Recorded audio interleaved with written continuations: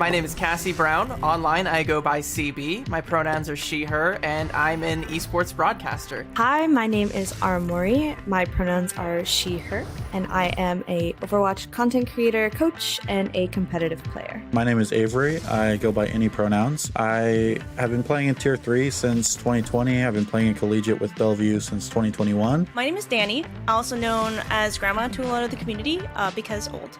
And I am gender fluid, so I'm cool with any pronouns. Some of the things I'm known for in the Overwatch community, backcaps and epic sleeps on Ana. I originally got into gaming as a way to kind of hang out with my dad. I've been gaming pretty much since I was a very, very small child. I was like 5 or 6 years old. My experience in gaming before Overwatch was purely casual. I would go over to my cousin's house, and he was actually the person that got me into Overwatch. I discovered it through my sister, who plays it, shout out to Lynn, and she's adamant that Overwatch was not like other FPS games and that I would actually like it. So I picked it up. I immediately became a Pharah main because apparently I have a type in video games and it's flying lesbians. And I actually started off in no elo bronze, like bottom 500, and I got to diamond playing Pharah, and then at some point I became an Ana main instead, and now I'm masters. Events like the Overwatch League Grand Finals out in Philly, World Cup Finals in 2019 BlizzCon, having an opportunity to see all of your online friends all in one place gathered to share a moment together is really, really special. One of the biggest ones for me was getting to play at my first LAN with my collegiate team. Even though we got kind of wiped, it was still a great experience to actually get to go with my friends. And then there's also a lot of the moments that I've gotten to experience as a caster. Getting to calling all heroes is definitely one of the coolest things that I've ever had the chance to do. Catboy Cafe had nothing to counter it. They were just completely at the mercy of it. That's gonna be a memory that kind of sits with me forever. Being a trans woman in the Overwatch scene and also one of the more prominent trans Overwatch casters at this point in time, it makes me kind of look back at my transition as a whole and how before I transitioned, I had no real idea who I was, what I wanted to be, what I wanted to do, and I just really had no direction.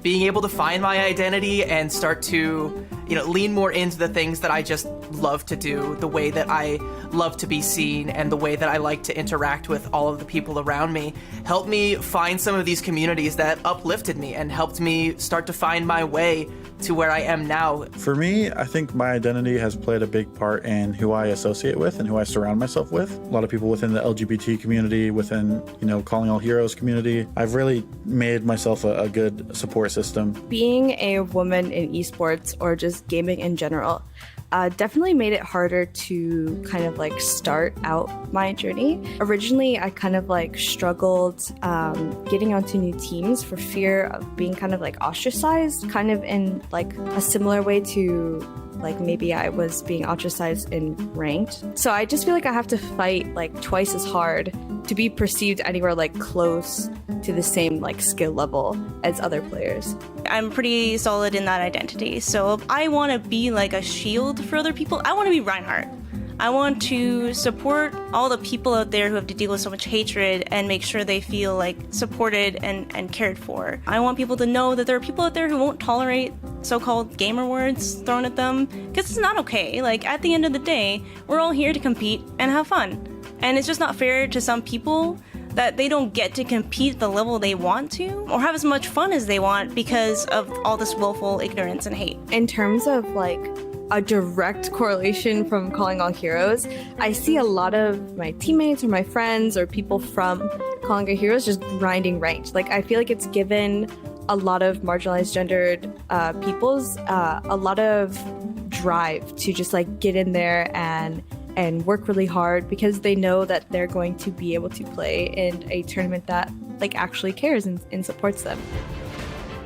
If you're passionate about something, don't let anyone dissuade you from following that. And you got to be yourself above anything else. I didn't think I was going to, go to college in senior year. And turns out this thing I'd dedicated my life to for a few years was the reason I got into college. Just be yourself, do what makes you happy, and you'll get through it. Even though it might be really scary, and even though you feel like you're not welcome there, it's really important for you to be there because I know there are a lot of you who can do it. When other people like us, you know, other LGBTQ people see that, it inspires them to go for it too. So at some point, you know, we're just gonna have to make our own space. We're gonna have to sort of shove our way in there. And you know what? People like me, I'm gonna support you. There's always going to be people who want to knock you down and always want to see you, you know, be the worst version of yourself, but you can kind of like take all their hate and just be like, you know what, despite all this, I'm going to succeed. I would just say, do what makes you happy. If you're not hurting anybody and you're being true to yourself and you find happiness and you find validation in the ways that you express yourself, I say go for it. Pride and calling all heroes are important to me because I am a bisexual woman, and there is still like so much hate out in the world towards like LGBT plus and marginalized gender individuals. So anything that we can do to just normalize, you know, love and who we truly are is always going to be super important. We don't always feel the most welcome. We don't always feel, you know, the most comfortable, and we're not always allowed to, but Pride is one of those situations where, like, despite everything else, we can just be unequivocally who we are and be loud and be proud of it and have a little bit of solidarity with one another, and we know we're living our truth, we know we're happy because of it, and that's just awesome. So much of my becoming comfortable with myself came down to my support system, like my partner, my family, and then especially, you know, all the people I've met through Calling All Heroes and through Overwatch in general. They were the people that, you know, encouraged me to come out publicly and gave me the confidence to do that. Growing up, like before a lot of y'all were born, there actually were no terms for who I was that I knew about at the time. But I was still those things. Like, we didn't have a word for asexual. My friends just called me non-sexual, you know? Like, gender fluid wasn't really coined yet, so I just told people I was, like, in girl mode or I was in boy mode. Me being here and being able to be openly bi, openly ace, openly gender fluid, and celebrating that with other people in the community, like, that means a lot. Be a part of the community. Support the Calling All Heroes broadcasts. Come out, watch them, support the players. Help them get other opportunities down the line, because that's what we're all here for. But I also think in gaming, you know, we also need allies. Even just like standing up for someone if they're being like flamed for, you know, their gender or being harassed like in game. I feel like being an ally isn't something you either are or aren't. It's an ongoing process that you have to choose every day. In every situation. Be like Reinhardt. Be their shield. Support each other and love each other. If we support each other and if we support the community, then we'll all rise.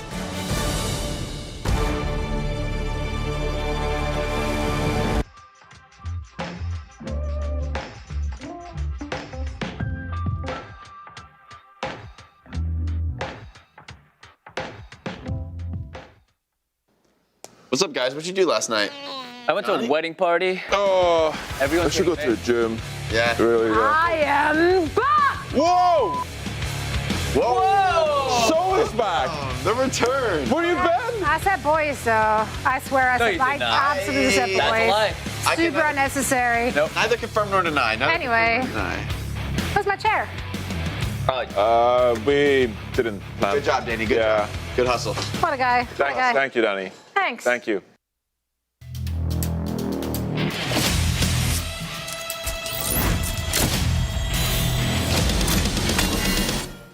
What a heartbreaker! They just cleaned that up perfectly. To have this man pop off like he just did. Absolute menace on this Tracer, taking over. Undefeated from this team. That was such an insane final fight. They're just getting torn apart. And that'll be it. And they run over the shot. One more chance, one more push. Maybe they turn it around. It's so close. It's incredibly competitive. Another one. Just give it to him, bro. 1, 2, 3. A huge shatter from Baloo. I mean, what a series that they played.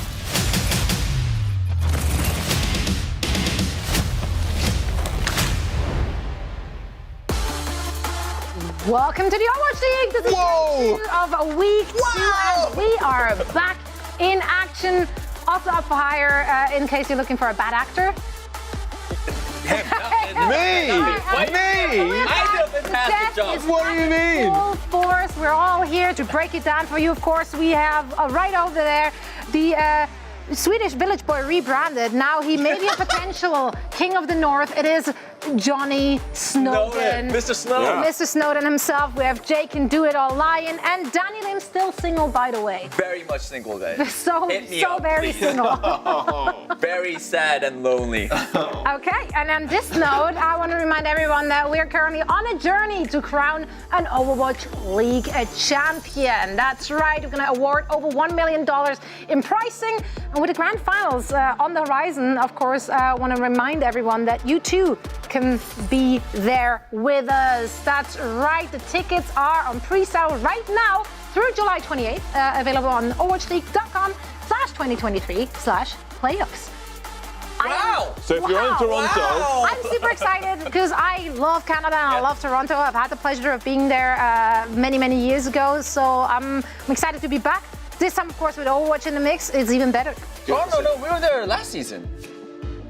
I was not. no. I mean, with the desk wasn't there. Oh, that's true. Are you trying to call us out?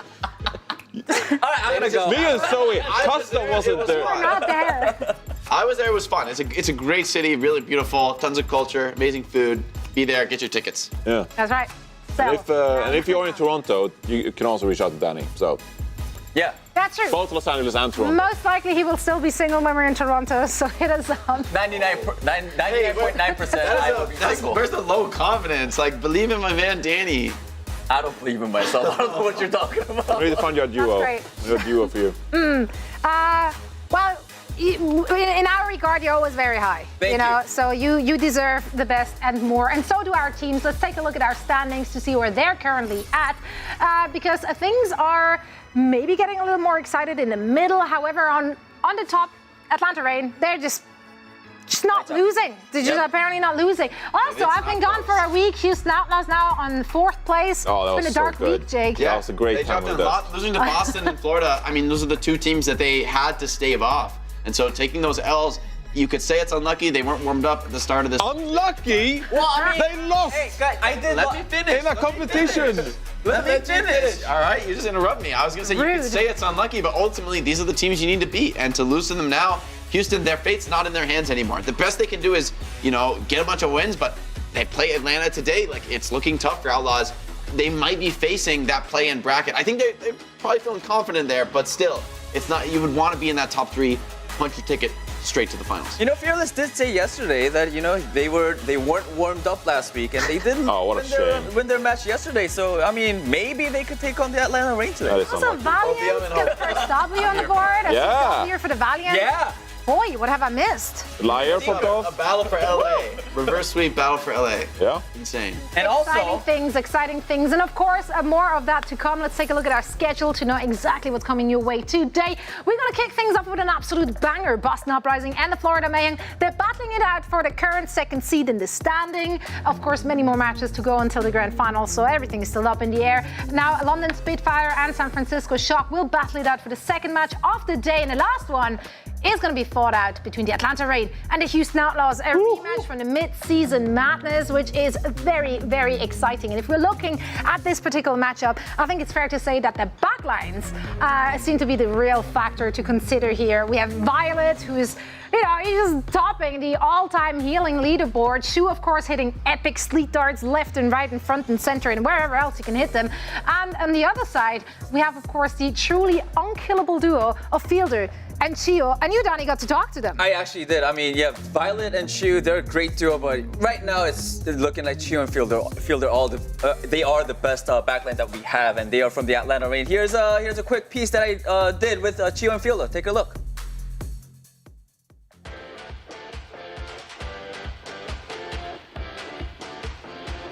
Still undefeated overall in Overwatch League after week 1. Every team is gunning for your spot in the rankings. How much pressure do you both and the team feel? 일단 저희가 아무래도 윈스턴 손보라 조합 윈솜트를 가장 잘했어가지고 무패로 우승하기도 했고 지금도 계속 이어나가고 있는데 다른 팀들이 저희를 견제하려고 이제 좀 조합을 좀 섞어오더라고요. 여러 가지를 딱히 걱정 안 돼요. 왜냐면은 결국에는 정석 조합이 아닌 변형 조합들은 하다 보면 결국에 다 파괴가 돼가지고 좀 하다 보면 결국에 다 이길 것 같아요. 그래서 걱정 안 돼요. 저는 부담 같은 거는 전혀 없고 이제 다른 팀들이 저희 팀을 이제 이기려고 막 이것저것 많이 준비해 오는데 그냥 저희가 하던 대로 하면은 그냥 쉽게 이길 것 같아요. 그냥 원래 하던 대로. Honestly, everyone knows that Chiyo Fielder is just unbeatable support duo. Were there any time in the tournament though that you guys thought like, oh, like this is bad, we could maybe lose here?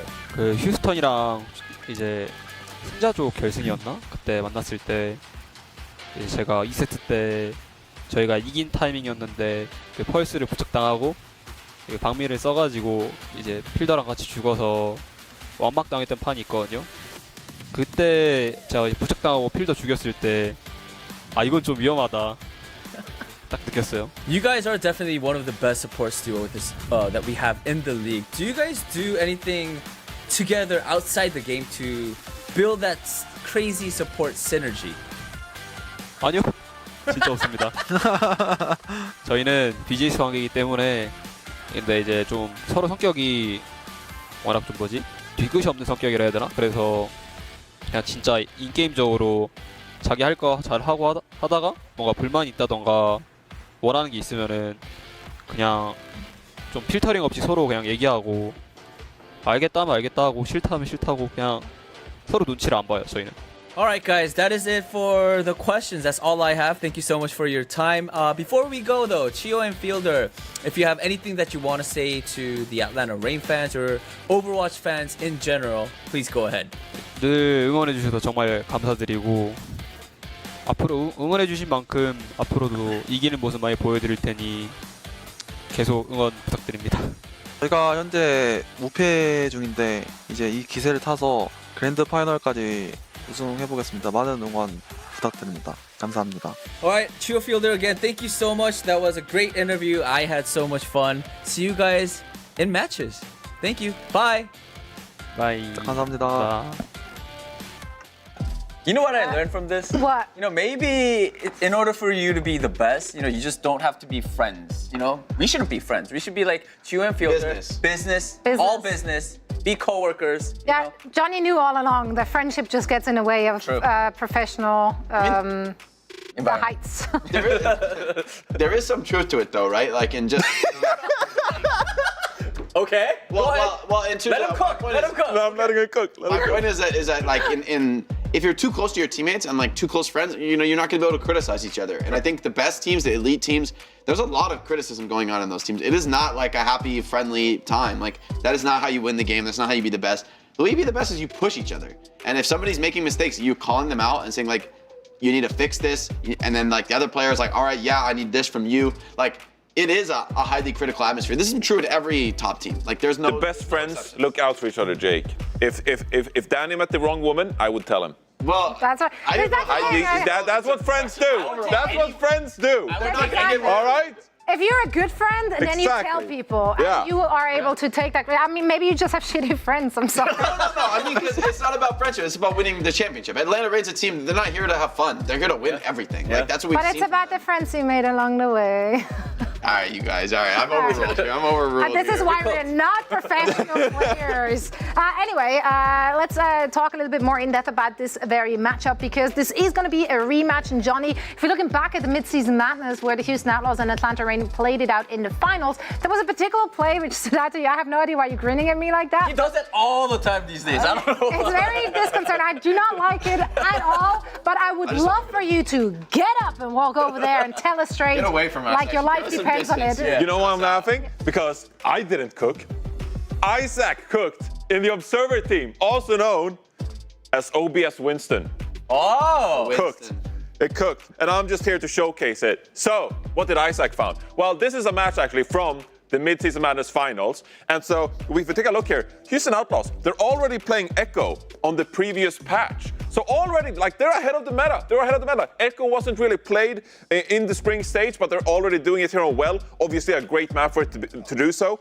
And also, if we take a look at Atlanta's positioning here, Lip, he's out of the fight, and the Houston Outlaws, they're going to try to utilize that to their advantage and dive early. So when you have this Echo advantage, it's actually really good for diving aggressively. So what we're going to see, Pelican, he's obviously hiding behind here on the high ground, utilizing that to mitigate the damage he's taking, and he's going to dive aggressively with Fearless and with Happy, just to go early when Lip isn't really in a position to go aggressively. So as we play this one out, we can see that the Houston Outlaws, they use the strength of their composition to their advantage. Fearless goes in. Chiyo is gone in like seconds. So this unkillable duo you were talking about, Chiyo's already down. Fielder is going to use the Nano here as well, but Pelican does a good job of taking Fielder out of the fight, duplicates into the Ana, which is now the meta as well. So this is Houston Outlaws being one step ahead when it comes to the meta, and this is obviously something they've been doing a ton as well here in the summer stage, playing the Echo, and something they're committed to. So as we take a look at Happy's POV, I mean, they're just mowing down the backline. And this kind of aggression, this could be something that the Houston Outlaws leans on in today's matchup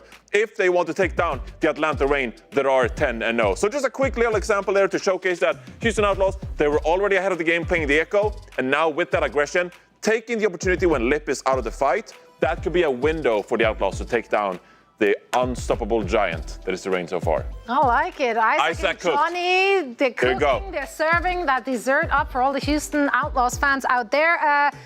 But are you eating it? That's the question. Tweet at us. Let us know if you think that the Houston Outlaws can take down the Atlanta Reign. Make sure, of course, to include the hashtag OWL2023. And you might be featured on the broadcast as we discuss your hot takes, or not so hot takes, whatever you want. Anyway, this match is going to be much later today. Let's focus on another match, which is going to be the first one of the day. Of course, this one will be fought out between Boston Uprising and the Florida Mayhem. I dare say this is going to be a banger. It has everything a banger needs. But what are our expectations if we're looking at the compositions those teams might be playing?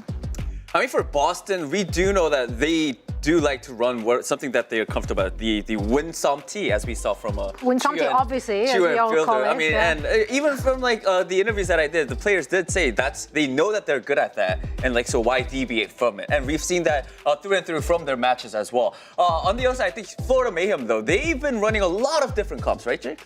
Yeah, so Florida, I feel like, has been the most diverse team in the summer stage by far. They're really playing tons of different comps, throwing a lot of different strategies at their opponents. And against the Houston Outlaws at the start of the stage, it worked wonders. They dominated the Outlaws with these all these unique strats that Outlaws just weren't ready for. So I think that's probably going to be the flavor they look for going into this match against Boston Uprising. Whereas for Boston's side, I mean, like you said, they're going to be predictable. I do think the one mix-up Boston does like to throw is these Ryan comps with Smurf. Smurf, we know him as like a Winston superstar. Looking at his stats, I mean, this is he's playing almost only Winston. But that Reinhardt is a key mix-up. I mean, if you do want to play a rush comp for Boston, last stage they were innovating on Shambali with like the Bastion comps with Ryan. This stage it's been more for maps like Lijiang Tower, where the Ryan rush comes out. But Smurf is clean. The team as a whole fights really well in these rush comps, more than you would expect for a team that is mostly sticking to that Winston Sombra Chaser. I guess that just speaks to the veterancy on this team. So for Smurf, we can expect a lot of Winston, a lot of dive, a lot of Sombra Tracer. And the question is, what has Mayhem cooked for us? Like, what sort of unique strats they're going to throw at the Boston Uprising? They can mirror the Sombra Tracer. I think there's going to be spots where they're going to want to do that. But I don't think you're winning this series against Boston just going head-to-head the whole time, right? It's been comps like this from someone bringing out the Reinhardt comp on defense, Nambani with no Lucio, using Ryan in an uncharacteristic, unconventional role works really well exactly that spot, exactly that map. And those sorts of specialty strats, I think, are what Florida can hope for to give them the edge. Use someone's flexibility. He plays all the tanks, and he's been playing them all almost equally, so it's pretty hard to predict what Florida is going to play on any given situation. That's the kind of ace up their sleeve they'll have to use to beat Boston. Yeah, and I mean, this is what we love about the Florida Mayhem. It's making them so much fun to watch. You never know what to expect. Another thing, of course, we love is fan art from our community. Equally creative as the Florida Mayhem's approach to each and every single game. We have a really good one here. Let's take a look at that. This one is dubbed Fighting, and this one in particular is submitted by you. So thank you, you. Sheesh. Anyway, I love this one. Yeah. Someone, she or he or they hit someone spot on. Yeah. I think this is so obvious that it's someone, and I love the little cat ears and everything, nice flush. I love rough sketches. Yeah. So, if you out there want to submit your fan art, don't think you have to go full out, like, finished artwork kind of thing. Like, it can be just a rough sketch. They're as much fun for us to look at as anything else. like your sketches. You are an artist as well. I am. Yeah. It's coming, guys. Hey, why don't you submit? Yeah, why I'll don't you submit. submit? Oh, yeah, In our gallery. I'll do it tomorrow. I'll submit Something good. tomorrow. All right. That's what they all say. Tomorrow. Tomorrow. Make No, it happen, but Diddy. Today. I will. Today. Sure. That's right. Okay. All right. Well, now that we get that sorted out. Well, we're gonna head into the nitty-gritty of our first match after this quick break, so don't go anywhere. We'll break it all down for you. Stick figures. Your team needs you. Let's go. Now more than ever to secure victory. Beautiful stuff. Simply post your epic gameplay highlights on TikTok, Twitter, or Instagram with your hero wearing your team's skin. To score big for your squad, use these two hashtags. Hashtag skins in the game and your team's unique hashtag. Every post earns your team a point, so rally together to dominate the leaderboard. The team with the most points will win their own in-game spray. Unbelievable. Turn up for hashtag skins in the game, where fans become legends. Oh my God! Unbelievable.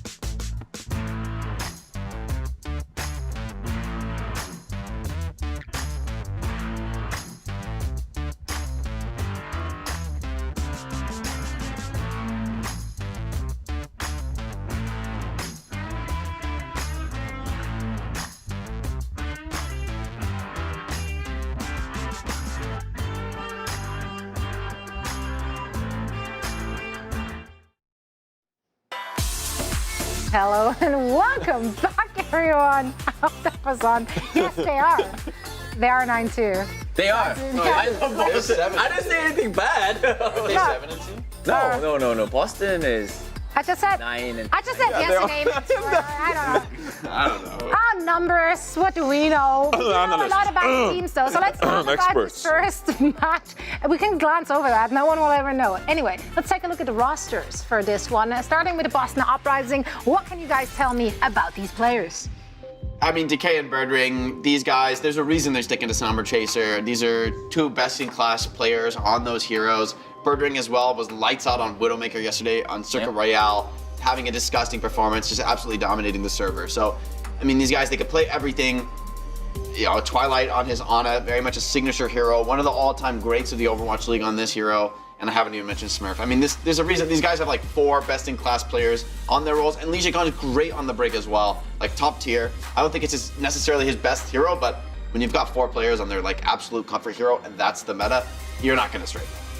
Yeah, it's hard to really identify a weak link here because we know the heights each of those players can ascend to. Now, on the other side, of course, we already talked about the creativity and the innovation they've been bringing to their play in this very season. But, Johnny, what can you tell me about the individual players? Well, if Boston Uprising is this like super solid, consistent roster with like no weakness, I feel like Florida Mayhem is kind of like trying to combat that with versatility and being able to bring so many things to the table. You know, we might see merit on a lot of different heroes, whether it be Sombra or Sojourn. In today's match, for example, someone, as Jake mentioned, can play so many different tank heroes, right? So I feel like Boston Uprising, we know what they're capable of. We know what Boston Uprising will play.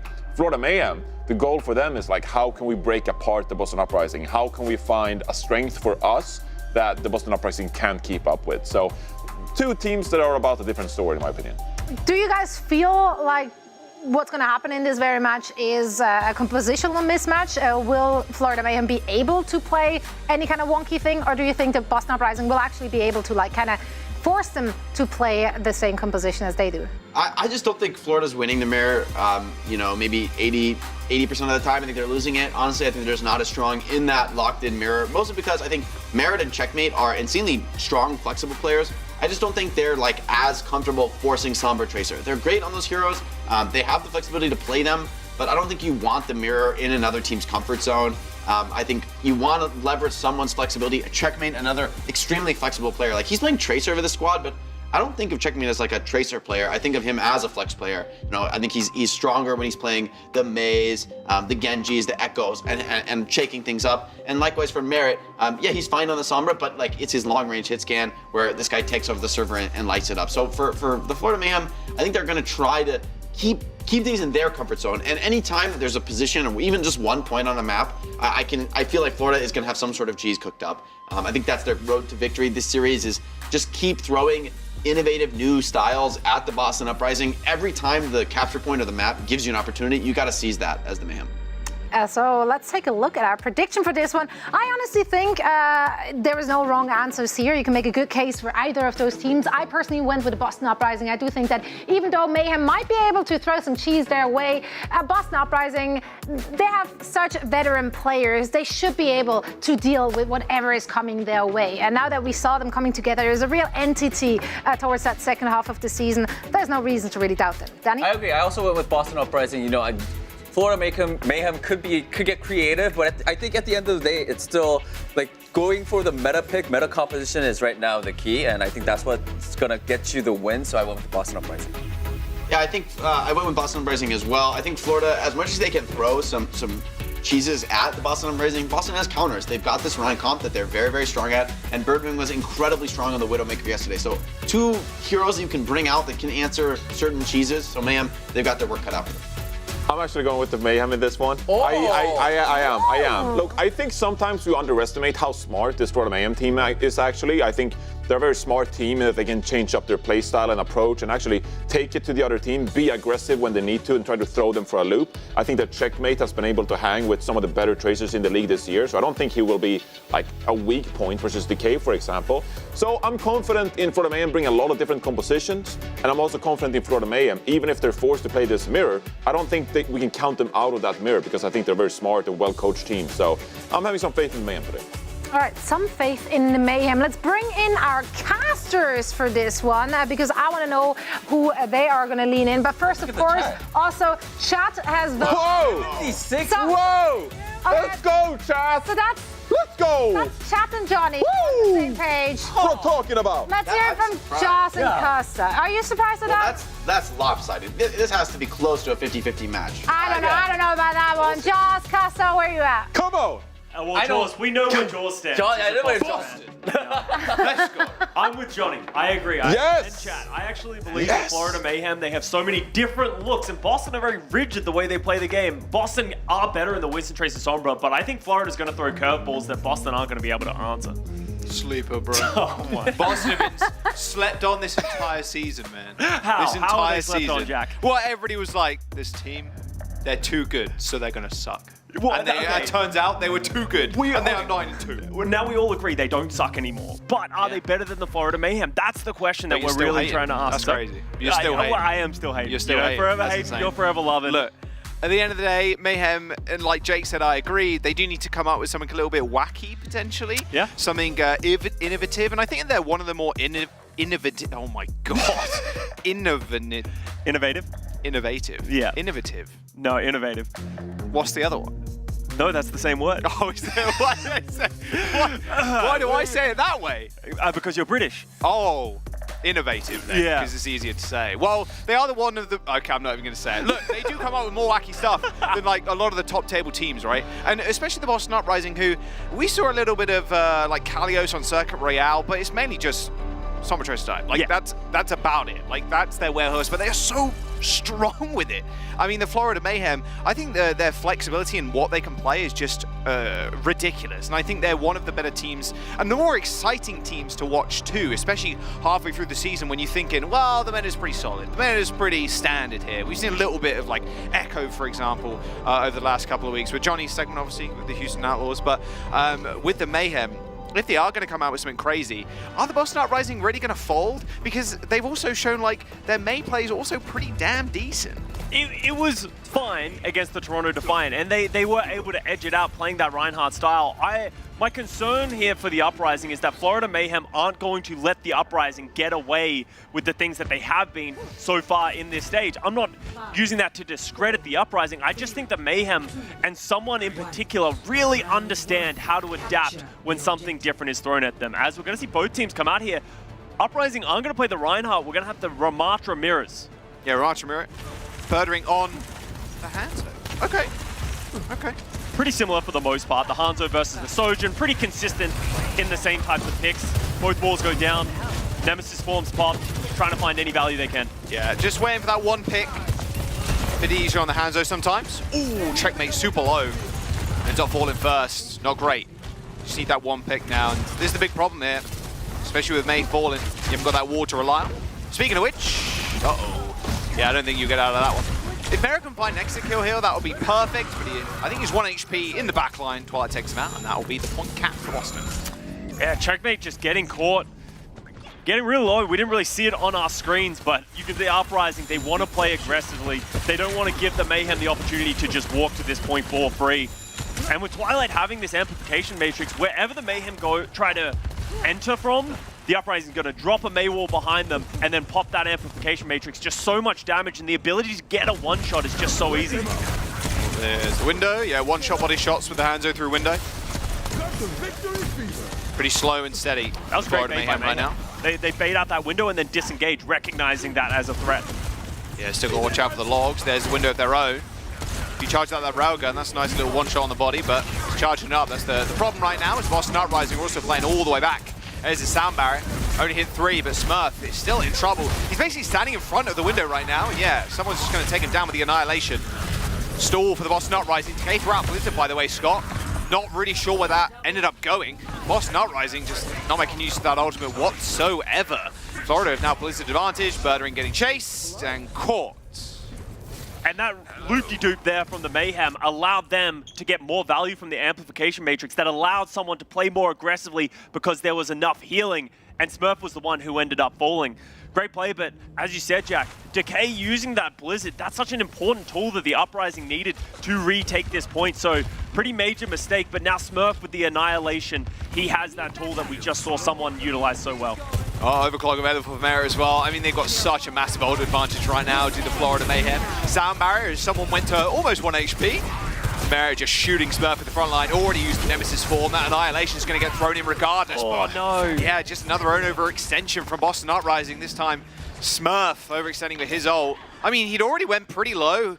I would imagine he'd pop in the Annihilation there just to get the armor popped again and getting a lot more health in Nemesis form so he can hold his arms up, but once more, I mean, Decay and Smurf just throwing their ults away. Another Florida Mayhem, they got Blizzard. Like, they've been, the spacing of their ultimates has just been so good. Look at Checkmate's positioning, by the way, assuming they're going to come through the bottom side of the map, but unfortunately not. They're complete opposite side, Checkmate. Yeah. Nice try, though. Nice attempt. Uprising only have the Dragon to really enter into this fight, and Dragon's just so easy to sort of sidestep as a team. So how the Uprising going to get this one done? You can see someone's on an island on his own on the point. Oh, Merit in the back. Little 1v1. Oh, Dragon Strike still managed to kill Chorok somehow. Maybe a little boop or something. Not sure. I mean, Merit's not in this fight whatsoever. Birdering that entire time was just holding him out. Traded was almost a 2-for-1. He got a kill and then just stopping Merit from getting any damage in. Florida Mayhem, I mean, losing Merit that early, or just even losing Chorong, like, you can't get that. You just can't let that happen. To a Dragon Strike. You're a Lucio as well. It's, it's hard to know what exactly happened Maybe there, got hit by Vortex. maybe. There's a lot of different ways that you can get caught by an ultimate like that, so it's not the worst thing in the world. And Mayhem, they have ultimates to respond now. Lee Jae-gon is coming up to this sound barrier. He needs this one if they're going to withstand the Annihilation from someone. Well, there's the Annihilation. He's going to go early. Booped away, 1 HP. Look at that wall from Decay. He just walled off the entirety of the backline of the Florida Mayhem. No one could heal him, and then they booped him even further out of sight. Nice wall from Decay. Again, another big ultimate. Thrown away with someone's Annihilation. Last fight territory now. And Lee Jae-gon didn't even have to use the sound barrier to mitigate the damage of someone's Annihilation. So now he has that one to use however he pleases. Yes, there's still a Blizzard from Checkmate, but if they can stay away from this one, don't get caught in the Blizzard, Uprising should be in a great position to take this first round. Already forced a block. Sound barrier still available for Lee Jae-gon. He's just going to throw it out before the Blizzard even connects to the floor. And Lee Jae-gon's just going to get frozen. Is there any punishes? I don't think so. At least not on Lee Jae-gon. They managed to kill Smurf with a nice little boop. And now we're OT. I mean, you lost a lot of your control if you're Boston Uprising losing your Hanzo and your tank, but it didn't really matter. I mean, someone is still alive and kicking, or alive and punching, I should say. And they're just going to run him over. That was a very early beat from Lee Jae-gon. They didn't try to counteract that Blizzard. And now it's up to Boston Uprising to touch. They're switching to Kiriko. They got Doomfist back on the point. Window's going to get unleashed and an instant kill onto Smurf pretty much with that railgun. Oh, Birdfree. Triple blink on the point. Merit says Head no. turned to soup. Yeah, Merit with that overclock, just no way anyone from the Uprising can handle the damage to touch the point. And that was a very back and forth round there, Jack. Ultimates being thrown left and right, not the cleanest gameplay. As you said, in that previous fight, Lee Jae-gon and the Uprising trying to utilize the beat to go aggressively, but what happened is they walked into a Blizzard, Lee Jae-gon gets caught, Smurf is the next one who gets punished, and from there, the Mayhem are able to just capitalize on the mistake. They move over to Labs, and looks like both teams are going to stick to the Ramatra. Yeah, it feels like, especially the first 2 points that we've already seen, very much like a Ram or Rhine focus kind of map, and then the last one, sub-level. It's more of a Winston kind of mode. I'm wondering, Boston Uprising, they kind of need to go to this last one, especially to play the Winston. Yeah. But they're still going to run out with the Hanzo. Much preferring that over the Soj. I mean, Merit Sojourn is just exceptional. Probably one of the best. Yeah, probably one of the best. You're not really like, oh, you don't want to go, oh, I don't want to take the duel against the Sojourn. It's much more about just getting picks from afar with the Hanzo and the Sojourn. So it's not like Birdering doesn't want to go the character to face up against Merit, more just the Hanzo for himself, a little bit more consistent in terms of those arrows. Yeah, and the potential for that one-shot from Hanzo was also super important. The backline of the opposition team has to respect that. Both teams jostling for position. Mayhem's almost got this flip, and with Decay going down, that should be the first fight going to the Florida Mayhem. Yeah, oh, Lee Jae-gon. Oh, Lee Jae-gon was trying to help Decay get away. Not to be, though. Good first fight from Florida. Pretty quick and clean, actually. Didn't really feel like Uprising were ever really in that fight. You know, Birdering only has 20% ult charge, unable to do any damage. So maybe that's the value of the Sojourn. If you're able to just get that consistent damage out and then eventually hit a rail, can be better than the Hanzo, and that's probably why Birdering has also switched over to the Sojourn. Yeah, Sojourn. I mean, if you look at the last round, how many headshots did we see from the Hanzo onto people? I think it was a 0, a big 0, actually. Saw a Dragon Strike kill, though. Saw a Dragon Strike, that was pretty wicked. But Dragon Strike versus Overclock, I'd take the Overclock, I'm going to be honest. Lee Jae-gon's going for an adventure over here on the left side with Birdering. Trying to help Birdering. Yeah, they're trying to take that positioning away. Oh, my Smurf disappears. That is a huge window from RuPaul. He lined that one up perfectly. Just he did all the damage himself as well. That's the power of Baptiste. If you have the aim to be able to shoot through that window, you just do more damage than any other DPS can. Twilight switching over to the Ana. So many switches from the Uprising.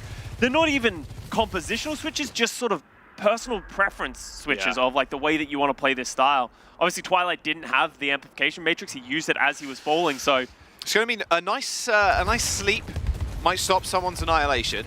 Worth keeping in mind. Yeah, that's true. It's an interesting. There's so much AoE, to be fair, from the Boston Uprising and just in these comps in general that the sleep gets woken up more often than not. Good nade. Puts on Churro, but they're not even following it up. You can't really follow it up. I mean, maybe Lucio, but that's about it. Smurf taking a hell of damage in the front line. There's the Annihilation. Any sleepers? No, there's not, because Smurf also uses his Annihilation, but he's just getting destroyed Beat comes late as well. Where are the ults? Boston, where are the ults? Where are they? Oh, Boston. Florida Mayhem ended up taking that first round 2-0. Where are the ults? Johnny and chat are smiling right now. Boston just weren't able to really hold up to the scrutiny of the Florida Mayhem. That second round wasn't close at all. As you said, not close. They had 2 switches in the round. Birdring never even got a first ultimate, and the ultimates that they did have, Lee J Gun drops the beat, but it's just a little bit late. Maybe the tempo of the Mayhem catching the Uprising off guard, maybe Uprising just starting a little slow, but right now they're down 1-0, and that was not pretty in a Ramatra mirror. Boston! Okay, they're shoring. Oh no, it was the Vortex. Oh, and That he's was a good dragon, trapped. actually. Pretty decent dragon, yeah, actually. Kind of trapped him. That's a real rough. Oh, I want to see this headshot actually onto Birdring. Oh, this was a nice one. And he zips. Oh! Don't even think that was through window. It's a little one tap. Oh. Don't need a window if you can one tap them. Yeah. But man, that was a tough game. That really was. I mean, regardless of the swaps, that was just Florida Mayhem just piloting this comp just way better than the Boston Uprising. Yeah. Straight up. Like, that's what that was. It felt like they had a clearer plan of how they wanted to play both of those rounds. They understand what their win conditions are. While it felt like the Uprising were consistently adapting to what the Mayhem were trying to do. So we go over to Midtown. This could be a little bit more comfortable for the Uprising. They can play that Winston Tracer Sombra that they're so confident in. Maybe the Mayhem will have to match them in that. Yeah, maybe so. More dive, I think, for the Boston Uprising. That's going to be the name of the game. I mean, honestly, Scott, Gibraltar, Esperanza, Legion Tower, like all good maps for the Boston Uprising in terms of their comps, but still, the Florida Mayhem, you cannot count them out. We're going to jump to a quick break, though. Map number 2 on your screens soon.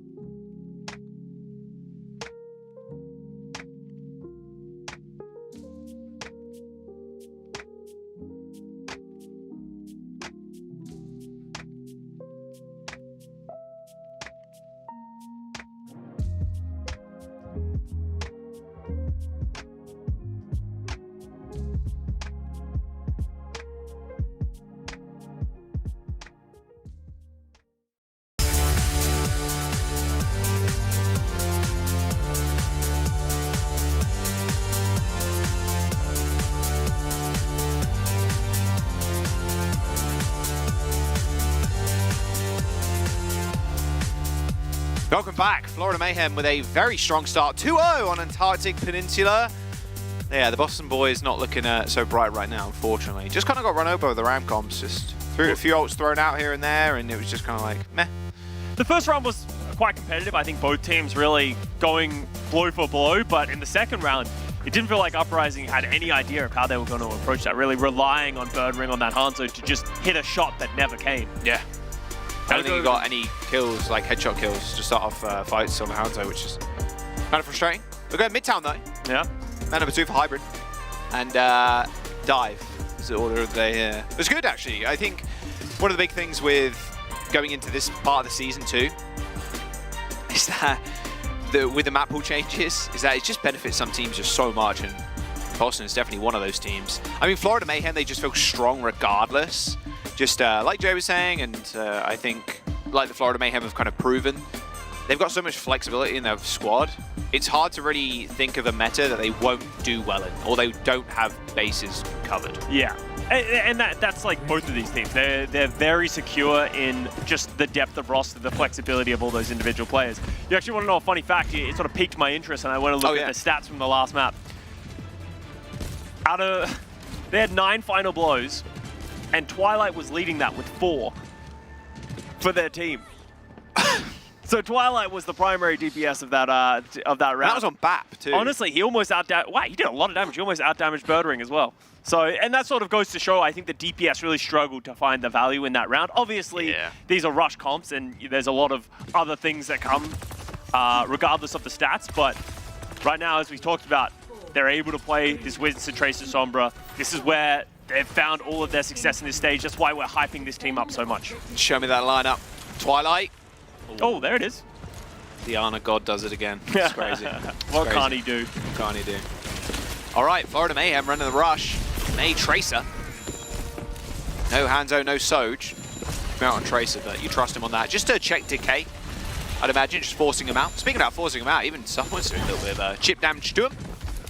Yeah, Florida doesn't really have any range damage as well, so they're just trying to withstorm with grenade. Oh my! Good nade. Oh, he got rolled. Twilight did. Twilight did. There is 0 bias on this cast right now. All right, Florida Mayhem lose their front line. Charon dead. Oh, good. Oh, good name. And I'm not in love with this way that Mayhem are playing because they don't have a long-range hit scan. They don't have this consistent damage, so Uprising don't really need to do anything. There's no lingering threat that the Uprising have to feel, oh, my backline's going to get in trouble. So that's why you see someone feels like he has to force it, run into Twilight, and he's the one who gets punished for it. How are they planning on attacking and finding any way? Because if Uprising never dive, then it doesn't feel like Mayhem are going to find a window into this fight. Yeah. I mean, you have to pin down some Birdring. No translocator? So no translocator? I guess not. Nano boost on Smurf. Oh, Decay hits the pulse too. All right. Just a bait. That's all it was. Pulse on to Twilight though from Merritt. Okay, you can still clean this up. Merritt kills both support to the Boston Uprising. 82 HP. Got to be careful. And imagine Smurf. Oh, he's 1 HP. RuPaul chased him down. Oh, Smurf tried to escape, but he went through the small door. Not the large doors, and with Merritt killing both backlines, Birdring's going to be arriving back to the fight first. EMP. Yep, EMP available. Same with Decay, so they are going to be able to get another retouch here, Scott, and it'll be a big touch too, with the CMP potentially hitting at least 2 people on the point. Checkmate's got Blizzard in there just a moment. He's kept alive too. And Nano boost onto someone. The supporters from Florida Mayhem playing so far away that they weren't afflicted by anything that Boston Uprising could throw out. 2 ticks and a bit. Boston Uprising got no more fuel in that tank. It's empty. It ain't running. Oh, Twilight with a nice sleep, but that wall is going to stop him in his tracks. As soon as they weren't able to punish Checkmate with that EMP, there's no real legs to that recontest for the Uprising. I like the idea. You kind of need to go for that one, but just unable to do anything, especially when Chorong pops that rally. You can't get through that overhealth that the rest of the players are having. Yeah, I mean, Chorong and RuPaul were so far away. They didn't get hit with EMP. There was no, like, bubble or, like, shield or whatever to stop Checkmate from getting healed. And then he's just sat there spamming shift, right? He just spams the ice block. And as soon as that hack wears off, he's, boop, to the light screen. It kind of seems like the way that the Florida Mayhem are trying to win this is just withstand the dive from the Uprising. Just try and hold strong, and eventually they will find the picks. And it's working so far on Midtown. Yeah, and especially this stage of the point as well. Blizzard and Annihilation, like, oh, Boston, do you want to dive? You really want to dive right now? Like, it's so hard for them to get anything done. It's a lot of free payload progress for the Florida Mayhem right now. Yeah. Decay is kind of jostling payloads currently as we see someone trying to take high ground. I mean, a free Annihilation here is going to be pretty nice. There's the anti-nade, there's the Annihilation. He's going to hold his arms in the corner, just taking infinite damage, just hiding in the tree, unfortunately. You're not quite smart. Wait, he's stuck. He's stuck! Wait a second! Wait, someone's confused. He got stuck in the tree. Oh, I mean, the rally from Legion got 2. You get stunned, you can't hold your arms up, there's no damage mitigation. RuPaul is taking a bus journey to God knows where. Nabani, maybe, not sure. He was on the opposite side of the map that he wanted, where he wanted to be. Someone just got so deep, and the rest of the Florida Mayhem just couldn't close that distance, keep him alive. Yeah. Maybe they couldn't see him in the middle of that bush. It's hard to really know where it all went wrong, but all of a sudden, Uprising, they're starting to find their footing. Birdring has another EMP, Twilight with a nano boost. This should be a pretty clean dive and execution. I mean, the 2 big AoE abilities gone now, that Blizzard and the Annihilation is so tough. Oh, spy check, little Vortex, all good though. I mean, they know he's here, like what's someone gonna do? He can't really do much. He can't really step up to Birdring at all. EMP's going to come in just a moment, I'd imagine. Checkmate's alone on the point, gets a manual hacked, pops the block. Has got that cooldown now as Florida Mayhem are going to just rotate the high ground. Good sleep from Twilight, Nano on someone, and now there comes the EMP. Merit and RuPaul. Oh, they evaporate. There is trades coming back here for the Florida Mayhem, but it's not going to be enough. They're, with the closest spawns of the Uprising, they're going to be able to take this positioning, and Twilight is just ruining someone's day. Every time someone steps up, he's getting slept, he's getting anti-naded. It doesn't feel like he can do anything, and he's trying to force his way onto the backline. Merit has switched over to the Ashe, and now that adds that looming threat of the Ashe and the consistent damage that I was talking about, but Birdring is just putting in so much pressure. Every time Merit steps up, he's getting hacked, he's getting EMP'd, and it's just impossible to find angles to shoot. Not the worst target to hack, an Ashe. Can't use the coach gun for a little bit, so has no means of escape. Decay with the pulse bomb. Oh dear, there's the hack. Rally comes out, good stun on Decay, force the recall.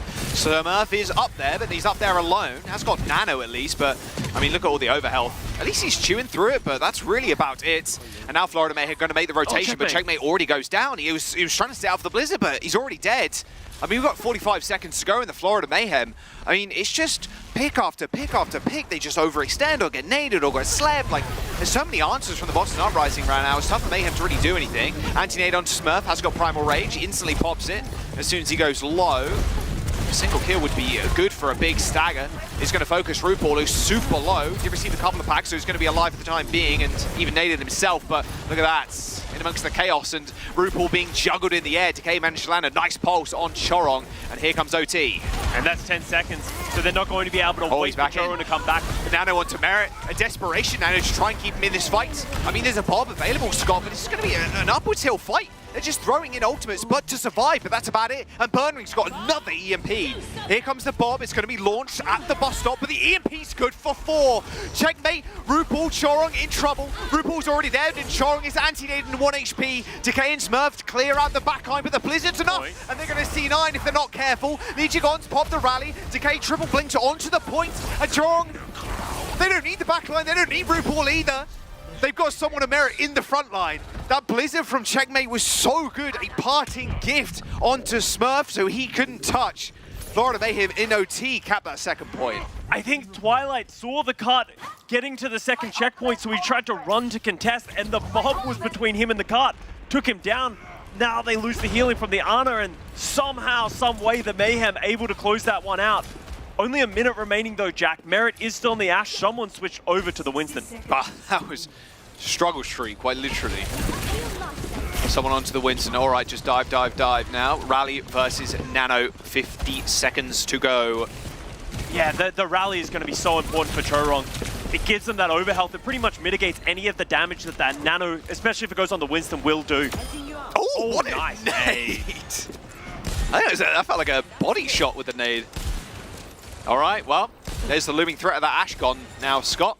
Not looming any longer. And now you're on a ticking clock as well if you're the Florida Mayhem. There's only 30 seconds to go, but if Birdwin can build up to an EMP, it's going going to look rough. Merit's actually onto his Sombra of his own now, just trying to find a manual hack. Yeah, just trying to do anything in this final fight, realizing there's just too much pressure to pay the Ashe.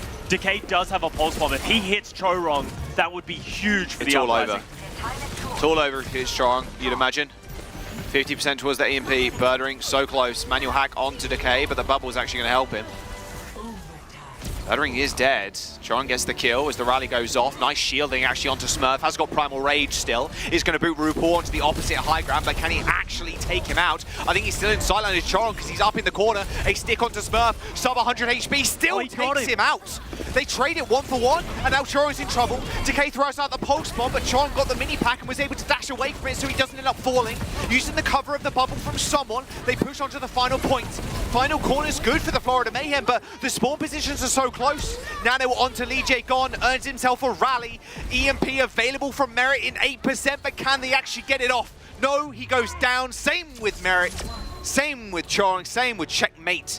The Florida Mayhem on that final corner, they're eventually halted. Merit was so close to earning an EMP, he almost lapped Birdring there. He switched to Sombra, he had 20% ult charge, Birdring had almost 60, and he got an EMP before Birdring could, but man, that kill onto RuPaul really was the nail in the coffin there. That was the big play that Smurf made. He went through, I think, 1,500 life just to try and take down RuPaul, but he recognized it was such an important pick. He kept him in the corner, kept him going, and he managed to get him just before he falls. From there, RuPaul doesn't get the nano. RuPaul doesn't have that healing for the rest of the team, and the Mayhem unable to close out that fight. That's a lot of trust in your team too. You are just saying, I'm going to trade. Yeah. Like, I'm just going to straight up trade here because I know it's what's best for us right now, and I know the rest of my team, plus I have closer spawns, but I know the rest of my team can hold on.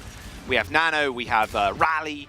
Like, it's a crazy amount of trust there from Smurf knowing that you can trade, because some Winstons would jump back, right? They jump back to the rest of the team, try and survive, but Smurf knows he can give his whole self. And here's some mana stats for you on the bottom of the screen. Those Bionade kills, 9-3. Swallow versus RuPaul. It's been something that Twilight has always been known for as an Ana. Like his aggressive nades, how he just always seems to find the backline with these nades. And one of the big things that the Uprising have going for them is that the synergy between Decay and Smurf to follow up on those nades, it's seamless. And that's where they found a lot of value. As now we switch sides. Florida Mayhem, they're going to keep playing the Ashe and the Mei, a more defensive style, while Uprising with the dive.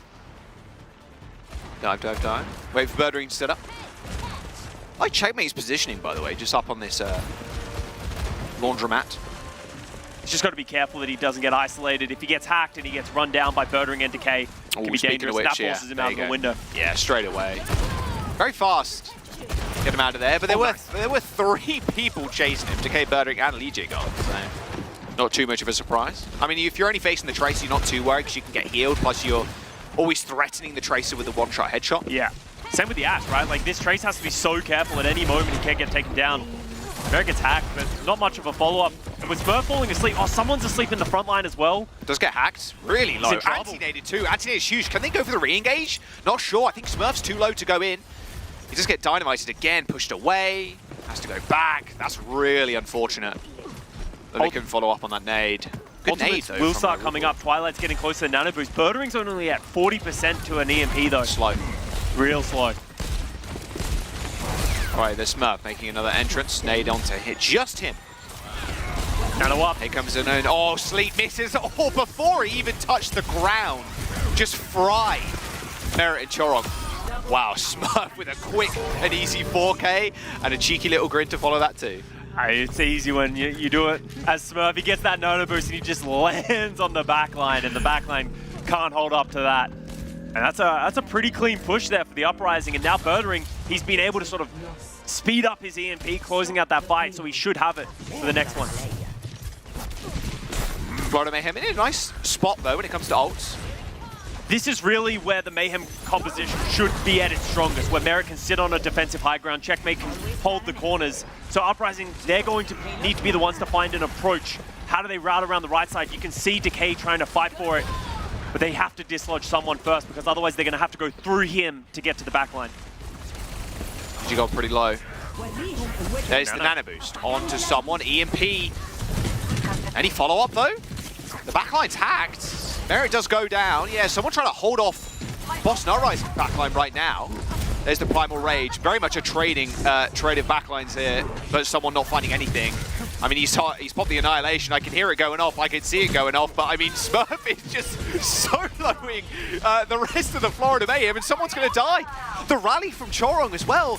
That's super late. Like, super late. He's going to die on the point. Checkmate falls, and, well, I mean, Florida threw 3 ults into that fight, and a lot of it was just kind of denied there by Birdwing's EMP. The Uprising, their backline and frontline playing perfectly. The backline recognized they're getting aggressed on from someone in Checkmate. They just run away, realizing that Smurf has Primal Rage. He can handle himself, and handle himself he does. Takes out the backline with another clean Primal, and now Uprising in prime position to take second point as well.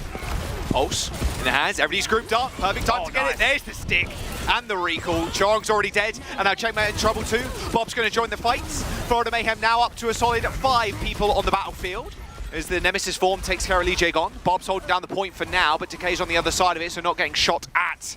High ground. Not in control of the Boston Uprising anymore, but it's only Checkmate on the points. I think Decay got helped out there by Chorong, booping him towards Checkmate, but the packs are going to heal up the May. Wow, that's huge that Checkmate was able to stay alive on this point. Uprising, if they were able to get a couple more kills, the Mayhem would have been in trouble, but just able. Barrett's Bob sitting on the point did so much damage, got so much value, but Mayhem doesn't have anything else. Now EMP the Uprising, another EMP, Smurf with another Primal Rage. How do the Mayhem deal with this? Primal. I mean, look, you've got 1 sleep, RuPaul, and it's going to have to be a good one. Someone's already super low. Oh, he's 1 HP. Yeah, he's dead. Goodbye. Goodbye, sir. There's their sleep. Heard it whistle past Smurf's head. And with that Primal Rage, they're going to move him all the way off. And that EMP just to seal it. As you go on with a nice couple of double taps. And that'll be point 2 unlocked. And now a monstrous task to capture this point 3, but Smurf just making it look easy. Also, how many times in this map has someone tried to play aggressive, he gets anti-healed, and he just can't go anywhere from there? Yeah. He slowly starts to fall. Twilight is just consistently hitting someone, and to the point where someone feels like he has to switch, has to play the Winston against the just sheer value that Twilight's getting on this arm. That's where tanks jump on Discord, jump on Twitter. Support overpowered. Yeah. Support very OP. Please nerf Ana. Yeah, do not nerf Ana, please. Thank you. It's too entertaining. Nano boost available from Twilight in 10%. They got Pulse. Lot of tools. Forcing someone down from high ground would be rather nice. Wow. Even with that armor, he ends up falling pretty low. There's the nano boost. But I mean, like, the defense... Okay, Legion's good. I was going to say, the defense of the Boston Uprising. It's like the walls of Minas Tirith. They will not fall. Uprising only need to win one team fight. They don't have to get all the way through this third point. You can see the golden box of victory right there. So they push away that nano boost. Mayhem, that's another tool they don't have in their arsenal. Man, someone is just getting ruined. Oh, nice. Hello, Checkmate. Hello. Where did he come from? Just jumped down from the back lines, just hiding in the vents. Throws out the Blizzard. All right, that's good for one team fight. Florida Mayhem only used 1 ult. Pretty sussy behavior from Checkmate. Maybe he was sitting in old spawn for that entire time, just waiting for the moment. They're like, wow, is he DC'd? Where'd he go? More likely he just went through that flank. That's a huge heads-up play, recognizing that Uprising, they're coming up to a lot of ultimates. You have to make a play. Someone gets hacked, he's going to have to give up this positioning on the high ground. He's just getting bullied. And the Uprising are likely just waiting for Birdwing to get another EMP, and then they're just going to unload all of their ultimates. Nano wants to Smurf to get him in. Nano wants to Smurf, yeah, and Checkmate ward himself off there. And now Chorong forced to pop the rally. Smurf instantly changing targets. Good sleep, instantly woken up though. Not sure who did it, but they're getting fined. RuPaul, Pulsed, and now it's Chorong against the world right now. No shield is going to save you from the wrath of Smurf's Primal Rage, unfortunately. Bob's holding it down though, don't worry.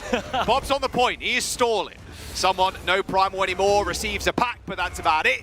Gracefully comes back down to earth, and there's the EMP. The Boston Uprising, they're going to take Midtown.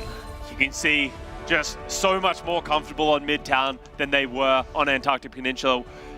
The way that they cycle their ultimates, just understanding their win conditions of playing this Winston Sombra dive is just immaculate. And Florida Mayhem, it didn't feel like they even had an opportunity to hold on. Every single time Uprising threw anything at them, they didn't have the responses. And even at the very end, Twilight hitting another big biotic grenade on the backline that enables the Smurf nano boost. If you're the Mayhem, do you realize maybe we need to play the dive to mirror so that we can hold something against them? Or are they not confident in themselves in the mirror against Uprising, who look to be one of the best dive teams right now in this stage? Yeah, really curious. Oh, let's have a look at this nade. Was it a body shot? I think it was. Or maybe it hit Smurf. It looks like it hit Smurf. No way. You just get the AoE off the team here. Jack. That's perfect, honestly. There's the 4K from Smurf too. Yeah, I mean, that's the big thing, right? Like you said. You know this is Boston Uprising's bread and butter. Do you really want to just go into the mirror versus them? Or do you want to pull out what Mayhem are very good at, which is a little bit of cheese, a little bit of wackiness, something that's a little bit more unconventional to throw Boston Uprising off their game? I mean, is Watch Point Gibraltar one of those maps where you can do that? I don't know. Last time Florida Mayhem played this map, they turbo trolled. That's when we had Choron go into the backline and Kitsune rush alone in the second point. So maybe right. Florida Mayhem can prove that they're not going to troll this time. Okay, yeah, no random Kitsune rush on second spawn when you do not have that first point unlocked. There you go. Well, we'll see if they want to play that or they want to play something else a little bit more silly, a bit more fun. After the break, don't go anywhere. Watch Point Gibraltar up next.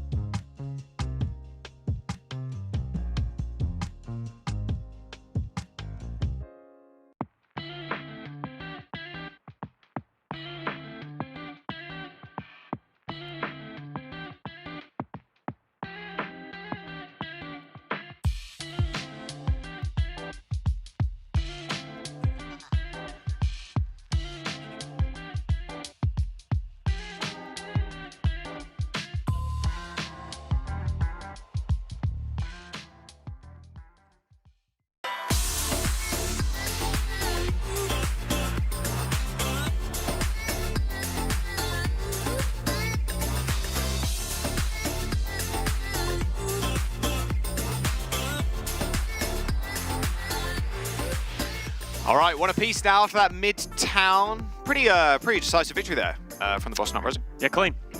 You can't ask for better than that. That's what we expect from this Uprising squad.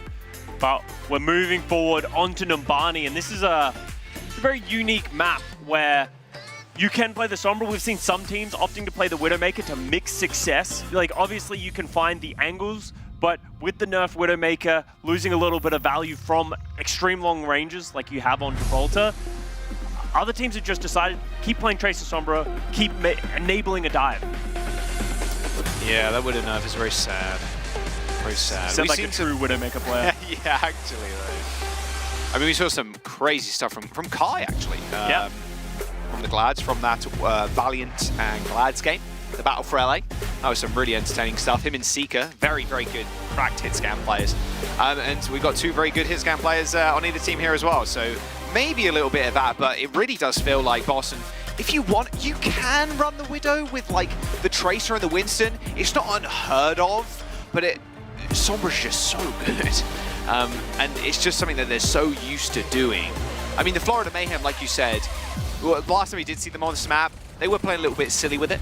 They're not going to obviously do that. They're not going to straight up do that again. But how are they going to play this on defense? And it looks to be Merit not on anything like a Widow. It's just going to be more of an Ashe. This is kind of how I expected a lot of these matchups to go. Yeah. When the Widow got nerfed was a bit more Ashe than anything else. Just the consistent damage from Dynamite, especially when you're going into something like a Tracer and a Sombra. You throw Dynamite out and you click it, boom, and it hits the Tracer or Sombra, you're forced to recall, you're forced to translocate. Even the Winston, like, it can be quite punishing to jump into something like that. So the Ashe makes a lot of sense to me here. Yeah, and it gives you more consistent value of damage against the Winston, against all these other targets, other than just the Dynamite as well. So that's why I think Merit's opting. And historically as well, the Mayhem have always preferred 2-player hit scan. Someone's dead. He just died. What? Did you see that? He just dropped for what felt like no reason and gets hacked. I think he got booped from Smurf's jump. Oh, yeah, I think Smurf jumped on, he just kind of slipped off. Like a slippery surface. Oh, nice coach. Nice coach guy. It should be okay here for the Mayhem. Someone should be able to get back into the fight somewhat quickly, but they did have to give up the first half of the point. Birdring's already at 40% ult charge, but as long as the Mayhem can retain this high ground, that's really the important part for them. They can keep their backline up here, force the Uprising to go through the low ground, or dive to get up top. Christ. Decay has nerves of steel blinking in front of Merit like that when he's playing Ashe. Like, he's going to click your head sooner or later, Decay. Don't worry. It's not a matter of if, it's a matter of when. It seriously is, yeah. Especially this level, right? Like, yeah. Blue box control, pretty nice. Oh, what a nade. Choring and RuPaul in trouble. Here comes the dive. Oh, a reverse nade there from RuPaul, keeping Choring himself up. Smurf and Birdring and Decay unable to execute on that giant anti from Twilight. He was so close. Both backliners very low, but just able to keep each other alive. And that's an important hold there from Mayhem, because that slows everything down. Now they can start getting their ultimates up. Chorong might get up to a rally for when the nano boost does eventually come in from Smurf. Well, blue box control is lost for Florida Mayhem. That's important. All of a sudden, you see how much positioning and space they can take because they're pushed off the backline. All good. We'll ignore that, don't worry. Bubble's been used too. Really nice opportunity for Twilight to go for another big nade. Straight to the back. Doesn't quite hit Merit, but he does double tap it. Nano boost, good sleep by RuPaul. Wakes up pretty quickly though. Tank mains rejoice. There's the rally. Look at all of the defensive countermeasures being used right now from the Florida Mayhem to try and stop Smurf just running away with this point with the Primal. EMP hits, and hits someone. Can they keep him up? Yes, they can. Nano boost deployed, but it's actually on Merit. It's not even on a tank. And the Florida Mayhem just descending on their foes. And Smurf just trying to be disruptive to the backline, especially after that rally comes out from Chorong. He realizes he's not going to be able to get any kills, but he just wants to give his team time to find picks. And picks that just never came. Birdring drops the EMP, follow-up's not there. The Mayhem able to hold, only having to use both of their defensive ultimates. Nice try. I respect the hustle. You just got to throw it sometimes. Yeah. If you get another stick there, you basically force last fight, right? Yeah, absolutely. Lee Jae-gon does have the rally, but I think the real threat is going to be Merit. He's dropping the Bob very early. Mr. Bob. Where's Bob going? Where's Bob going? No, Bob! Oh, come back, man. Oh, well, there you go. The Bob wasted a little bit. Merit's a monster! Oh, dear. Well, Decay is going to put a few bullets in the back of RuPaul's head there. And Choring ends up going down as well. I mean, that is such a big tool to help defend your supports, defend that first point just wasted. Primal Rage from someone. Is there any touch? There's one. It's checkmate, but he's antied, and there it is. 3 minutes in the time bank for the Boston Uprising going into second. Pretty important mistake there from Merit. Unfortunate to see, but you can see Uprising, they're trying to up the tempo. They don't want to let the Mayhem set up on this second point.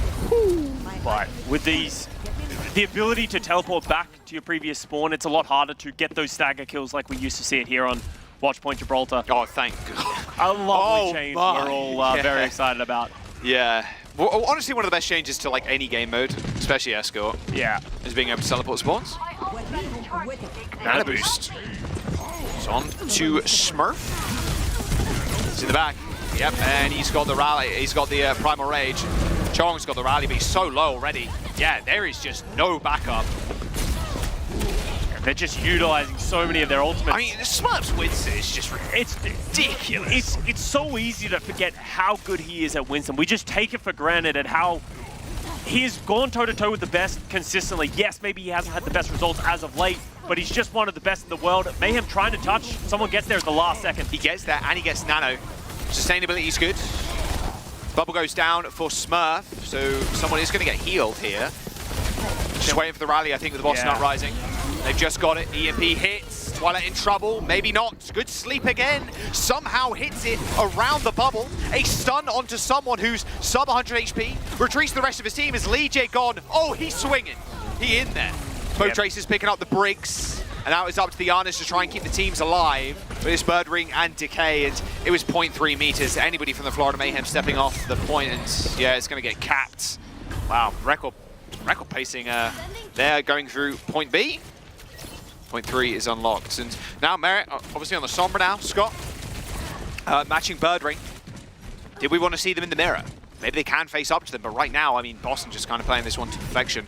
And this is kind of interesting to me. I thought maybe sticking on the Ashe would be a little bit better, especially on this last point.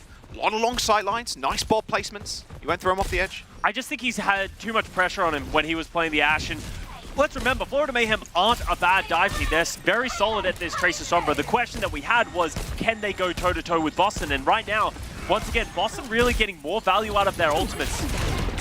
Better dives. Oh, great punish onto Twilight, though. Really good punish. I think he got hit by RuPaul there. I think I just heard RuPaul, his darts, the little ticking noise. So good follow-up. All right. This point is like super tough. I mean, it's going to be up to Birdring and Merit here, who can have the better EMP. Birdring's going to get his first. You can see him looking for an opportunity. He might even just try and EMP the front line. You can see him sort of stepping up to checkmate someone. If he EMPs both of these guys, if Decay and Smurf can get there to follow up, they can easily punish him. Maybe just trying to hack him to push him off. Someone's going to commit. Oh, hello. Hello there. Checkmate didn't destroy the Transgate. Oh, throws the Pulse Bomb. That was a little bit of a wild one. I think he got flailed there. Little whip shot. This is taking so long that Merit's getting up to his own EMP, so he might have one to mirror. There's the nano boost. Here's the engage. EMP available. Oh, it hits two. Choring in trouble. No shields, but no. It's actually Choring that takes down Birdring with a shield bash.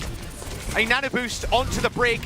And with a rally as well, Smurf's in trouble. Oh, he's in big trouble. Oh, he's primal. He's got the primal though, yeah. They want to just invest more into this fight. Although everybody's got that overhealth. It may have worn away, Scott, but everybody is so healthy on the Florida Mayhem side. Well, not Choring anymore. He's now blown to smithereens. Boston Uprising continuing this fight in, and a very late EMP from Merit. There's no follow-up, there's no teammates, there's no checkmate, there's no Chorong, there's nothing there. I mean, Lee Jigon has gone down, yes, but this Primal Rage is going to wear off rather soon, and you're just getting farmed by Decay in the front line. Luckily, though, Scott, the spawns are pretty close, and Smurf ends up going down. And that's it, Jack. The spawns are just so much closer here for the Florida Mayhem. Even though they lost 3 players, all someone had to do with his Primal Rage, slow the card down, stall it out, and he managed to stay alive as well. Someone doing a great job here on this Winston. Now a final fight, checkmate, lurking with a pulse bomb. This is round-winning pulse if he can land it on Lee Jigon or Twilight. He does too. Gets Twilight out of the game. With 10 seconds to go, it's only Lee Jigon, and he's in, he's in a precarious situation between the Winston and everybody else. Twilight's going to come back in just a moment. Swoonie up to Birdring to touch. Decloaks, gets the touch, triggers OT. And now Decay's got another pulse. Can he get a pulse bomb on the back line? But he's been checked over and over again. He has to go for the reblink. There's the pulse. Misses completely. Goes straight over the points. Now it's Smurf's chance to touch, but I mean, it's tough, man. Twilight needs to move up. He's got a nano in 4%, Scott. Birdring's down though, they don't have the nano yet. Nano on to Smurf. Can he actually make anything of this fight? Jumps into the back line. RuPaul in trouble, but not anymore. Choron pops the rally, and there's no chance for Smurf to find any picks now. Oh, and it is all just someone. It's just a slow bleed out at the very end. RuPaul and Choron. In fact, Twilight and Legion 2 just surviving just a ton there. It was just Boston Uprising having to touch. They have to send Decay into touch, and then they have to get Smurf touching, and someone was just pushing Twilight and Legion all the way back, and it was tough for them to get any decent sight line to try and heal the front line. Really tough spot there, but I mean, Checkmate really opened that one up for them, putting a clock on the Boston Uprising with that pulse bomb. Yeah, and that's what Checkmate's been doing all season. He's been so valuable, not just on the Tracer, but his flexibility. We saw him playing the Mei earlier in this series. I want to give some credit to someone as well on this Winston. He was just such a nuisance. Twilight and Lee Jae Gon were spending almost the entire map, especially on that third point, just trying to get him out of there. Same way that Smurf plays the game. Mayhem, they do hold on third point, but Jack, that's a long distance that the Boston Uprising made it. Getting to the third point is actually quite difficult on a map like Watchpoint Gibraltar because there's a lot of pitfalls on the first point. If you mess up an ult cycle, all of a sudden that can fall away from you. Second point can be very difficult to assail, even with the new changes. So as much as that's a hold from the Mayhem, they need to find a way to do better on their offense, because the last time they played, we talked about this, they played Chorong on this Kiriko and they got full held on the first point. They can't make the same mistake again. I don't think they're going to hit the Kiriko either by the looks of it. Just playing the Brick, just playing the Ana. Although Checkmate on Echo, is he going to stay? Yes, at least for the time. We haven't seen much Echo from Checkmate. We've seen bits and pieces and we know it's good, but it's definitely not the style they usually like to play, because this means that Merit has to go over to the Tracer. Right, he's not 100% tested right now. Yeah, on the Echo. No, he's a phenomenal projectile player, but still. Echo's pretty vulnerable too, especially against this Tracer. I mean, you can just like, you know, try shot the Tracer in the head and get the melee, but you've got to be careful with those manual hacks when you're in the sky. You are pretty vulnerable, even to the Ana as well. Like, just a little 3-tap from Twilight will take you down. Choron's just throwing packs on cooldown at Checkmate, just keeping him alive in the sky. They do manage to get the cart through the car wash, under the bridge, and they're slowly starting to take this positioning away. You need blue box if you're the Echo team here. You need blue box bad. But Lee Jae-gon and Birdring setting up a little tent up on that high ground. The Mayhem are doing their due diligence, taking it slow, not rushing anything. Checkmate does get caught, but I think Smurf's going to pay with his life. He's so low. Yes, he does, Scott. Good call. Translocator down. They're looking at him. They're trying to hunt Birdring now that they know he can't teleport away. Yeah, it's all good. Twilight was right there. He threw it directly into Twilight's hand, so he was good to go. Smurf's coming back in just a moment, Scott. It's up to really Decay here, just try and stall as long as possible. Ideally, you don't get around this corner. And Smurf is back in the action. Birdring EMP. Already. Well, yeah. He's taking out a pretty stealth, quick. so that should slow things down. RuPaul's coming up to the nano. Lots of ultimates about to come online. You say it slows him down. It's just such an enclosed point, Scott. It's pretty hard for them to really suggest when this is coming. There it is. Nano on someone. Keep him alive, but he is antied. Can he get Primal Rage off this? Probably. Smurf jumps out, gets a nano of his own. Probably going to jump blue box by the looks of things. Lee Jae-gon and Twilight. Twilight calls for aid. Who will answer? Who will answer? Nobody at all. Lee Jae-gon, I think, was on the point. Florida Mayhem, they got 2 Tracers now as Checkmate gets the dupe. RuPaul is dead and actually forces Chorong to rally. I can understand why Chorong rallied there, but the point was always going to go to the Mayhem, but I'm sure he had that concern. If I fall, don't pop the rally, all of a sudden, if someone's able to touch, the fight could slip away, especially because Smurf is coming up to Primal Rage and he did get back to the point. So you can justify why he had to pop that rally at the very end, but didn't bring much value to the fight. Mayhem do capture that first point in pretty quick time. Didn't really get slowed down at all other than that Checkmate death, and now someone consistently being that thorn in the side of the backline of the Uprising. Yeah, it's really frustrating. Just having that bubble too is just so annoying. Oh, Twilight is getting chased by someone. Drops to the mini pack. Lee Jae-gon's right next to him. That beam from Checkmate doing a fair bit of damage though. Forces Primal. Forces Primal, yep. Not wrong. He's still super healthy, although look at all those sticky bombs. It's a lot of big orbs on his screen. That is a lot of big orbs, yeah. You can see the Mayhem backline trying to get into the Mega Room. Dude, Gee, you can't even see. It's like he got dunked in the Nickelodeon slime. Like, you can't see anything. Checkmate did end up going down. Oh, that pulse bomb from Merit landed on the floor, I think, but he still ends up falling. Really rough stuff. It's struggling, the Mayhem's struggling right now to make anything stick, really. Yeah. Apart from those sticky bombs, but... They're putting on a lot of pressure and they are finding picks time to time, but it feels like the Uprising just always have an answer. Lee Jae-gon's rally just able to mitigate the value, even though Merit does find a kill with the pulse bomb. They do have control of the top of this ship, though. They even have both of their backliners up here, so they're in prime position. But where do they go from here? Duplicate, available checkmate. Honestly, a free... Oh, nice double try-shot headshot there. Free duplicate on the Ana. Oh yeah, dupe on the Ana. There's the nade. Twilight. Yeah, there's no chance there, but that EMP, a defensive one from Birdring, just annihilates someone. I mean, checkmate, maybe you have to get a free nano. He's 15% away. A nade goes a little bit wide. He ends up getting manually hacked. But the Florida Mayhem, I mean, just that presence of another Ana, and with Twilight going down super early on into the fight, the Boston Uprising, a little bit worse for wear. Twilight's going to come back, getting the nano on to Lee Jae-gon, but Twilight's dead again. Chorong moving forward with a rally of his own, 4 meters to go. That should be the point, you'd imagine. There it is. Nice pacing through second point, honestly, and a really good dupe from checkmate. And the exact same thing I said about the first point from the Mayhem.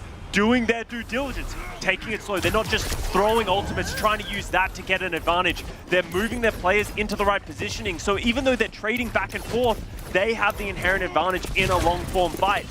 So now they have 3 minutes and counting to get the end. And already the backline is once again in prime position. That's a really nice spot to be in, especially if you're the Ana.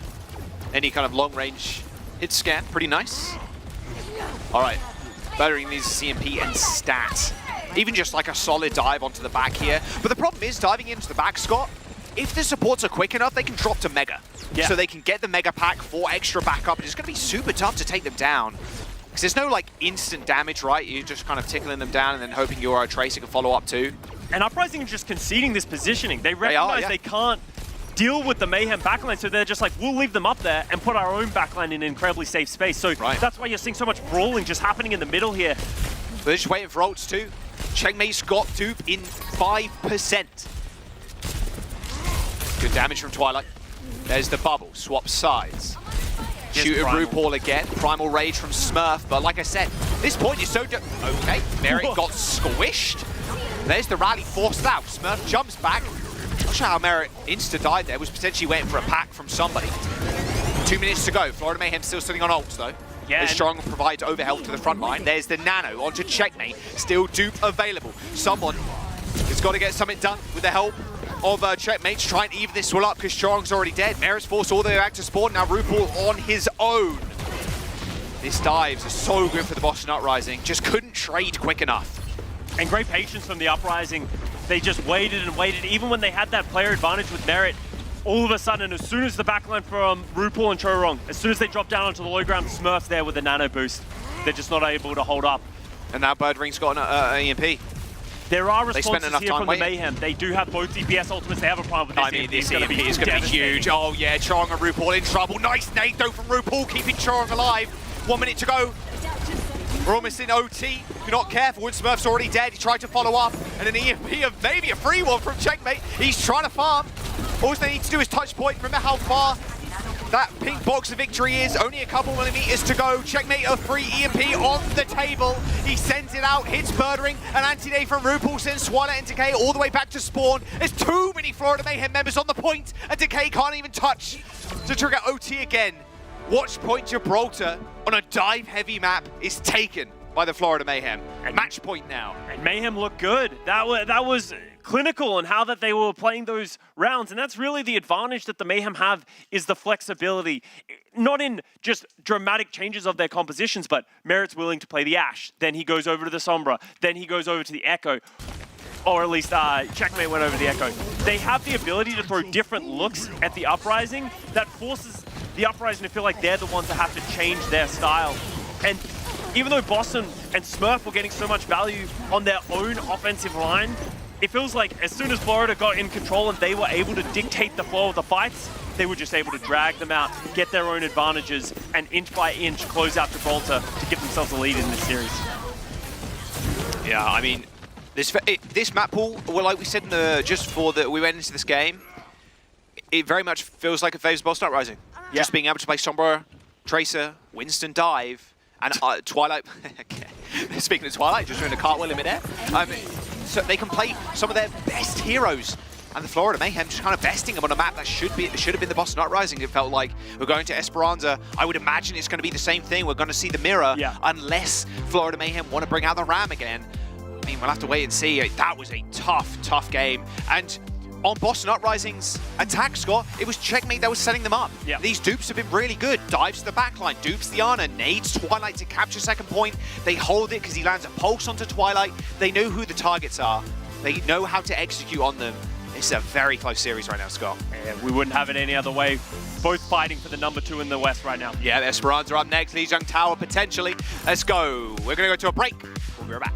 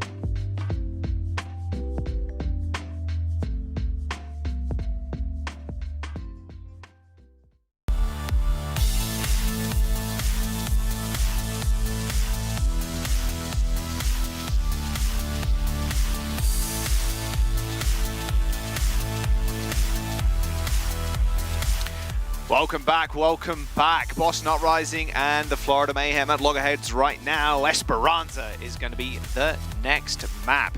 Pretty tough one there for the Boston Uprising. At the hands of Checkmate, they didn't really stand a chance. His duplications, his pulse bombs, really did seal the deal for them on Watchpoint Gibraltar. Yeah, and as we move on to the next map, Esperanza, I feel like this might be one that leans back in the Boston Uprising's favor because it's a lot of long routes that you can go as Sombra. Birdering should feel a lot more comfortable. And on the other hand, for the Florida Mayhem, you can't really play Echo that much. Maybe Merit will go back to the Ashe, but it'll be difficult to stay alive and to live through this Smurf dive. Yeah, you really have to win that first fight. If you're the Florida Mayhem, if you do want to go the Ashe. Here are some Winston stats for you. The head-to-head Smurf versus someone. Someone just kind of dominated him, especially like deaths. Look at that, 1.9 deaths per 10 versus the 5.1. I mean, the Primal Rages, we know how good Smurf is at Primals, so he's just beating someone out there, but look at the limbs, final blows, and damage, and everything else. But the deaths is the really important one there as well. And I would assume that this is being blown out of proportion so heavily because when Merit is playing either an Echo or an Ashe, he's applying so much pressure to the Winston, more damage, you have the beam to be able to take him out. While on the other hand, he's playing the Winston, and it doesn't feel like Birdering's trying to target someone too much with just manual hacks and just sort of making his life harder. He's only really ever dropping EMP, so it felt like someone was able to play this game for a lot. Very free, moving into the backline, just juggling between his bubbles. There you go, Florida Mayhem just returning to their seats, getting the headsets on, and they're ready to rock and roll. Esperanza is the map. Potential map 5 here as well, with Lijiang Tower up next. Looking forward to it. It's been a game I've been looking forward to catch, honestly, Scott. I mean, the Boston Uprising sitting at 9-2, Florida Mayhem at 8-2, could be 9-2 at the end of this series. I mean, Boston right now, we're looking at a team that could potentially take that second placing. And same with the Florida Mayhem too. They're very much in the running for second place right now in the North American region. I think after last weekend, when both Boston and Florida Mayhem bested the Houston Outlaws, we were like, okay, who's second best? Who's second best? How good is Boston? How good is Florida? Right. And it's nice that we get this question answered so early in this stage because both of these teams have their own identity, and we're going to ask this follow-up question of, are either of them going to be able to go toe-to-toe with the Atlanta Reign, a team that just looks unstoppable in some respects? They are literally unbeaten. They've lost 2 maps, Atlanta Reign. But as you said, 9-2, 8-2, both of them are fighting for seeding right now, and that seeding for playoffs can be an important factor, especially if Atlanta is the #1 seed. You'd love to be the 2nd seed and be as far away from them in the bracket as you can be. Right. There it is. It's good to be 2nd rather than 3rd in that argument. It's still okay to be 3rd. It's still better to be 3rd than 13th. That's facts. Just facts. That's dropping facts. Yeah, for you, wow, Jack. that's crazy. That's a cool moment. I'm going to drop a cool if you know. All right, Esperanza, what you got for us, Florida? I want to see some wacky stuff, man. I want to see some blood bashing. A little bit of Torb, maybe. Dude, I'm telling you, listen up. No, I don't want to hear it. Listen up. Right. You run mid. Okay. You are Torb. Yeah. You run to the planters on the left-hand side or the right-hand side. Okay, you get hacked. You press E after you get hacked. Okay, but you have a damage boost and your hitbox is the size of a planet and the Sombra is still shooting you. You spin so they can't hit your head. Then you throw your turret into the plants. The turret is disguised. Okay. And then it shoots people and you win. Okay. Yeah. They should do a Torb skin where he's, you know, Arista's got the Forest Guardian skin, where she's like kind of a forest kind of person. They should do Torb where he's like in the jungle, right? And instead of a hammer, it's like a machete, right? And then his turret is like covered in leaves. And then you could literally hide it in trees. That'd be wicked. So you want to give like a camo Torb skin? I think that'd be awesome. Spoken like a Torb player. All right, we're coming out. Both teams playing exactly what we expected. Both playing the Tracer Sombra. Sombra's just so effective here. So this is what we said, Jack.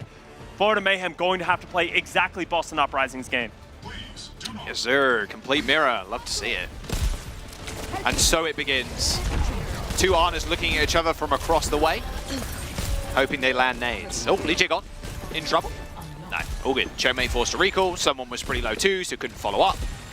It's all about positioning. Just waiting for those Arnas to land a big anti. Yeah, just looking to get a hack, looking to get an anti.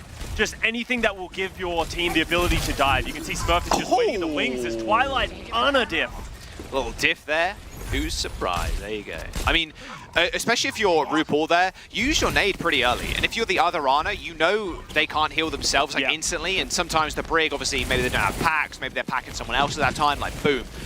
You hit that 2-tap body shot, 3-tap body shot, and yeah, you're going to go down pretty quick. Bot's going to get moving. Because Florida Mayhem only lost 1, though, they can regroup pretty quickly. We'll see if RuPaul can get a little bit of revenge. Yeah. Both teams still just sort of poking and prodding, trying to get ultimates online, looking for any targets that they can. the bot has stopped and being contested as Merit's just charging up this EMP on the bot. Yeah, him and Birdring pretty even right very now. Deep. He is extremely deep. He's got the bubble though. Yeah, but a lot of free ult charge to Merit, you must say. 95% Smurf anti. He was slept, I think, mid-air too. Is there Merit needs the EMP? No, he's just going to try and teleport back. Both Winstons have been lost. Yeah, EMP's up for both sides. Who's going to decide that they need to commit ultimates to this fight first? The Florida Mayhem are in Anti's good. Force the recall onto Checkmate. Okay. There's the EMP. Oh, it's good. Hits Chorong, RuPaul, and Checkmate. That's an easy bit of follow-up there. Bit of support combat too. Florida Mayhem were just in a worse position. They were stuck on the low ground. You can see Twilight just sitting on the balcony. He has the ability to just throw these nades for free. Oh. The support will be there for RuPaul. Oh, but Birdring goes down to Merit of all people. And they're going to stop this checkpoint as well. Someone does get antied. Oh, but they get Merit as well, so now they don't have the EMP to drop. False bomb. Nanos. Smurf jumps to the high ground, receives the nano, drops straight back down. Trying to get that checkpoint, like you said, there's only a couple of meters to go. Checkmate dashes back on. Stop that from activating. Nice whipped shot onto someone who also had the nano on him. And here's the new bubble. Separating Chorong from RuPaul, who's also pretty low. Smurf with a primal rage. Chorong a little bit further away from RuPaul than maybe he should be. Now they're going to group up as a little duo. And there's the primal. Chorong's antied again. Twilight just dominating from the high ground. Chorong didn't really stand a chance there, and there's the primal rage. RuPaul somehow ended up in the middle of the map. Hey, if Smurf's primaling, you could end up anywhere, at any moment, anytime. And more importantly, Merit, we didn't see it happen on the screen, but Merit dropped an EMP, hit 3 targets, but it was while Lee Jae Gon was using his rallies, no follow-up to do anything, and all of a sudden the Mayhem, this fight is just sort of slowly running away from them. All of a sudden they're up to 70 meters.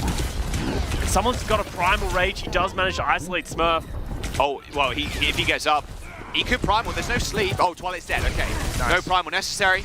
Just the pulse bomb. You'd rather invest the pulse bomb than the primal there. A bit quicker to charge up. And it's an easy guaranteed kill too. It's clean play. And that's an important pick there from Checkmate. Creates all of these staggers. The forward spawn is lost here for the Boston Uprising, but not after everyone has spawned. Actually, never mind, Decay. He's going to be linked to the party. But Birmingham's up to another EMP. I mean, it's up to Florida Mayhem if they want to go here fast. Just try and get one of the backlines before Boston Uprising utilize their ults, but that window of time is closing pretty rapidly. Looks like supports want to, go. Oh, hello, Merit.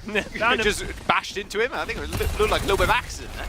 Someone might get EMP'd here. He could very much just get solo EMP'd. They're all in that corner. That bot is going to stop and actually be in the control of the Boston Uprising now. They're going to run away with this bot, in fact. They've completely changed sides, Scott. This is a bad spot to be in, especially when Birdring's got EMP. Mayhem's happy, though, because they were able to get onto the back line, weren't able to find a pick, but the bot is just going back and forth, and now they're trying to punish Checkmate for slowing down this cart.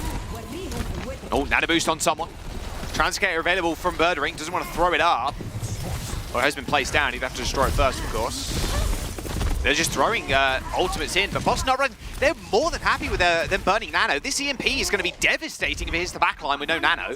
EMP hits nobody though. It doesn't matter. Chorong does end up going down. Zoning EMP, still got a kill. Zoning EMP. Is that what we're calling them these days? Yeah. Someone's also going to follow with the healing going from Chorong. RuPaul eventually falls, and as you said, Jack, the Uprising, they're more than happy to take these long, drawn-out fights where they're able to go back and forth because they're in such a huge advantage. If they can get back into acquiring the forward spawn, they're even in a bigger spot, better spot. Merit has the EMP. He's looking for Twilight, but the follow-up's not there right now. Forward spawn for the Boston Uprising now. It's just waiting game for the Florida Mayhem, or Merit to be specific. Yeah, a little bit too scared. Had to back off. He's looking for Birdring was right next to him. He is, but where's the follow-up? It's just around the corner. Someone's pretty low, though. Hacked, antied. Is he dead? Is someone just dead here? He's pretty low. Had to back up. Merit's just permanently waiting here. He's tapping his watch, like, time to go. He does unleash it, and there he is. Checkmate from the window descends on him. And they kill Lee Jae Gon. A few meters were required there from the Boston Uprising, though, Scott, even though Florida Mayhem did win that fight. Yeah, it felt like the Uprising, they knew it was coming, but they didn't know what to do about it. They don't want to be the ones to have to force something first and then walk into a trap. So eventually, Merit just waits and waits and waits until someone says the follow-up will be there, and it was. But once again, because of how long that fight took, Birdering 70% to another EMP. It just feels like the Uprising, as we've said throughout the series, understand the ult cycling and understand how they want to utilize their positioning and advantages better than the Mayhem. Yeah, they flipped the map. I wonder if they're going to try and do the same. Maybe not, though, because Twilight is on low ground here. Lee Jae-gon's alone in this room. Yeah, wait. Okay, he's backing up. Just checking someone, I'd imagine.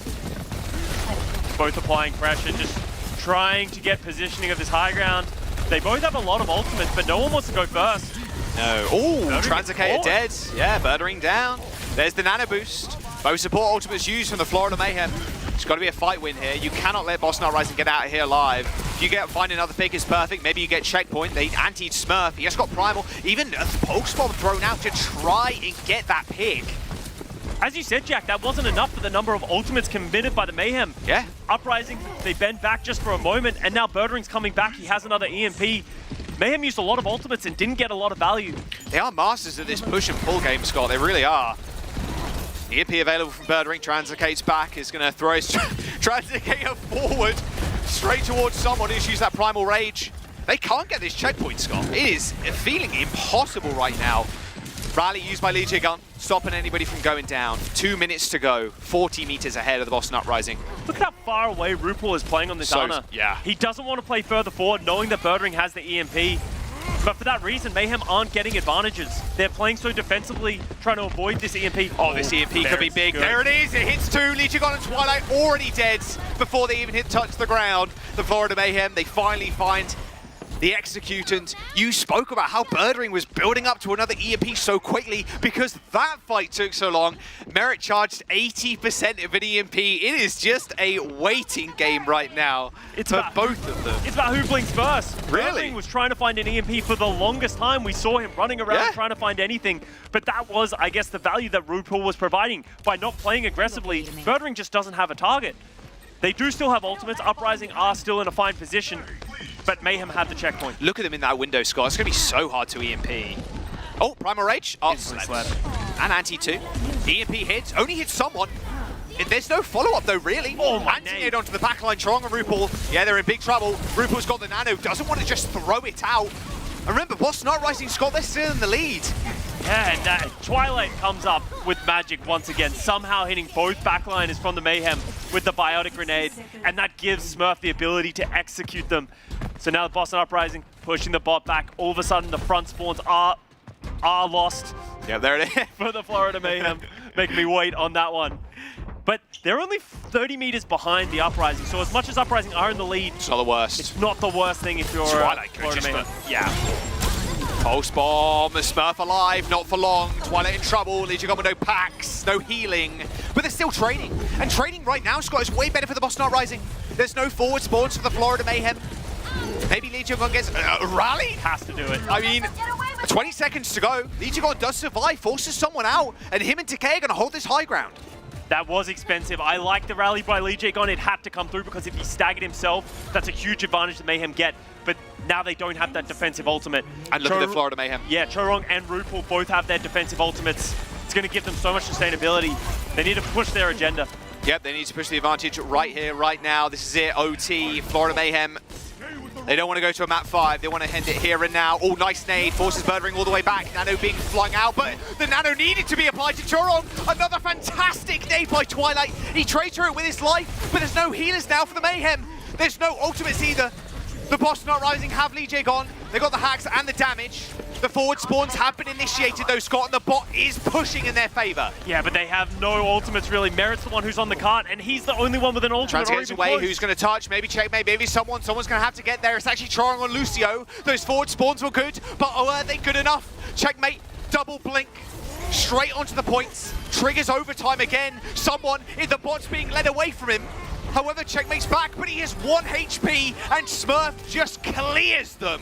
The Boston Uprising find the team kill and find themselves in the map 5. Mayhem backline, even though they had the nano boost and the rally, they just weren't able to keep Chorong alive with the rally, and from there, all the dominoes start to fall. They don't have the healing, they have to desperation touch, and the Uprising proving once again, Tracer Sombra is their domain. It is really their domain.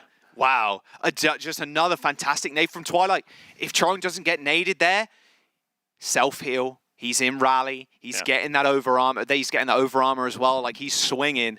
And that nano boost, it felt like Florida Mayhem were like, okay, we got to go now. We got to just nano the Winston in. We got to find picks. But nade from Twilight and then an engagement from Smurf.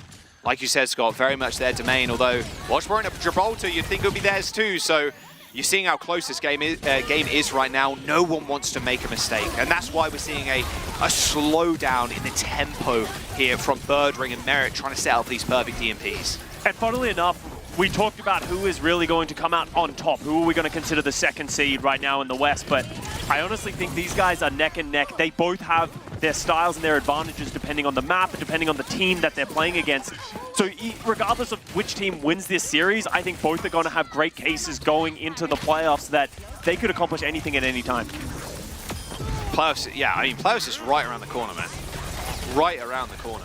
Worth noting, there will be a big patch. Remember, there is that big patch coming into the league. Season 6 coming out, that will get implemented towards the playoffs. And anything could be possible. New hero coming through, absolutely changes the game. There's always a big patch anytime a new season starts as well. So as much as these teams proving their worth right now, flexibility might be key in the future. Flexibility, adaptation. Sometimes you stick to your tried and true, right? You stick those Winston, Sombra, Tracer, Dives, maybe the Boston Uprising, we'll still be playing that in the playoffs, and it'll be good for them if that is still the meta, but that's yet to be seen. But we're here, right now. We're going to map number 5. They're fighting for that second seed. Boston Uprising, the Florida Mayhem. They're going to Lijiang after this.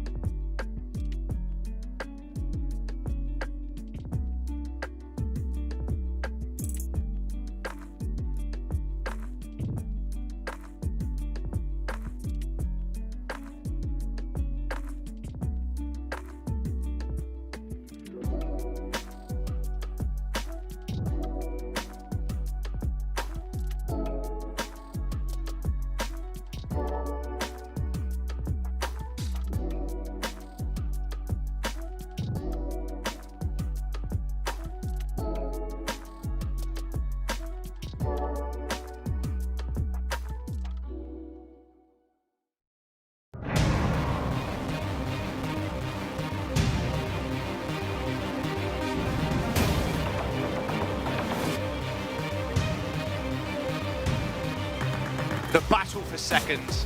The Boston Uprising and the Florida Mayhem are going to map number 5. Going to Lijiang Tower. It's been a back and forth series so far. Patience has been the best game. Patience has been Boston's best virtue in that last map. Just waiting for good EMPs, just outvaluing a lot of the time the Florida Mayhem. But with Lijiang Tower up next, yeah, you can play Winston, you can play Sombra Tracer, sure, but this is a Rhine, this is a Ramantra flavored map. Like, this really isn't a map you can play Winston, at least to high effect anyway. We watched the Boston Uprising play Lijiang Tower against the Toronto Defiant just yesterday, and they played Reinhardt on all 3 rounds of Lijiang Tower. If you're the Florida Mayhem, you watch that match, you know what they're going to come out with. You're okay with that. So the question becomes is Boston going to do the same thing once again? And then how does Florida respond? Because someone isn't shy of the Reinhardt. He loves to play that character, gives him a lot of carry potential, and we're looking at what we're at the lineups right now, Jack. Yeah, it's going to be a mirror, bro. There's no shot.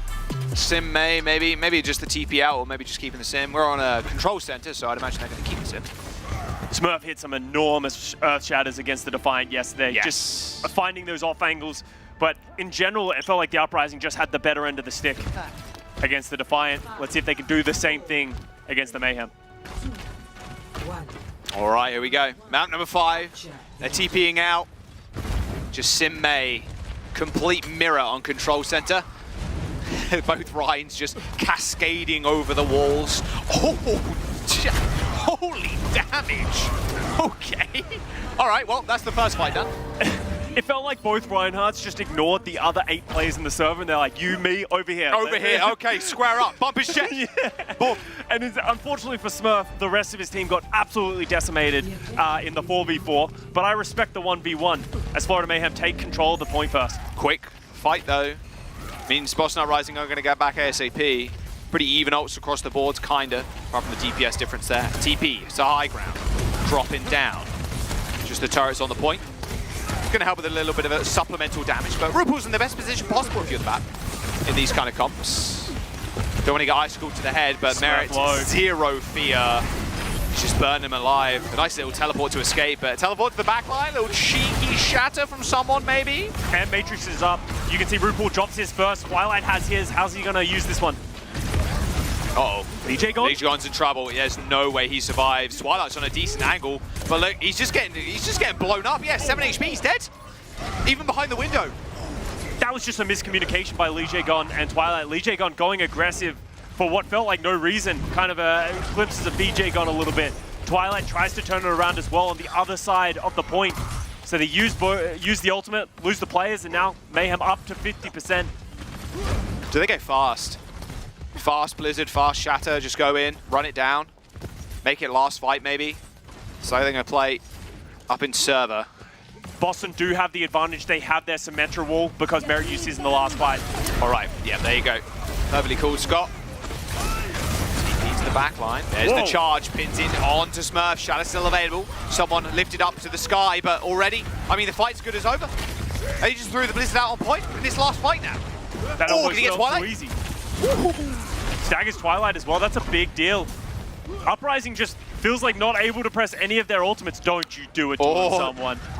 They got it, yeah, okay, they got to know. I was going to say, they got to know. Plan like, was hey, foiled. Gets shot in the butt. Hey, what is that giant pink Reinhardt in the right-hand corner of my screen? What's going on?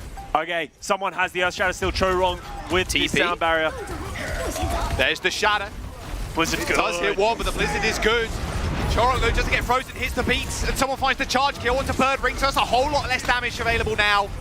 However, a later beat from Lijiang, always the better one if you can get that beat out late. Nice little punch. All right, 99, and now it's Boston Uprising's chance to get some percentages. They got some control. Yeah, Decay just coming in with the flank Blizzard, caught the Mayhem by surprise. Cho-Rong has to use the sound barrier so early, and as you said, Jack, Lijiang comes in, uses the sound barrier that little bit later, giving them a huge advantage. But now Uprising have a long battle to fight. It cost them almost everything to close that fight, while Mayhem coming back up to another Symmetra wall, getting close to another Blizzard, 50%. There's or you can even window from high ground if you really wanted to. There you go, window from height. Smurf's going to be in trouble. RuPaul's just going to do an overwhelming amount of damage if they're not careful. A little bit scared, maybe, of getting booped. Oh no, a little bit scared of the window from Twilight. Flip comes through. Flip comes through and Smurf's dead. TP onto high ground, but nope, no damage for you, Birdring. There's a giant wall staring you in the face, and your team is just getting rolled beneath you. And Birdring's just on the height alone. And there you go, Florida Mayhem. What seemed like a very easy round for them. If you're the Florida Mayhem, you say, oh, well, you want to play Reinhardt? Oh, we'll play Reinhardt too. We're not scared of you. And almost in a similar fashion to what happened in the first map on Antarctic Peninsula, Florida just looking more coordinated in the rush. Same thing. TP speed or speed TP? That'll be the question. We saw it yesterday. I believe it was Boston who decided not to TP into the window. They TP'd out of spawn and then ran to the point. Yeah. And then almost expecting the opposition to TP to the window. They're sort of like a shark with open mouth, just waiting for them to drop in, punch them against the wall. You'll usually find one pick if you do it right. All right, let's have a look at the rollout then. What are we thinking? Yeah, okay, so both TPing out. They'll meet in the middle and then hitting the speed. Someone with a bit of an earlier oh! Again, somehow Florida Mayhem just absolutely destroy the Uprising. 3 players almost died instantly. It wasn't 1, it was 3. Whoop, that's not where he wanted that Wait, to go. actually trolled! Wait, actually trolled! Actually trolled! No! Save him, please! Oh my god, the lamp. That was actually top 500 level griefing. That actually was. The Uprising are going to make massive swaps after losing that first fight, though. Decay onto the Pharah, Birdring Sombra, Smurf, Wrecking Ball. They're going to play the, I guess, slow poke style where you have the Pharah who just rains down damage, spread the Mayhem thin. This can be a very risky pick because if the Pharah doesn't get value very quickly, all of a sudden Mayhem start getting ultimates and they might never lose the point again. Yeah, it's very much a comp that relies on just getting that initial pick, but look at this TP. RuPaul, oh, he does end up getting taken down. That was so risky from the Florida Mayhem. That gambit did not work out. They tried to TP onto Twilight to take him out, knowing that there's only a Mercy available there to heal. Very risky stuff, not like bunkering on point at all. I think they recognized that if they just decided to bunker down on the point, they would eventually bleed out. The damage from the Pharah was going to be too much. I like the idea of going onto Twilight, rushing him down. The execution just wasn't there, and the swaps from the Uprising recognizing, hey, we might not win in this Reinhardt mirror, let's throw a curveball. All right, Winston, Tracer, Sombra, we are back. I like this swap by Mayhem as well. Just great adaptation from both teams, understanding the weaknesses and the strengths of each of their compositions. It's going to be tough, really, to take down Decay unless you get a little hack. What's that movement back there? Checkmate's got to be careful. Hit One the recall. direct and he'll fall. Yep, he will. Oh no, he's going to get chased. Or Decay. Did he get another rocket? Oh, just the disrespect from Decay there. He's getting frustrated. He's like, you know what? Screw it, I'm pressing Q. Oh my god. All right, Birdring does fall. But again, Scott, very hard to lock down the points. Legion gone. It's just hitting the Valk, going pistol mercy mode. That's actually not bad because even though he doesn't get the res off, the fear of the res forces the Mayhem back, so therefore they give time for Birdring to respawn. Smart stuff. Twilight in trouble. However, Legion still alive. No. Res? Resurrection, all good. They're alive, but instantly turning their attention towards Decay. Resurrection's decent. He just can't find a time to drop it. I mean, he can come back in right now if he wants, but I don't think it's going to really work. Legion is so low in the air. And there you go, there's the flip. 69%. Nice. Nice. And with all things, I think the Boston Uprising, now that they see Mayhem on the Winston Tracer Sombra, hey, don't mind if we do. Don't mind if I do. Let me show you what we got. Esperanza flashback. Both teams had the EMP. Right. Birdring gets manual hack to the point that he has to relocate. Someone's getting very low. He might have to primal. Great healing there. Wow, great healing from Strong and RuPaul. That nade from RuPaul, if that didn't land, he was dead. As good as done. Twilight has been spotted, receives a pack. That pack's still healing him, by the way. And he nades himself. That pack was still healing. Can't heal that, though. That pulse on from Checkmate. Finally picks him off. 80% from the Florida Mayhem. A rally onto Chorong, and he's going in.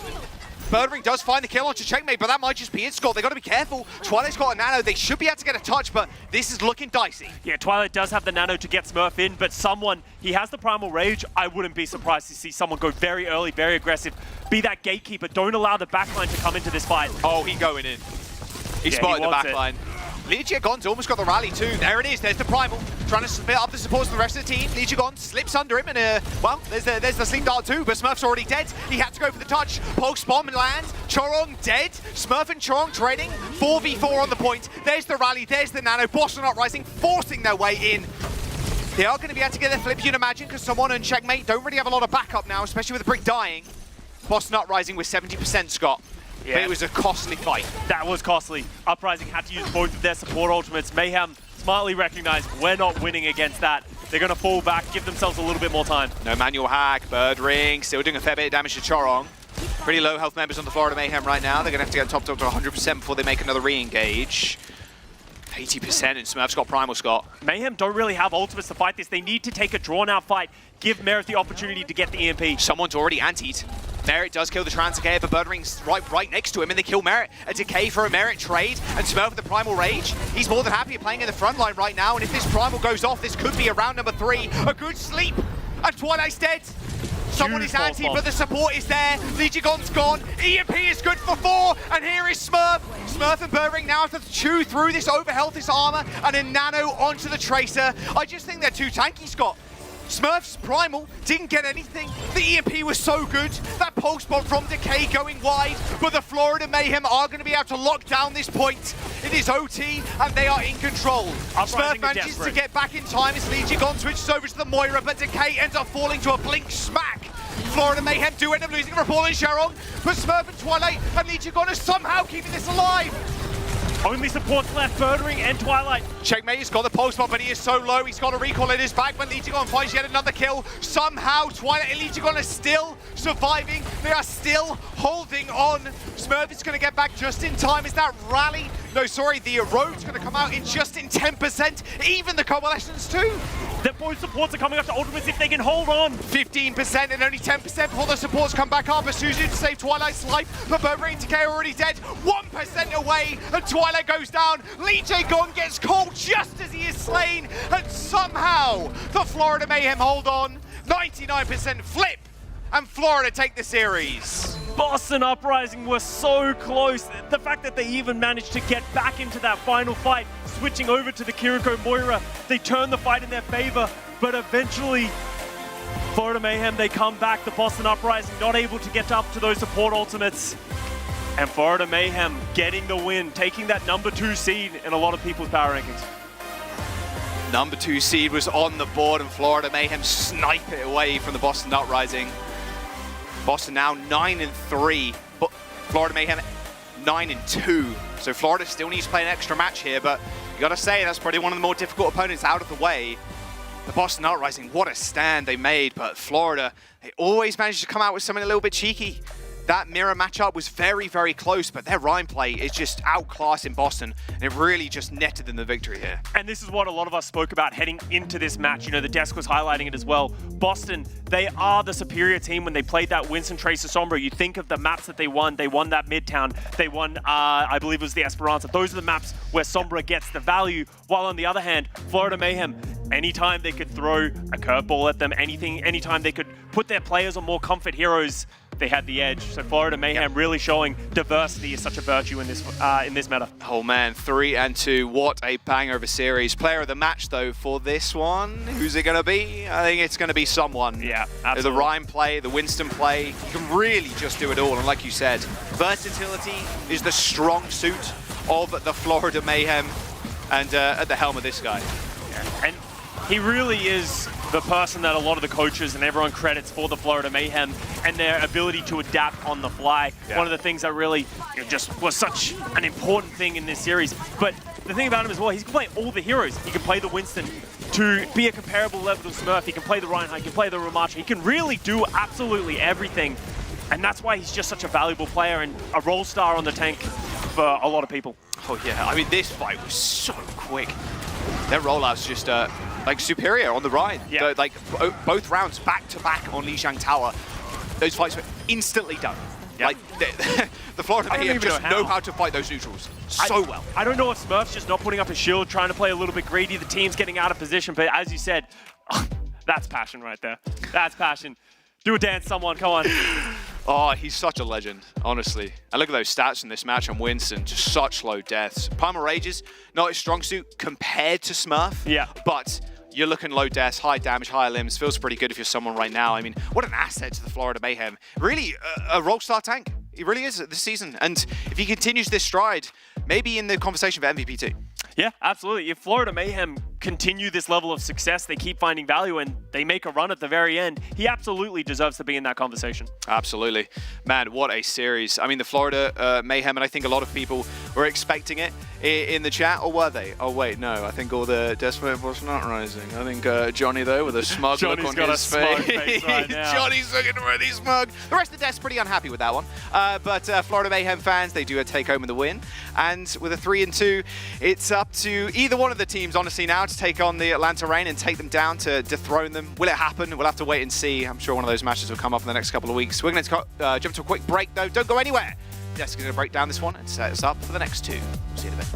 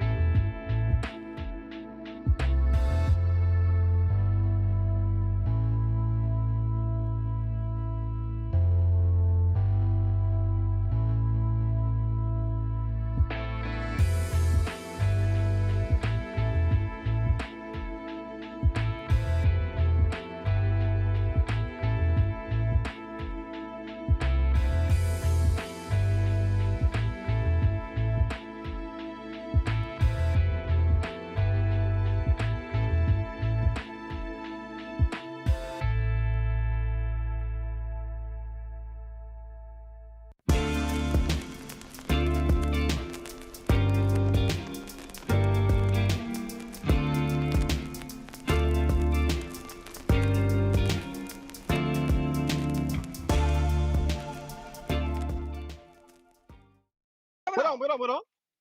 소마 도시야 빨리 캐리 모이랑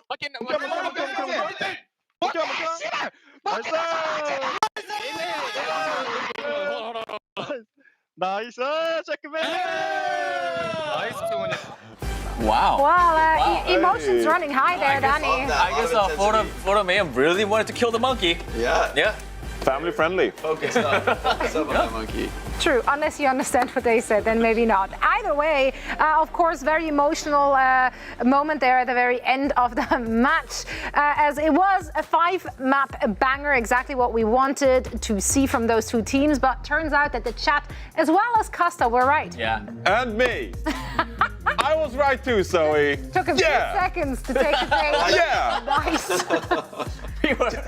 We were actually talking about it. We were like on text. We were like, "Hey, should we?" She was like, "Should we take Johnny out and see how he reacts?" Not even. Do it. Not even mention him. Let's see if he takes it. Not even shy about it. I dominated that pred, Zoe. You having a day. I tell you what, in the span of this game, he nearly kissed Danny. He also killed a mosquito, and now he's got his first pred of the day, right? Like, what the sky's the limit. What can't you do? What's next for Johnny? All kinds of stuff, Zoe. Big wild stuff. Big things. Big things. Big things. Yeah, you know what? You can I haven't start peeked things yet. off. You can start things off with breaking down all the action. How did the Florida Mayhem get it done?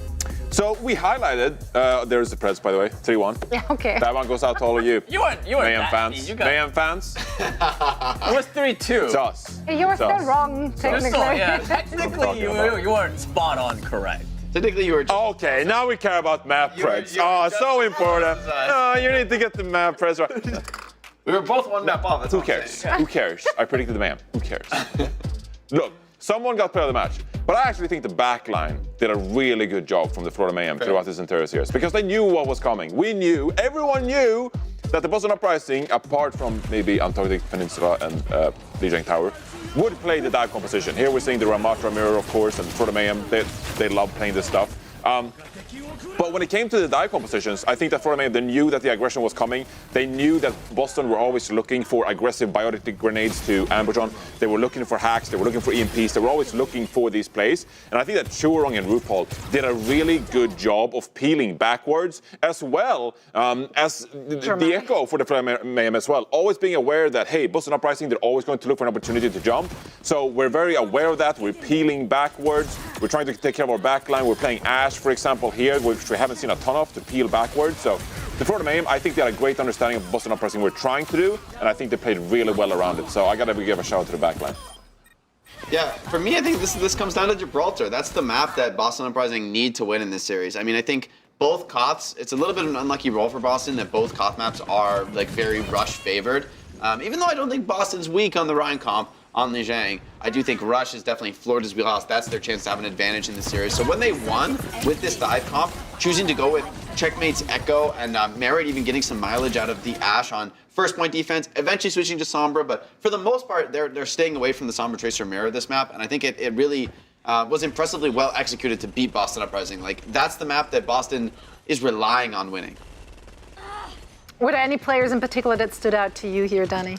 For me, I think it was Merit. I think, going by what both of these guys said, I think I also agree because I think their creativity really paid off. Like, they knew what Boston was going to do, and, like, having Merit play that Sojourn in the first map and also Ash as well in Midtown and on Jib as well. I think these kind of creative, not sort of the meta composition, I think it really paid off, and I think it really threw off Boston Uprising in this match. Yeah, it's pretty much what Costa said there as well. The versatility is really, really working well for Florida Mayhem. One player, however, from the opposition, from the losing team, the Boston Uprising, we want to highlight or take a closer look at is, of course, DK. Yeah, I think, for the most part, for the Mayhem, they played Merit at times on the Tracer, which is a bit unorthodox, not something they typically do. Checkmate is the designated Tracer player for Mayhem, but DK, because of that, I mean, he had a field day, and I think many of the times that Boston Uprising did look really good on Esperanza, for example, DK was so clutch with these pulse bomb kills, only 1.7 per 10, which is not great, but I do feel like his pulse bombs were really impactful, like when we saw them, it opened up some of these fights. So DK, even down the Boston Uprising goes down today.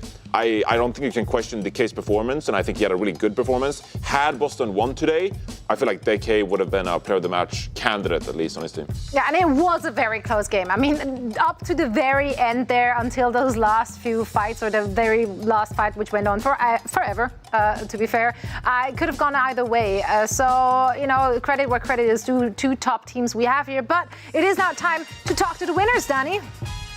I got. Who you got? Who do we got? Who do I have? Merit! for the post-match interview. Are you prepared? Now for a second. We got Merritt for the post-match interview. Merritt, congratulations on getting the win. This was a very close fight, and I personally feel like you guys came in very well prepared. So I want to know, how did your preparation for this matchup go? 일단 오늘 축하를 드리면서 제가 경기를 보면서 굉장히 준비가 오늘 오늘 프로다 팀이 굉장히 준비가 잘 된 팀이다라고 좀 생각이 들었던 것 같아요. 좀 오늘 보스턴과의 경기 좀 어떻게 준비를 하셨나요? 일단 저번 경기처럼 똑같이 준비를 했고요. 근데 저희가 이제 중간에 저희가 하던 플레이가 좀 안 돼서 좀 흔들렸던 것 같습니다. I think as for preparations, we didn't do anything specific for Boston Uprising. It was same, just like how we played our previous matches. But I think towards the mid game, middle of the game, our sort of plans didn't work out, so we had a little bit of hiccup there, but we were able to overcome that later on through to the late game. All right, so now you guys beat Boston Uprising, and I do feel like you guys are shaping up to be the team that could really beat the Atlanta Reign, who are currently undefeated. So Merritt, what do you think your team has to do in order to defeat the Atlanta Reign? 자, 오늘 이제 보스턴을 이기고 나서 이제 거의 2위가 확정은 아니지만 이제 굉장히 가까이 가게 됐죠. 지금 메리트 선수가 보셨을 때 지금 현 1위에 있는 아틀란타 팀을 좀 어떻게 하면 우리 플로리다 팀이 이길 수 있을까요? 이번 메타는 그냥 저희가 실수 안 하고 그냥 하던 대로 하면은 애틀은 이길 것 같습니다. All right. Pretty simple. I think in this current meta, if we just make no mistakes and carry out our plans and our game plans accordingly, I think we could definitely defeat the Atlanta Reign. All right, that's the interview. Merritt, thank you so much for your time. And again, big congratulations on getting the win. 승리 축하드리면서 보내드리도록 하겠습니다. 안녕. 감사합니다. Thank you. Bye. He's not wrong, Yeah, if you don't make mistakes, simple, guys. it's very simple, mistakes. actually. Like, come on. Yes, play it perfectly. Yeah, just be perfect. Why not? Sometimes, Just like Atlanta Reign. I love you, Danny, because sometimes I'm like, ooh, that was an interesting question. I can't wait to hear this answer, and I just like. And then the answer is just. They could have been. They could have been on me, guys. No, I didn't. There could have been so much depth there, and I would have been like, whoa. I was pumped, and then. Yeah, that's not how interviews work. And then Merritt was like, I'm not gonna lie. Just don't make any mistakes. And I'm like, true, but there's nothing he can say there. Like, how are we gonna beat the Atlanta Reign? It's like, yeah, we. But here's an in-depth strat. We're gonna beat them. Well, it could have been like this is a stylistic difference. Like this is maybe how we'll have an advantage over them, or maybe something like, Well, I think in this meta we have a better chance. Like, I think there are multiple ways to go. You know what, Jake? Why don't you give it a go for the next week? No. Show me how it's done. Show me the questions that I could answer to get good answers. Oh, no, Danny. No, there's nothing you can play with. No, you go.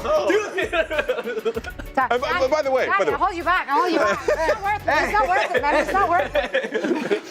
By the way, sorry, totally not a Merritt thing. I feel like I totally called out Merritt. I'm sorry. It's not about you, Merritt. It's not about you. So sorry. I'm sorry. That was not how it meant to come out. It's a Johnny problem. It's not a you problem, Mary. Trust. I hunger for knowledge, Zoe. Yes. I hunger for intelligence. I don't have enough myself, so I need to lead shit from players. I'm not gonna say I that. need to lead shit from other players.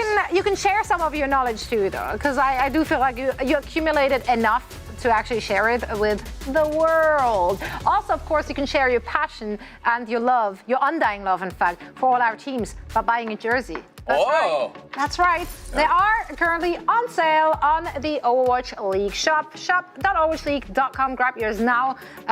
It is time, I think, for us all to get a Mayhem shirt. Dude, how often can we dare them? You get better answers. Yeah, maybe. Hey, if you had a Mayhem jersey, you'd have better preds. Hey, that was a good one. That was a good one, Johnny. That was the wittiest remark you've done ever since I know you, actually. So that's amazing. Namat. Guys, it is time to talk about our second match of the day. London Spitfire will have to take on the San Francisco Shock. And I see it in your face, Jake. You are excited for this one. I am a little suspicious of the London Spitfire. I feel like even though in that bottom three they've got the most wins of the bottom three, I feel like they've been flagging a bit in this midseason. Shock has been resurgent. Shock, though, has shown weakness, right? Like, Valiant brought them close to the brink there, took them to map 5. So I think, You know, these guys, Spitfire, a classic rush team. If they can like really leverage that strength, maybe they can take us somewhere. But I think Shock has shown us a lot of inventiveness, a lot of like off-meta comps. Like, you know, you've got the Wrecking Ball, you've got proper Echo, even Luke Mino bringing out the Mercy to like hard support that Echo at times. I think compositions like that are just so hard to play against, fielding what London typically likes to play. I mean, Johnny, what do you expect to see from the San Francisco Shock? Do you think they have to pull anything special up out of their sleeves? No, not in this one. Not in this one. You don't In this one, you you don't don't. want Junbin back?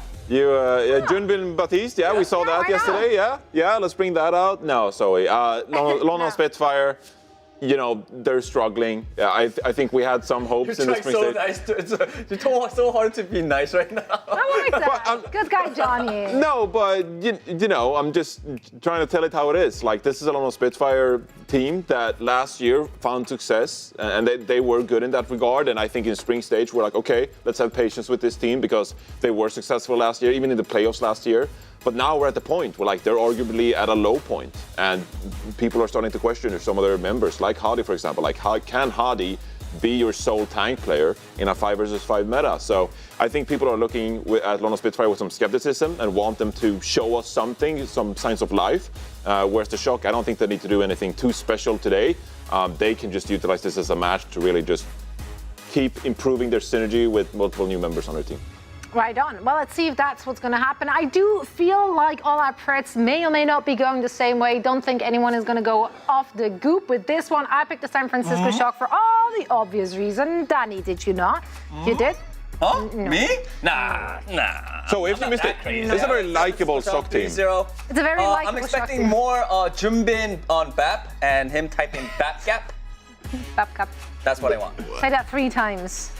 Bap gap. BAP gap. Easy. No problem. Easy. But, I mean, Shock's just a clear favorite here. I don't think there's really much question about it. What I do want to see from London is Sparker. I think he's like their one hope in this match. If he can just be like unreal best performance of his life. I do think Shock has some weaknesses when it comes to like the hard dive, the tightness, the cleanness of those hard dives. It hasn't been on the same level as, you know, teams like Atlanta Reign, which is a lot to ask, to be fair. But I think, you know, like for members like Renko and Luke Mino coming in, syncing the backline to the front line can be challenging. So if there is some sort of glimmers of like an issue with the Shock that maybe you can exploit on London, but it's going to require, for me, Sparker has to play lights out. This guy has to be getting picks after picks after picks. I think it's too tough of a test, so I've got Shock. 91 to 9%. Those 9% standing strong with their team, though. I love that. Respect that. True fans. True fans. True believers. Yeah. People who haven't realized Shock rebuilt and is much better than they were in the first half of the season. Well, to be fair, though, I mean that's easy to miss, right? Yeah. It was a month break. You just, if you watch the beginning of the season, Shock didn't look too hot, which was. Frankly, quite a disappointment because that is a championship winning team, not with those particular players, but franchises is the word I'm looking for. So, you know, expectations were high and they did not really succeed the way we wanted, but rebuild looking good. Let's see what they can get done against the London Spitfire. And for all the action, we're going to hand it over to our absolutely gorgeous casting duo. It's Mitch and Matt. Looking good, guys? Thank you. Yeah, look at Matt's nose, Zoe. Doesn't look much. It's literally the same nose. They literally just went inside of my nose. It's the same exact nose. It actually does look a little sharper. Aerodynamic. Yeah. Sure. Sharper, more aerodynamic, whatever more you want to anime, say. actually. I love more anime. Yeah. Yeah. I've never thought so much about Matt's nose before. Same. I never looked at it. I think. It's a very good point. This is a third. There's lots of angry people who tweet me sometimes about my nasally voice, and now they know it was just a product of that's just the way I was born. I'm sorry. There's nothing I can do about it. Yeah. That's messed up. But now you did something about it. We're entering a scary part of the season here for London. We are entering the talent their area. We are fastly approaching that as they have not won since May 27th against the Defiant. So it's been a bit. It just seems like, and it's like really the same roster they kind of had last year, pretty much. Obviously, everybody else made some upgrades. London felt, hey, let's just kind of bring back the same core. It's not exactly worked out. No, I feel like there's like the bell curve meme where it's like the angry nerd in the middle, then the not so smart person, and like the person in the monk's outfit, right? The middle of the bell curve is like the talent is here, like people getting mad at that, and the other two sides of the bell curve are just saying that. Well, so the difference between the talent is there for this team is like last year they were pretty good, and it's the same talent. So like you kind of have an argument that it is there. Well,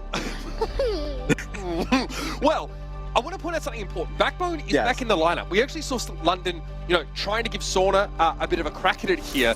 And one of the most glaring things, Matt, I think about, London was that they wouldn't play Sombra. They really avoided playing Tracer Sombra comps almost the whole time. We saw Sparker on Cassidy, Sparker on Ashe, Sparker on Hanzo on occasion. And it felt like they were definitely missing something.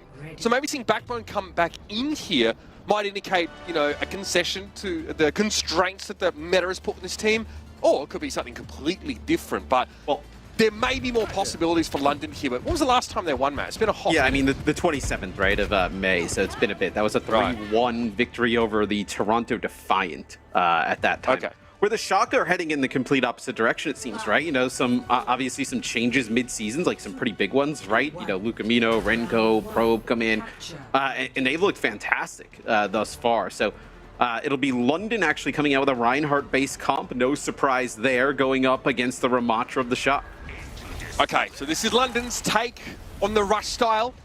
Pretty standard, and we've seen them find some degree of success. I feel like this is not necessarily where the issues of the Reinhardt composition are going to be exposed, but perhaps later in the series if they keep trying to force it.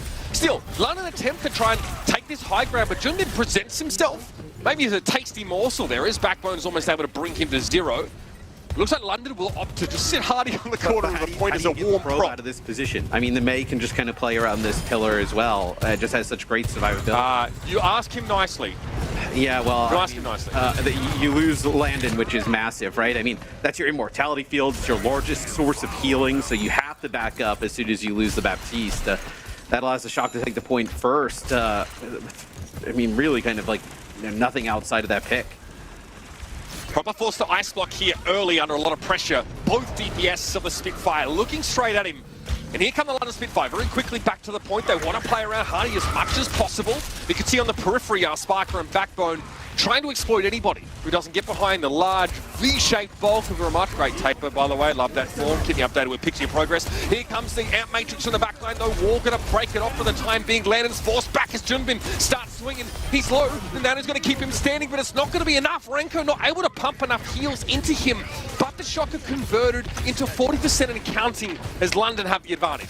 Yeah, Junbin got so aggressive when he got the nano, just kind of like running basically straight into the Amp Matrix. Maybe thought they were going to be able to take out a few players there. It does not go their way as the Shock end up losing the point there to London. So London on the back of that Amp Matrix able to flip the point back. We'll see here just shortly kind of how they start to use some of these ultimates, whether they kind of push out, get a little bit aggressive behind this Reinhardt and Lucio. Very different compositions between these two. The only difference, of course, being that, well, the similarity rather being that Lucio. London can leverage the immortality field, but keeping Landon alive is paramount. They're able to play to this high ground again. London opt once more to concede the high ground in favor of using Hardy's shield on the point. Yeah, I mean, you just kind of have Hardy playing on the point around that central pillar. You see Probe there on the high ground, just looking for any type of damage. That's Backbone ends up dropping the Blizzard right on top of Junbin. Oh, and that's that's the annihilation there from Junbin, just used as soon as basically that Blizzard comes out. He gets taken out instantly. That boot from Admiral does so much. Knocks the Ramatra to the low ground where he can no longer poke effectively, forces Ramatra to use Annihilation, and gives Backbone a bunch of breathing room because he was forced to ice block because of Ramatra right up in his grill. It's a nice Maywall there from Backbone. Allows Hardy to get a long-range pin there on the Probe. They'll actually switch over and play the Hanzo. So the Hanzo should be pretty effective here for the Shock, right? Doing some big damage on that Rhine shield. But Spitfire are going to get about 80% here by the time this next fight kicks off. Here come the Shock once more, spewing forth from their spawn. You notice Probe here on a wide flank. Backbone now probably alerted to that, I think. Yeah, seeing his model turn around and maybe try and take the fight head-to-head. It's going to be a Dragon Strike from Sparky to the point as Backbone wins the duel against the Hanzo. Spitfire now for the player advantage, but Landon's under pressure. Somehow Junbin snuck his way into the back line. They got rid of the Baptiste, but the sound barrier comes in. Too late to save the bat, but still it's a durable looking Spitfire now forced to dig in. Junbin's on the point. Hardy looks like he's a little isolated from the rest of his team, and the Maywall's only going to exacerbate the fact. That'll allow the shock to flip just in time, but there's more work to be done. Charge from Hardy, and Junbin wants to chase him down. There's no escaping the Omnic Fists. Yeah, they end up getting the Blizzard out there. London does at the end, so Proper feels the need to use the Blizzard there. So you feel like that's a little bit of a win, especially once you're at 99, where you come back, you have your own Blizzard, you got an Ant Matrix against nothing here from the shock. So London actually put themselves in quite a decent position here to steal the first point. Ant Matrix for Landon. Proper got to be pretty quick on the trigger finger with the Maywall here. I don't feel okay about this situation. Autocomic favors them heavily. Ant Matrix, Maywall. That'll work. Backbone able to find Probe here early. Landon knows his team is under pressure. The Annihilation could be a problem. Time's ticking. Admiral's already been taken down. The Blizzard used defensively, though, is just perfect. Spark is able to find Luke Mino, and Backbone lines Renko right on up. London are back in control here, and with this stagger on Proper, it's looking dire for the shock. Yes, see overtime, the kind of wick burning down here. Maywall goes up from Backbone, and there's no opportunity to touch. So just like I was talking about, towards that last fight, right? You had so many ultimates there for the London Spitfire in terms of an advantage. Junbin actually goes in with the Annihilation, able to take out, I believe it was Admiral there. Playing the Lucio, and that's really the only thing that kind of happens positively for the shock there at the end. So Spitfire actually able to steal this first control point. So pretty big there for London. Getting Probe into the game a little bit more has got to be at the top of the to-do list for the shock. Probe ends the round 0, final blows and 5 deaths. First the Sojourn, then the Hanzo. Neither really able to get around that shield of Hardy, or at least find picks. We saw that weird flank from Probe and the Hanzo ended up just getting ruined by Backbone in the 1-to-1. Getting Probe going, it's got to happen. Oh, look at this from the shock. Soldier, Soldier, Pharah, Mercy with the Orisa-based composition here. So this is a little bit of an interesting look. As see how the Spitfire go and deal about this. I mean, Pharah can obviously make it very difficult for this Spitfire composition, and then mix just the consistent damage of the 76 in the mix. Just a lot of damage output. Proper says, put me on the May one more time and I'm taking extended leave. He's going to have the pocket here from Luke Mino, something that we've seen the shock do a little bit more now with this, adjustment to their support line. And again, it's going to be something that's tricky for the Spitfire to deal with, but we've seen London so many times play into Pharah Mercy comps with Ryan and find success. The trade is good for London. Junbin goes down, but Probe's doing some serious work. He's so hard to catch here, and Hardy knows he can't chase these two shock players down. He's got to go back and hold point. Yeah, I mean, it's the consistent damage from the 76 from the shield, right? And then just the splash damage from the Pharah up in the sky. Makes it pretty difficult for them to actually hold the point. They end up flipping the point back. That's going to be a barrage that takes out Hardy. But the shock actually take it back. So only 15% there goes over to London. Takes a while for San Francisco to re-establish themselves. It's the loss of Junbin that really slows that down. Proper knows it's more than worth going for that barrage kill on towards Hardy. And so the shock have a chance here to stabilize. Yes, it'll be the Spitfire making some changes just in terms of the DPS right now. So Backbone will play the Sombra, so Sombra really effective at putting it difficult on whether it be Lucamino or Proper. That'll be a kill there onto Probe right away from Hottie. And then Spark are going to play the Cassidy, so being able to just put some consistent damage up in the sky. And as I say that, takes out Proper. Hardy, very aggressive at the start of the round there. Start of the fight, rather. Junbin going down here. Hardy charging back to the point. San Francisco will stall it for a while. That was ridiculous from Hardy. Makes a beeline for Probe. I guess we know German engineering beats a pair of geriatric legs. Do you feel like the shock need to make a change off of this at this point? It feels like it's going to run its course a little bit. Yeah, now with Cassidy and Sombra, both problems, of course. They'll keep the Mercy. Interesting. So you have proper switch over the Sojourn. So you keep the Mercy in the mix. Obviously for the damage boost capabilities. You notice that Probe, though, obviously not getting that pocket at all. It could be an issue here around the corner. Comes Admiral with Backbone able to take down that Soldier 76. There is a res here, so the proper kill gets erased, and then we just run it back again. Sparker and that Cassidy not missing. Great mag, great connection, grenade connection rather, making it very hard for the Sojourn to slip away. Yes, and you'll have Probe actually switch over and play the May here. So that is an Ant Matrix from from the Spitfire, basically in the spawn of the shock there from Landon. Is going to be Sparker picking up 2 here towards the end of this fight, as they'll get back up around 80% here once this next one kicks off. But yeah, I mean, the shock, they may have just put themselves in such a bad spot, Mitch, in terms of that early game composition, now being stuck on some of these heroes for a while. You know, the talent is their zone is quite a crazy place to be. Look at these team compositions. London, again, they get to play to their strength. They'd like to go for this. They have now Backbone to pilot that Sombra, which is going to give them access to this EMP and also this really frustrating loop where Backbone just hacks people every now and then. This could be deadly. Coming with the EMP here is big. Renko and Jubin both hits. Still got a Kitsune Rush out of it. Did the shock. But they've lost their tank once more. That Orisa is so vulnerable under hack and hard. He connects another one, and he's going to put a period point on that sentence. The London Spitfire. What a start to the series. It's Reinhardt or bust, and the former plays out. Great start here. I mean, they just rolled over the shock there in map number 1. I mean, fantastic looks there from the London Spitfire. The shock tries some different things with some compositions there in our second round, but it does not pay off. Probe, man, I mean, he has a really difficult map there. Able to find a couple of kills. We kind of saw them, the double kill with that Soldier 76, but that was kind of the end of it. Eventually, the switch from London that bring the Sombra in for Backbone, who's 7-2, by the way. Sparker with a cheeky little 11 final blows and 1 death. Hardy, he's been here before. Not his first rodeo. Really knows when he can turn up the heat, play aggressive on that Reinhardt.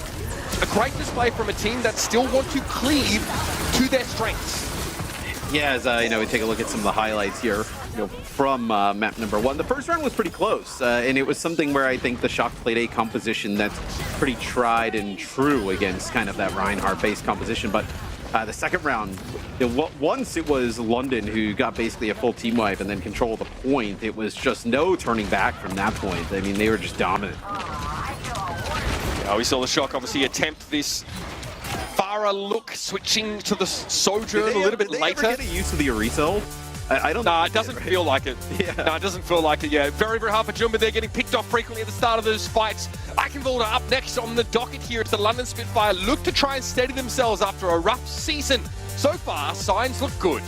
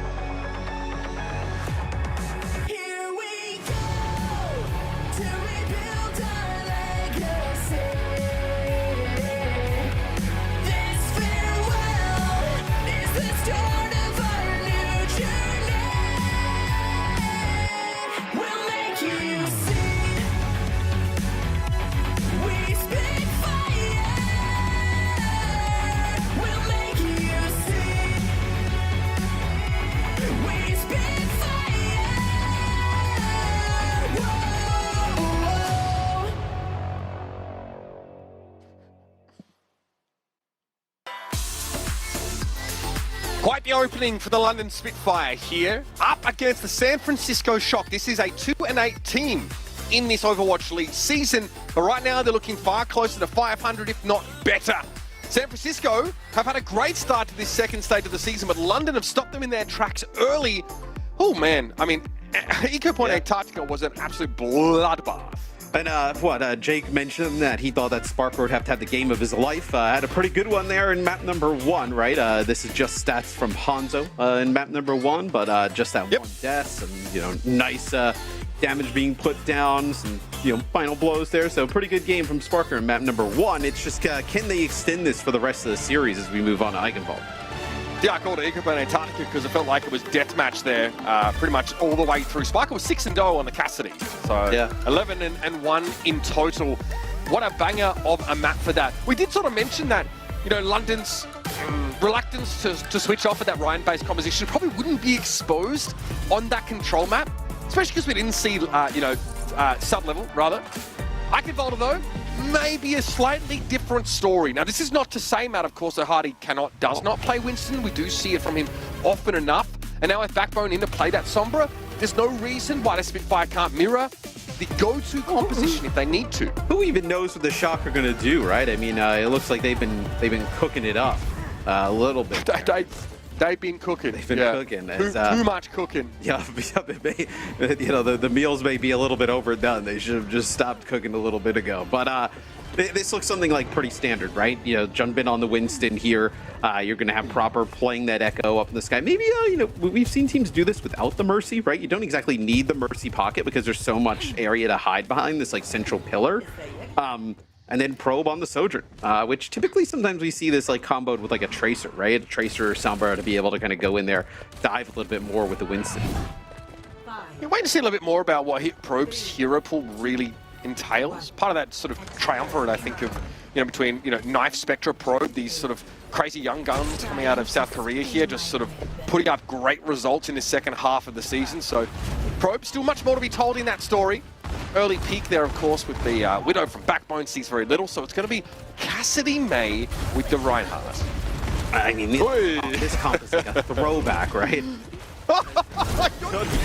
Dead instantly. Probably no opportunity to get a res there. Is you got to get? Yeah, it looks like Sparker knows, right, that the Mercy's just kind of lingering around the central pillar. Doesn't want to allow that res to go off. Junbin has been fertilizer for most of this series so far. But they still have some players here, though, right? The point's already been flipped. Junbin is here. It looks like Proper and Lucamino as well. The ball's just running around. I mean, no defense there from the Shock on first point. And now you're kind of stuck with this Wrecking Ball here. Wrecking Ball Sombra Echo is not really the kind of go-to, you think, for this part of the map. The Mercy Echo here is definitely interesting. Proper has to play in just such a way that he doesn't expose himself nor his offsider and Lucamino to any grave danger. Junbin's gone back and made the swap, right? So he goes all the way back to the spawn. Probably going to be coming out. Yeah, he's going to be coming through the castle here in just a second. But still, decent amount of payload progress. So you get it through that gate, you get it almost around this corner. Proper and Lucamino playing from that top right corner here. Vortex thrown down by Junbin. He wants to slow the Spitfire down as they're going to transition up to the high ground here and give Sparker a very effective vantage point. But losing Admiral on the way means their ability to reposition on a dime is severely compromised. Into the back line is Proper. 2 from the sticky bombs. That's going to happen when you play so close to your Reinhardt, playing so close together in general. And Proper delivers the punishment. Yeah, I mean, he's got that damage boost, just getting huge value out of the sticky bombs, right? Gets the kill on Admiral with them at the start, then comes flying through the backside as Junbin kind of putting damage down on the other side. Finishes some players off with a focusing beam and even more sticky bombs. So London now making a change. Sparker's going to go over to the Sim. So they're so committed to this Reinhardt that you got to use the Sim TPs to kind of get Hottie around.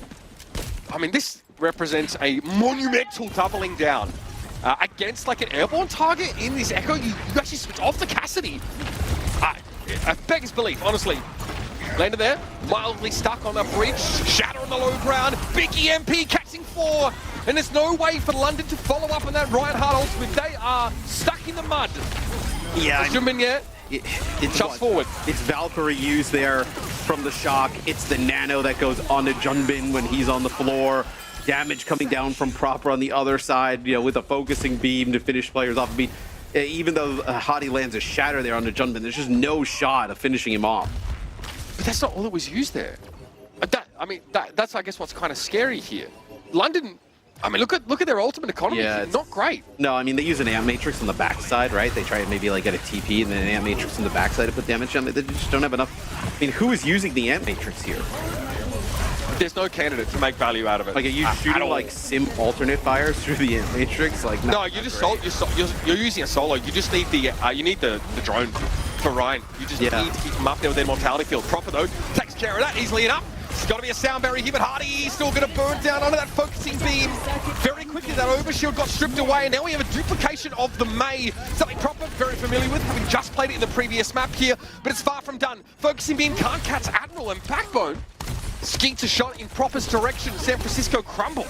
But that's another thing that surprises me about this, is that we know, it looks like just one more player here, it'll get taken out. We know that the Spitfire can play stuff outside of this, right? Like, we've seen Hadi, really develop as a tank over the last few years, where to make the Rhine work, you're playing the Baptiste and, really the Sim here. Like, you feel like you have a lot more kind of complex ability.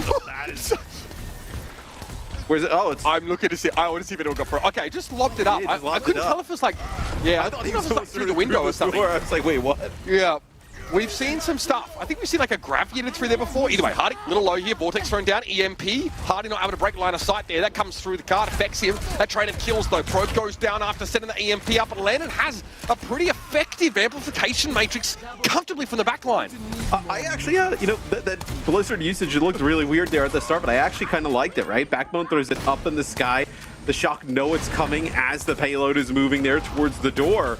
And they don't want to exactly just kind of like run into it. Gives them a little bit of extra progress there towards the end. Look at this, Mitch. The Shock running with this. The Echo's not really great here towards this later part of the map. You're going to get a lot of progress here from the Spitfire. And this is where the Spitfire's comp can be really good in that close quarter area with the Reinhardt in the sim. But you need a lot of attention, I think, from your healers, but Lugmino's no longer on that burst. A really good time here for the Spitfire, potentially. This is Ekner, 2 minutes 40. We forget just how much they got from just that quick first cap. That second phase of the map may have taken a little longer, but having upwards of 2 minutes is great. Junbin gets pretty low, right? He gets bullied out there for a second, but you're going to have, sound barrier here for the Spitfire. You have their shatter. It's a nice TP all the way through. Definitely makes them think about it a little bit more. Shatter goes down. Doesn't connect with anything, but you get rid of Probe. Now, very forgettable shatter. Probe going down at the start of that fight. Cheeky little TP usage. This Hardy shield run out. He decided to go aggressive. Proper dupes the Ryan. Gets absolutely squat from it outside of maybe just having that extra staying power. Junbin Annihilation here. Pretty effective. He's not taking a ton of damage, so very, very good at creating that space. Look at how the Spitfire have to fold back here. And he's far from done. Getting full value out of that Annihilation, making sure that even if he's not getting kills necessarily, he's forcing the Spitfire back, forcing them to slow it up. The Spitfire use beat there as well, and they just really get nothing for it. Like, they don't use the extra shields and health and just kind of push on through, as maybe now you're just looking for a Blizzard. You drop the Blizzard, but the damage is already done. Yeah, so much focus there on a nano-boosted tank player, and that leaves the rest of San Francisco free to do the dirty work. So now that time bank shrinks by 1 whole minute there. San Francisco put it together and hold onto their beat. Yeah, that's something that Admiral lost so cheaply himself. Yeah, they don't even feel pressured enough, right? The Shock end up having to use that sound barrier. They end up being able to hold on to it. And maybe Admiral and the Spitfire thought that if we invest our beat, that will get the Shock to end up using theirs and that type of scenario, but you're kidding! That at all is Proper on the flank. It looks like gets That's a probe flank that goes about as well as it did on Antarctic Peninsula there. Shock serving themselves up a little bit now. Junbin knows he's got to buy a little bit of time. Yeah, Lugmino is able to respond, and now this is a little awkward for London. Love that. Well, actually, he draws a few players back, and they actually get rid of Junbin here, so maybe you can actually get close. Yeah, Shock lose those 2 players pushing up there. A probe on his weird flank on Hanzo again. It makes no sense. Proper dupe. Love that redirect from Admiral, though. Proper cannot stick the charge, and that would have been a huge amount of ult percent for a potential shatter in dupe, which is unbelievable value. As soon as the beat comes out, they just speed away immediately as Hadi will get close to shatter here. What's it going to be? Junkrat? Please. Okay. Yes, buddy! I'm here for it! Okay, shatter comes in. Junbin effect affected by that one. No one can keep him alive. Probe's Dragon Strike is able to at least catch Backbone unaware, but Proper's getting affected by those Sim turrets. He still finds a free kill. Sparker goes down to the remote mine here, but the Spitfire just have the numbers at the end of the round. And so with less than a second left, they finish the map. Yes, Proper tries some heroics there at the end, going back over to Junkrat. I knew it. I could feel it in my giblets, Matt. Yep, yeah, I could feel Jake just standing up in the talent room, just anticipating the Junkrat switch there at the end.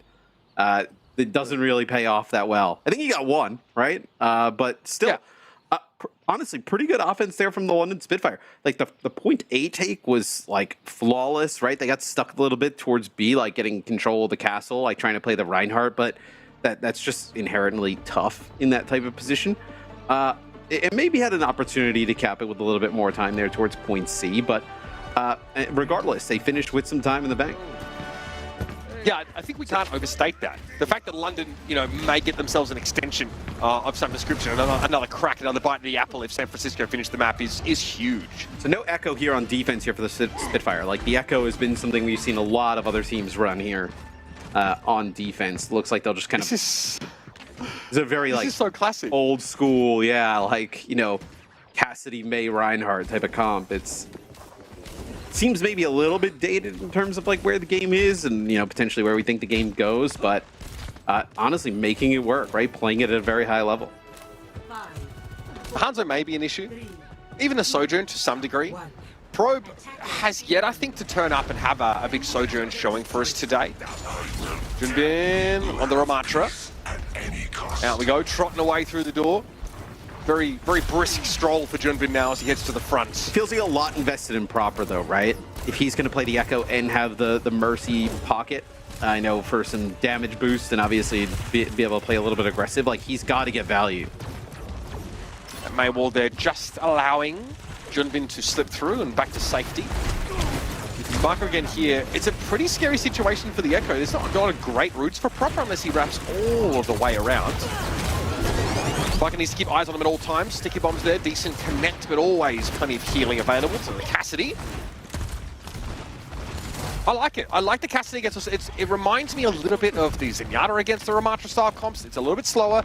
You're not going to get dove, which is one of your biggest weaknesses here. And if an individual tries to step up to you, then that mag grenade can really tilt the fight in your favor. Seems like a little bit of an early immortality field there. It's like Hottie was getting low. Maybe they thought they were going to be like a push in. They were trying to bait them a little bit, but they were not even close as Junbin gets quite low. I'm happy to see San Francisco play this slower with the Sojourn to ramp up and maybe to build a nano boost map, but I speak too soon. Sparker finally clips Proper. I think you're taking big risks playing the Echo here. A lot of teams who favor on defense just don't even bother trying to play it on attack.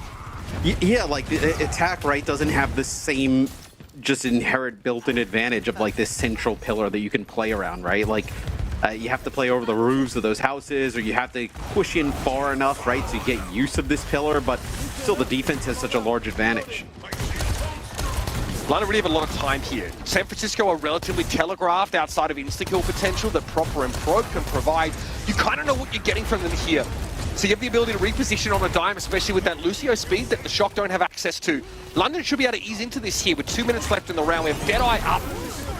Okay, Immortality Field deployed straight away. That means Hardy doesn't have it in that front line. He's starting to take a licking here. Oh, Proper! Okay, love the mutual charge there from Hardy. He knew exactly what was coming. Timed that perfectly now. Air Matrix in play, and the Shatter connects with Probe. He's in trouble as Hardy comes in once more. And the man, don't miss. Yeah, it was a really nice use of the Amp Matrix there from Landon, using really as a healing resource, able to keep Hardy up through a lot of that damage that was coming down. Looks like a few players here stuck on the high ground for the Shock as man, the London Spitfire get another hold here on defense. It looks like there was one tick taken though for the Shock as Proper will switch off, play the May, and they're going to have Lucamina go over and play the Lucio. So this looks a little bit, more standard, right, for what you potentially would see here on Eigenball.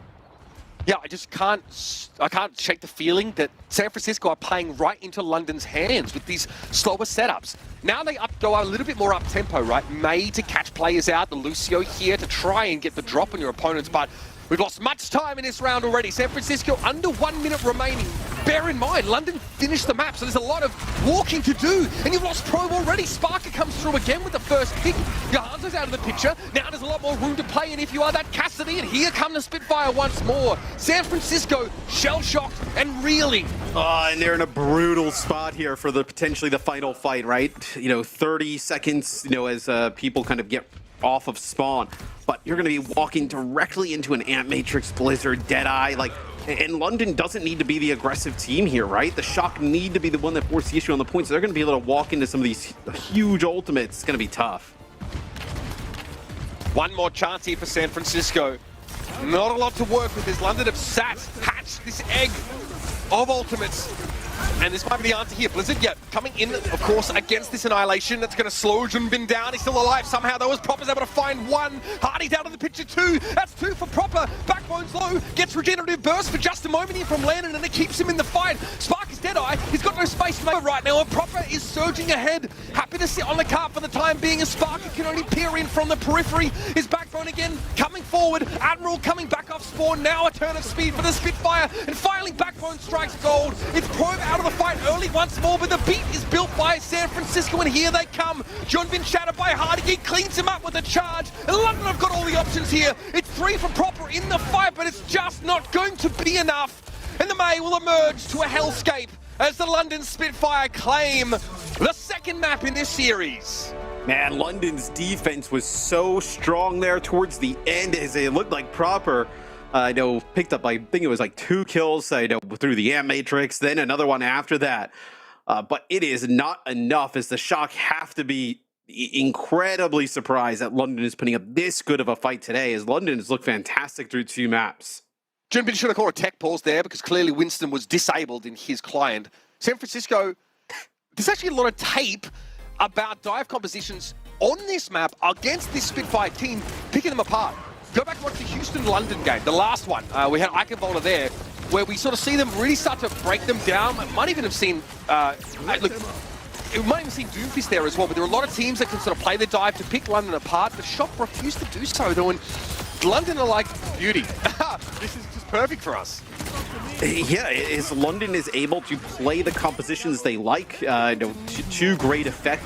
Have to go with the Symmetra here towards the end to kind of make this Reinhardt-based composition work, but let's see here, this is kind of their point C cap, to complete the map. 0.8 seconds on the clock.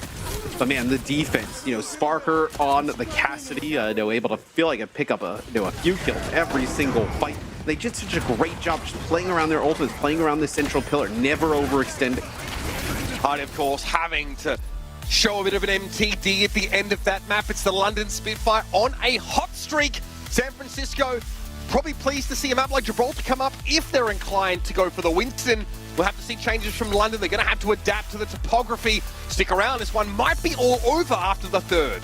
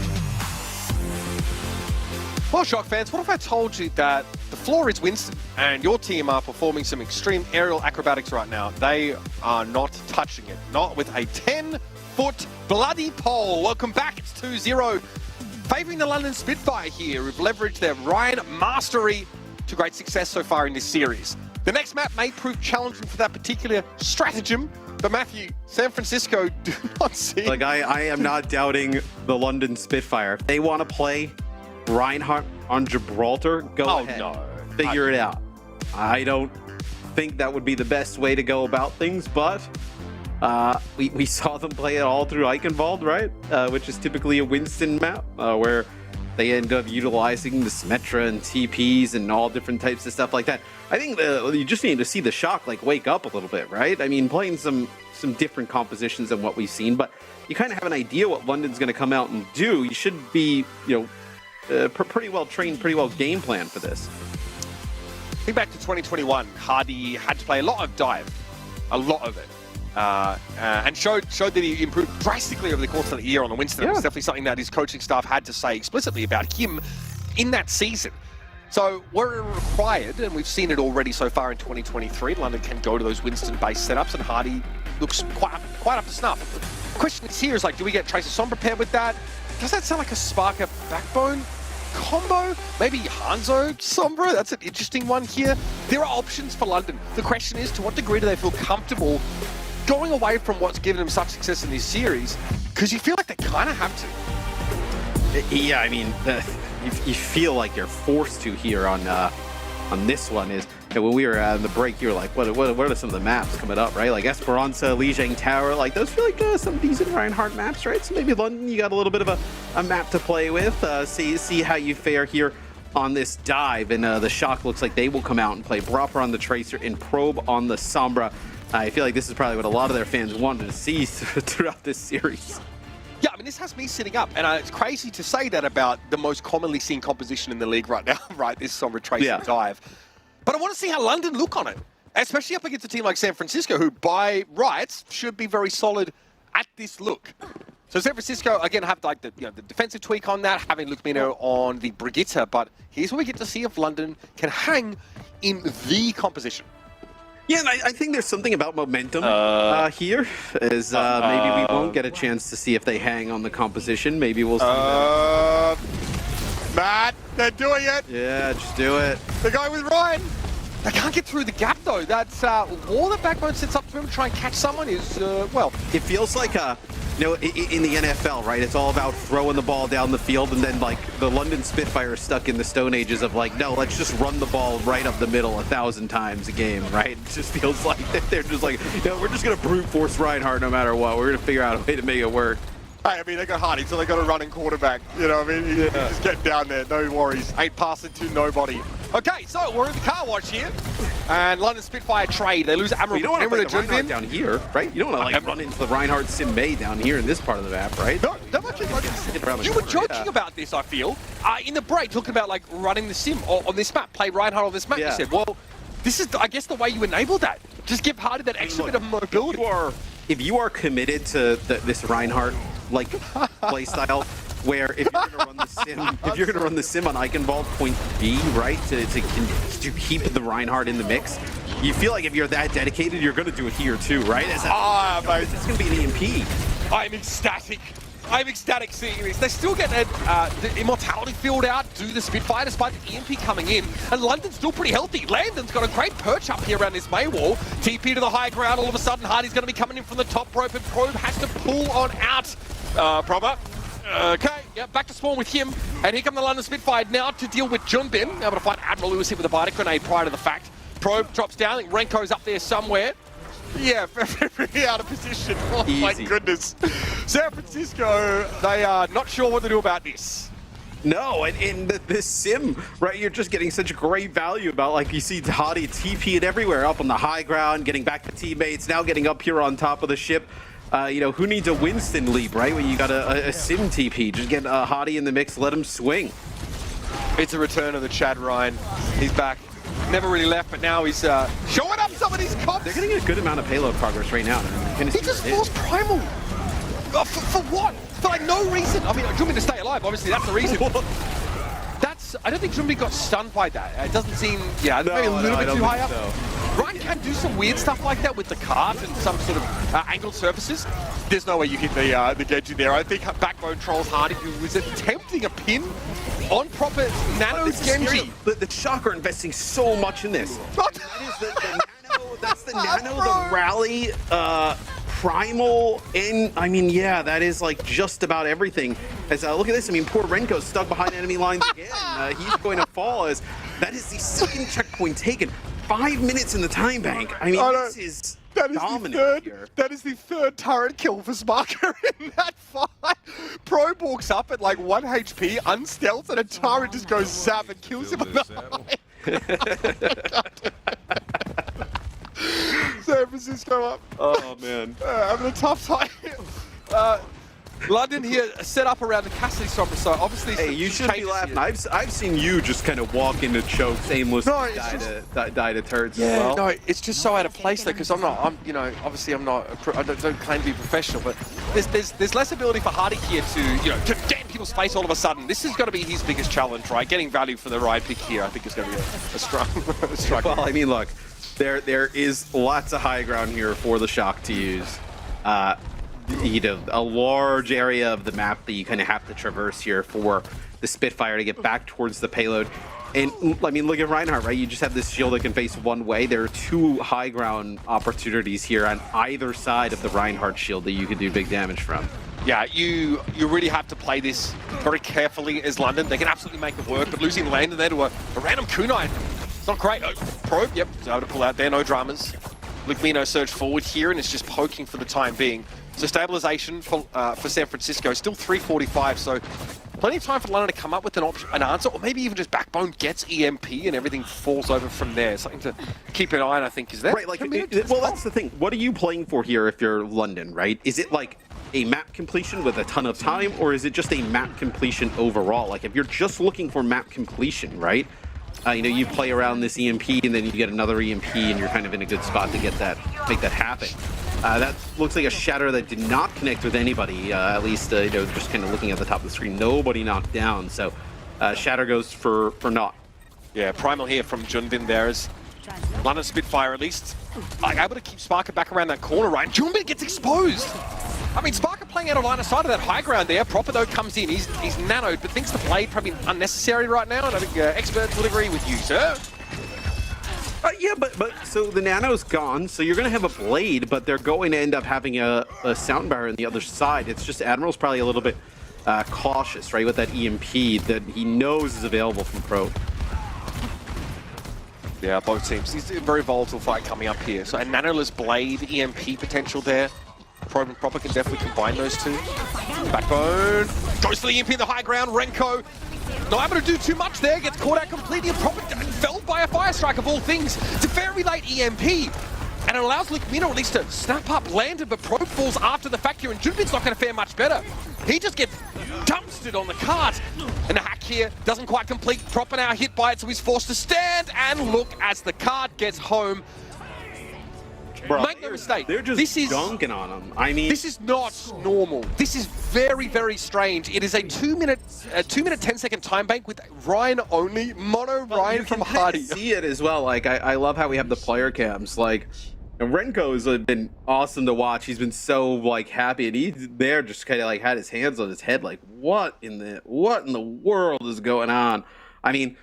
We were joking, like, oh, there's no way they're going to come out and play Reinhardt. They come out and play Reinhardt, just basically take the first 2 points instantly using, like, sim TPs moving all the way around.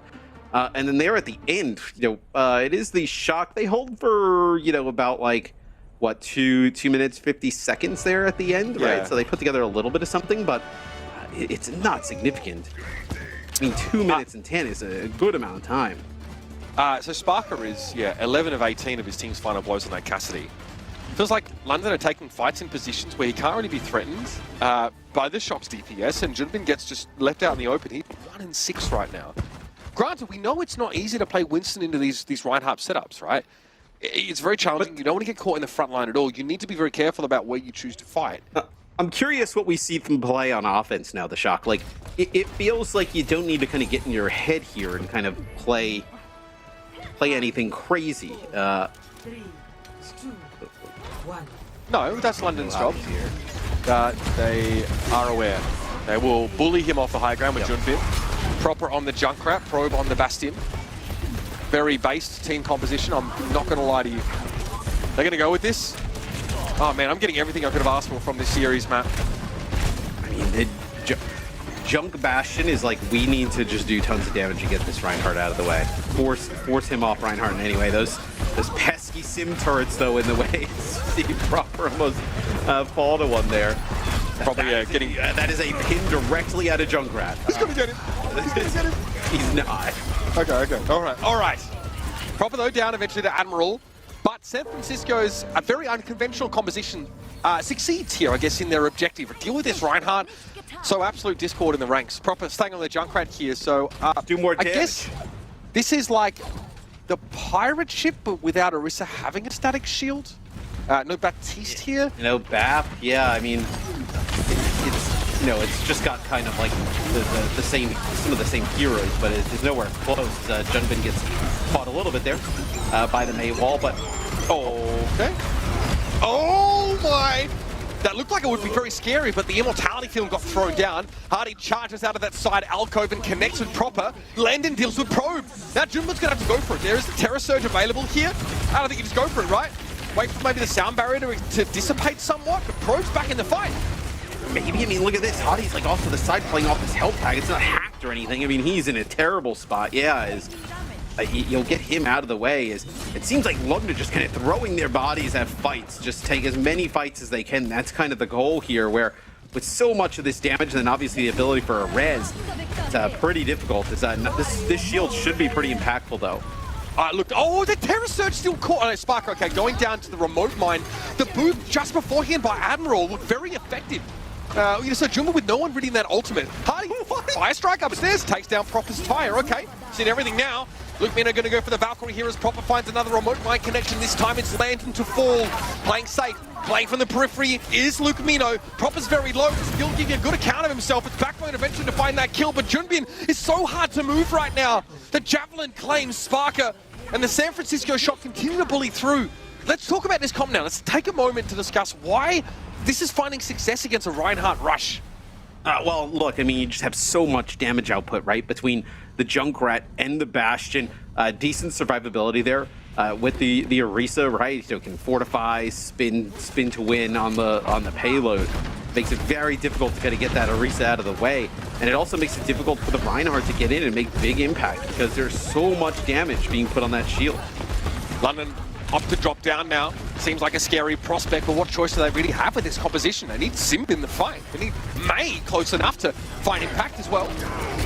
Scary stuff, and it's going to be a shout out from Hardy. Admiral able to take Proper down from behind, I think, but Junbin finds a second kill in the fight. Seems like a very good choice against the Reinhardt. Works down that shield, and when Reinhardt gets close, it's so hard to shift that Orisa. Maybe it's time for a switch for London. I don't think their comp is really tooled to deal with this. And no, it's not. I think if you're London, you're probably just kind of considering, did you sit a good enough time here where you can just kind of just throw your body at some of these fights, and eventually it's going to be really difficult for them to run this composition, and you're going to be in the spot to win. As Hadi takes a Sim TP around the corner, that'll be the Terror Surge here. As a Biotic Grenade actually hits Hadi, so he's going to be very difficult to keep up. Yeah, that air matrix is massive. Matt Sparker getting a lot out of the right clicks through that one, and eventually London find the answer. It's at the cost of 3 ultimates, but being able to stabilize against this kind of dynamic comp from San Francisco, absolutely critical. Yeah, so we'll see now how the Shock uses composition, kind of like pushing in, right? Where there's not a lot of long-range damage here from the Spitfire, but you know, you can do some damage between Backbone, Landon, you know, Admiral, Sparker, right? You know, it's not going to be significant. It's going to be chip damage, but there's no speed to get the Shock like in position to really make a play. No way for them to access this high ground. So even that chip damage is going to be pretty impactful. Series is on the line for San Francisco. They had better hope this Orisa comp can carry them to victory and perhaps create the opportunity for a reverse sweep. Upstairs goes Proper. Just looking for some shield damage here. Scratch the paint a little bit, keep Hardy honest. Hardy doesn't want to drop down, but he's about to have no choice. Proper now has the high ground to send his Riptire from. That's a scary prospect. Nice teleporter, bro. Shame if I just blew it to smithereens before he could use it. Admiral down, Probe's able to find that kill. Here comes the Riptire. Proper coming down with it. Catches that immortality field, and Sparker going to fall right after. Not a great start for London here as Hardy gets mowed down by Pro. Yeah, I mean, what do you expect, right? When you kind of just charge into the Bastion, if they're able to keep that Bastion alive, there is nothing you're going to be able to do about that. So it'll be 2:47 and counting here for the Shock to potentially take this final checkpoint. And I think London, look, you're fully committed to the bid at this point, right? You're going to have to try and take like 3 fights here. If you win like 1 of them, you're in a pretty good spot to at least get a hold with no time on the clock. You know, I'd like to see them actually get pretty aggressive here, and they do that behind the sim wall. Sim wall so important. Pro really now forced to a range where his turret finds no value. Proper down, Hardy found the charge there. This is sick. We just don't get to see this every day. Make sure you start up and paying attention because these two teams are showing us some very rare looks. Looks like Fortify wasn't available for Junburu. He wasn't ready for Hyder to come in because that charge well and truly connected. Now the man himself has a shatter on deck. And this is how you need to play this if you're the Spitfire, right? You're going to have a few players coming back off spawn here in just a second, so that may be a little bit of a window here for the Shock to make something happen, but you play aggressive, right? You have Shatter, you have Blizzard, right? Draw out the clock. That's the game here for the Spitfire.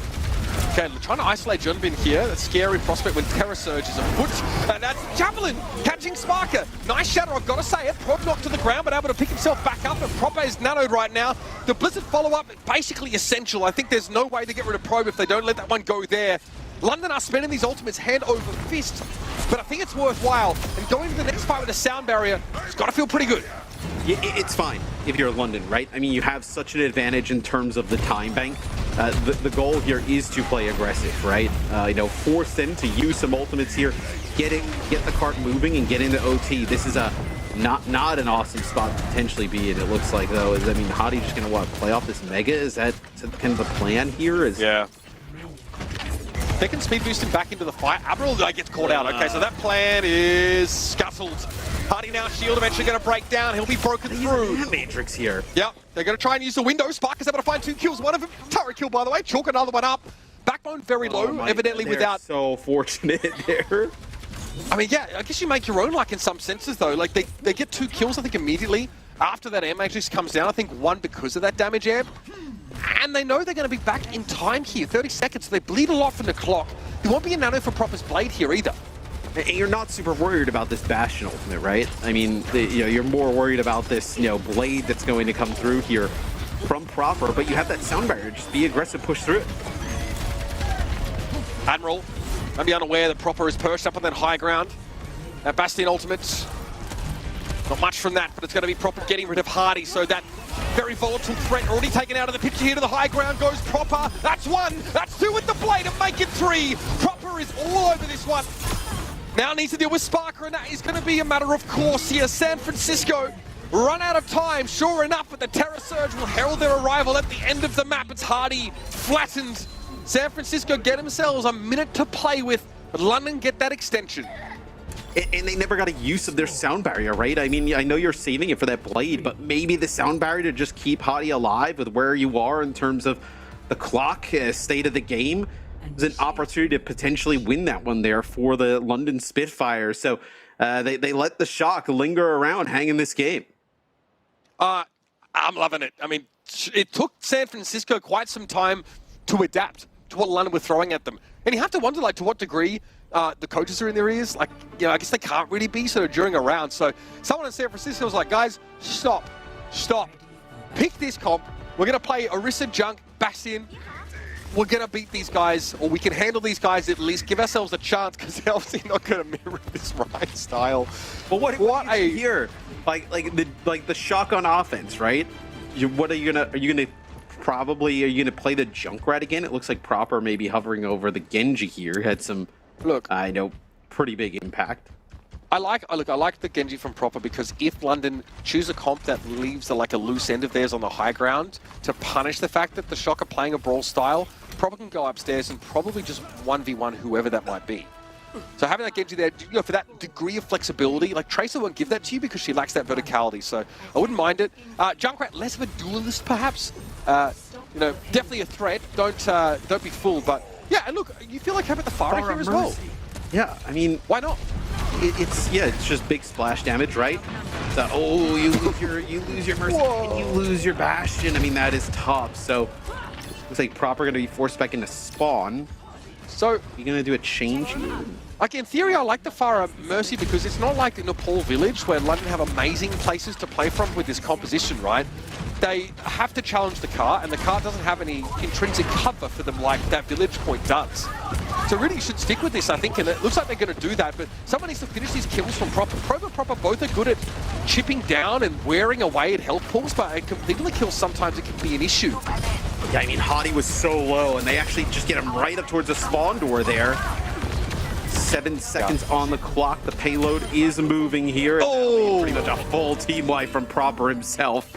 Yeah, 4 kills for Proper there. I think Probe got 1 in the mix, but yeah, London, I get, like, show the weaknesses of that Ryan Cobb against the Farah look here, but yeah, we know at this point, they're not expected to change it up at all.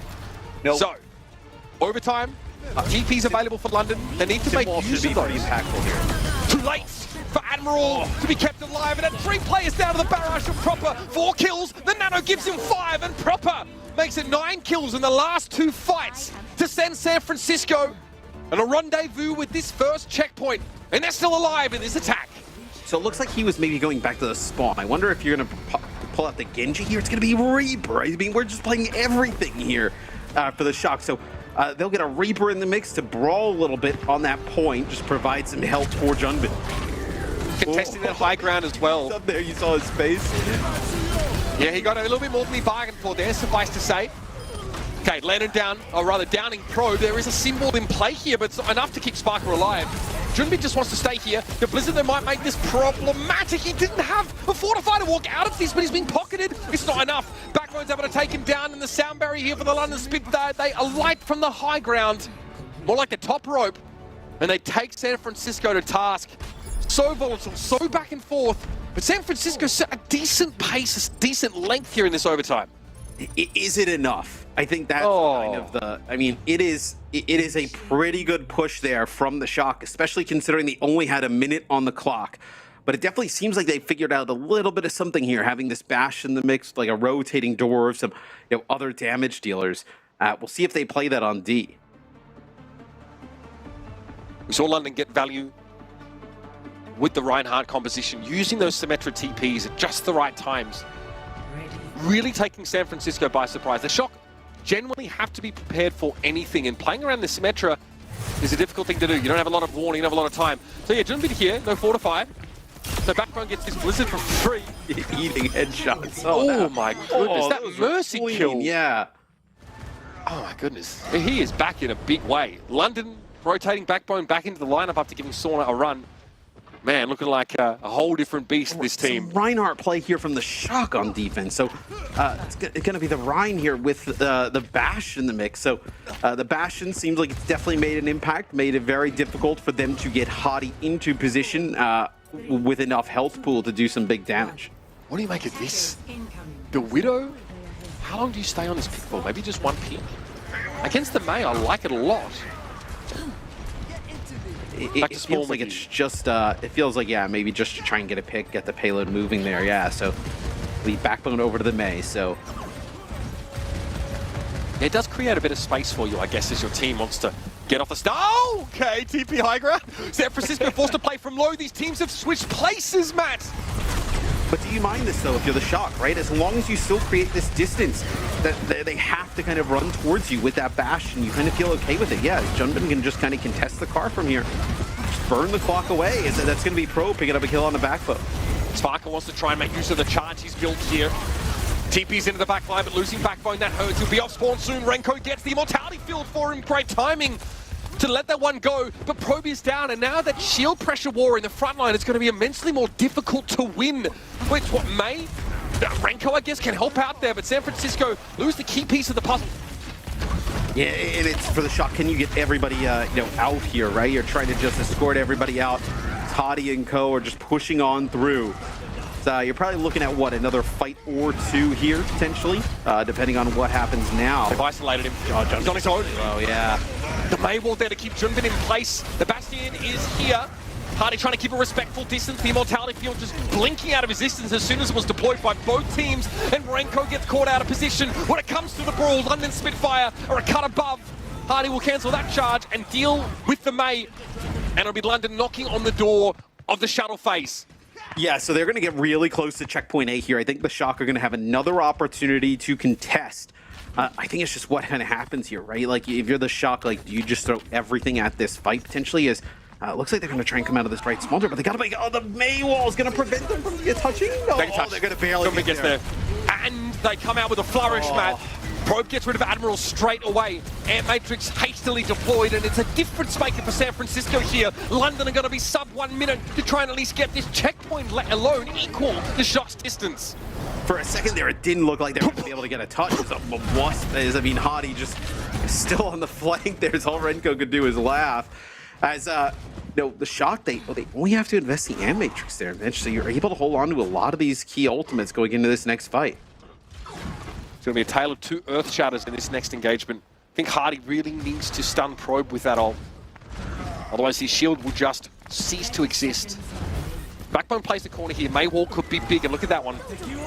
Over the top, though. Renko's able to get up there with the Exo Boots. Of course, Lucio can circumvent that wall. Here's the sound barrier for San Francisco, and Sparker might be caught inside the Blizzard proper. Trying to get his way to the backline. He's frozen and stiff. Shatter in the background, but it's Probe to find Landon through the Immortality Field. London, though, still surging ahead. Hardy's able to find Junbin here, so the tank war is won, but Probe's an issue. Maywall going to be thrown out, but it's not going to stop Hardy here. The card's going to be a concession. 2 seconds left into overtime now. London charge up here, and they'll get rid of Proper. They've made it to the shuttle phase. They've got one more chance to get this done. Yeah, they don't have much further to go as well with that payload. You see the box of victory there on the screen. Is now Sparker's going to end up bringing out a bastion of his own. The series on the line. No ultimates for either team. The first may well be the Amp Matrix, if that. The high ground is where the Shock are perched, but they're going to have to come down and challenge the interlopers. It'll be Junbin dropping first, but Spark is in position. Maywall to break up some of the damage from the turret, but he gets rid of the Immortality Field. It's going to be tough for Probe to make something happen here, but he's found two from the high ground, getting it done without the tank mode. Now eyes towards Sparker. Popper's taken down the target he had to. And San Francisco get the dub in the most ridiculous situation I've seen this season. That was crazy. Both teams playing completely off the wall. And London fall just short of ending the series. Yeah, I mean, that is a very close competitive map that I think the Spitfire probably would love to have back there towards the end, because you know, they had such a great time bang, Mitch. It's just this Bastion kind of composition. The Shock have really started to figure out what works against this Reinhardt. I don't know how many maps are going to afford you this situation. It was a rare treat from both teams. But we know that San Francisco are one of the teams that have tried to make the Orisa work, even on Control, earlier on in the season, right? They feel pretty comfortable bringing her into some of these compositions. Junbin's got this pool, right? It's just, you know, Wrecking Ball, Orisa. Again, Winston still not really brought out here for San Francisco, but they find the answer at just the crucial time. It is literally the 11th hour that San Francisco hold back the tide of the London Spitfire. What a way to win on a map that usually dictates dive comps. Neither roster going for that at all. Yeah, I mean, just a really bizarre, like, you don't see these kind of compositions on Gibraltar, right? This is where you expect to see dive really the entire time from the beginning of time in Overwatch. As London, they've committed. This is what they're going to do today, and quite frankly, it has worked for the most part, except when the Shock decide to start playing this Bastion, comboing it with many different things. Yeah, really, really pleased to see a proper massive blade here to give San Francisco a chance at this. Remember, they come into this map on 2 minutes and 10 seconds behind. Yeah, that is a distinct disadvantage. We're going to see the Farah. We're going to see, obviously, the Pro Bastion brought out even more. The Reinhardt mirror. We even saw London try for it there as well. These two teams are adapting to each other, and it's giving us a kind of game of Overwatch that you just won't see anywhere else right now. Don't worry about record. Don't worry about storylines. These two teams are willing to try some off-the-wall stuff to find success in this series. So stick around for Esperanza. It's bound to be explosive.